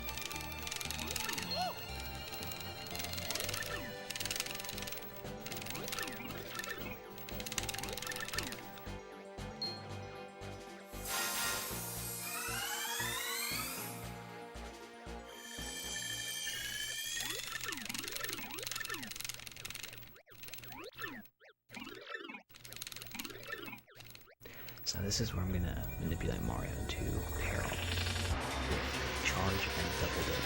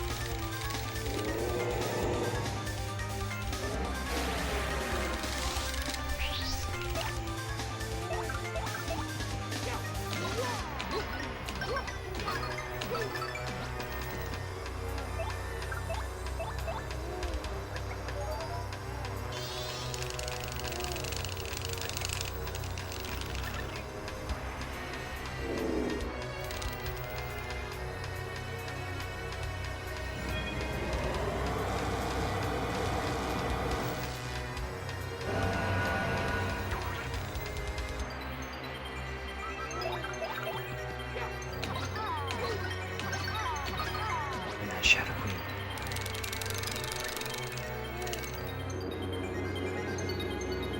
Hold on.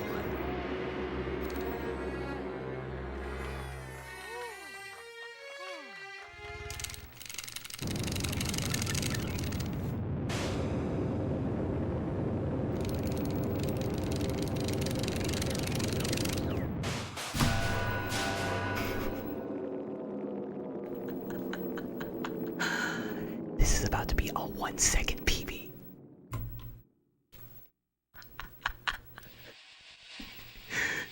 This is about to be a 1 second world record.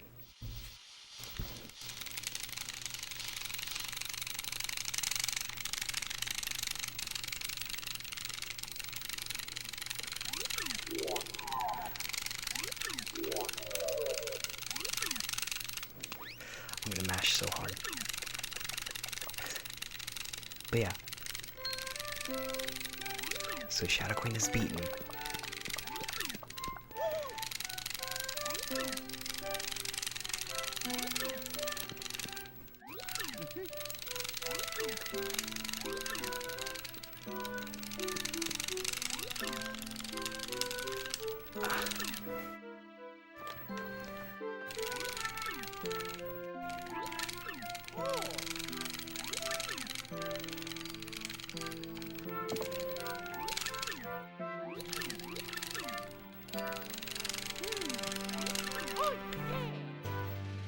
Alright, so I should mention that I lost about 6 or 7 minutes to RNG. So that's that. So if GDQ staff has happened to be watching at this point, 405 estimate is kind of lenient, because this is going to be a 355, possibly 354, and I lost 7 minutes to RNG.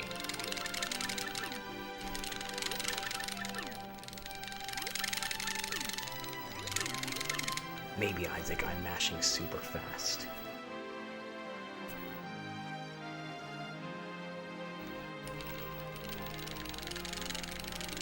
In addition, I lost about a minute because I went for double jump again, so I wouldn't do that in a marathon.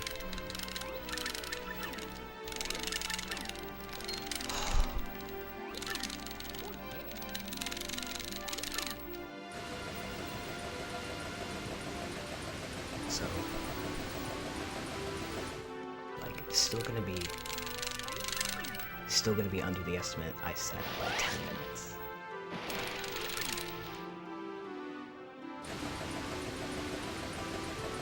This is gonna be a 1 second world record. This is a PB/world record. If I can save one more second, that would be so worth it.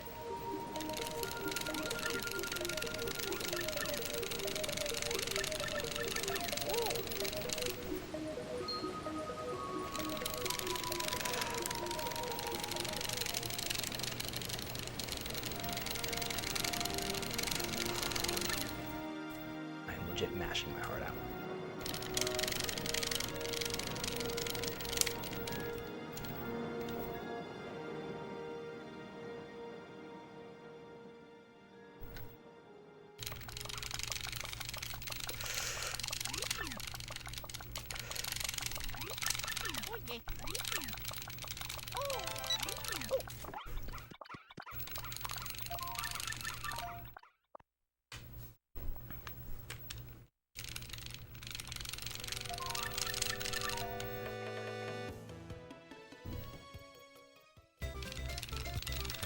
So, I hope everyone enjoyed the run and the commentary.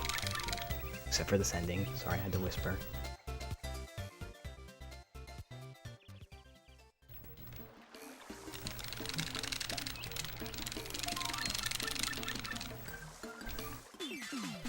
At least I have better splits to compare against now.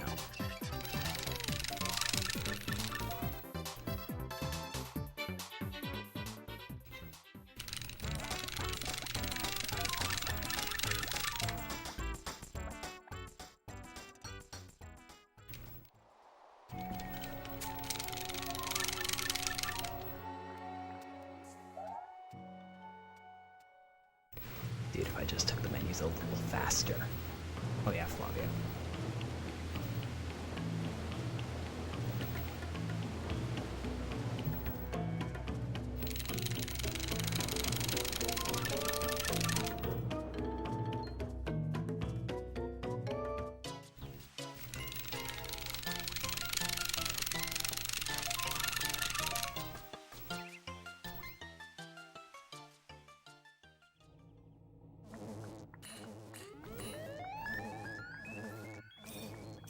I don't think it's gonna get it. It's gonna be so close.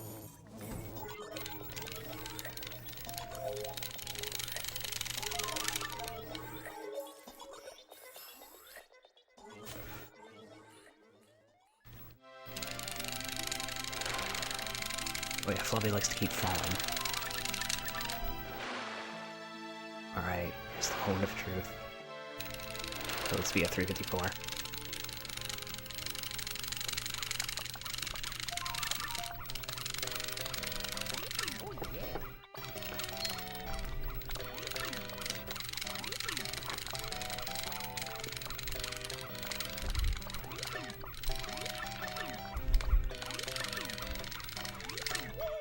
Alright. Oh! No, wait, come on.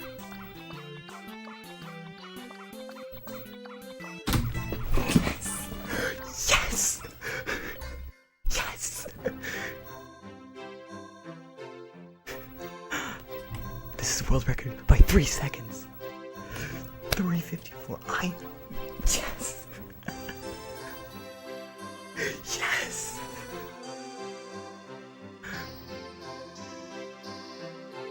Oh! My hand is in so much pain. Alright, so I'm sorry for the ASMR, but this is world record by 3 seconds. So, like I said before, I lost about 7 minutes to RNG. So, if GDQ staff is watching this, basically, my estimate is 304. Or, I'm sorry, 405. And this isn't a reset run, and I got it by 10 minutes. So, and I lost 7 minutes to RNG. So, pretty lenient. Yeah, I hope I was able to give good commentary. Sorry about the end, where I have to whisper. I hope I was able to do okay, explain everything. And now I've got new splits to run against. So, yeah, there we go.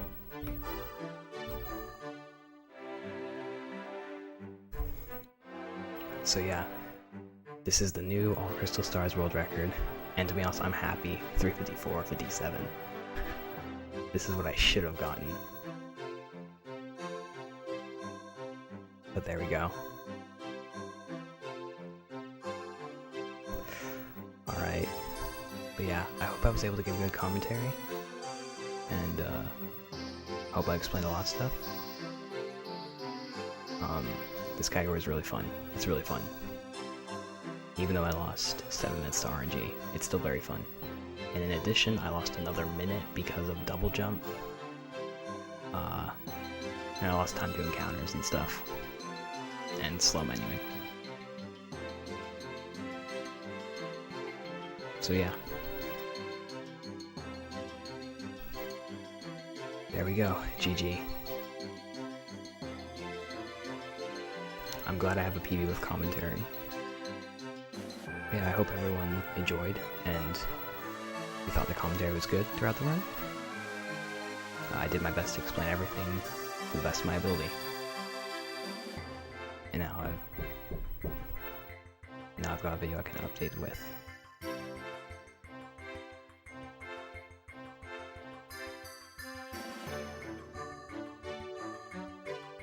So the credits are 5 minutes long, so during a marathon, we just reset now. I'm gonna let them play.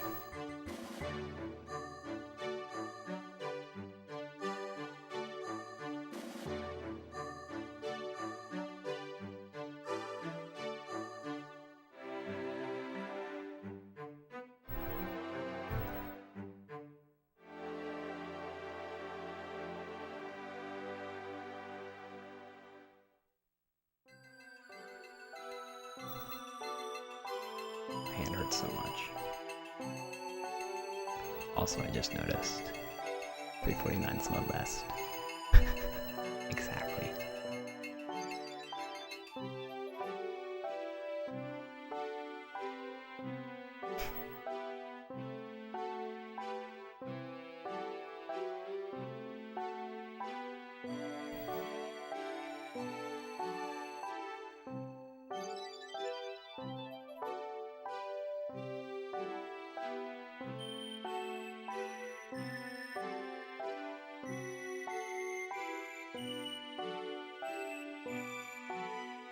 I'd also like to mention, this is also almost sub 4 with credits.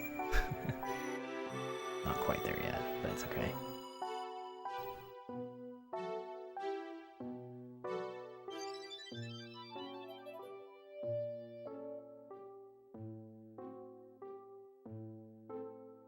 There we go. I hope everyone enjoyed. Thanks for watching.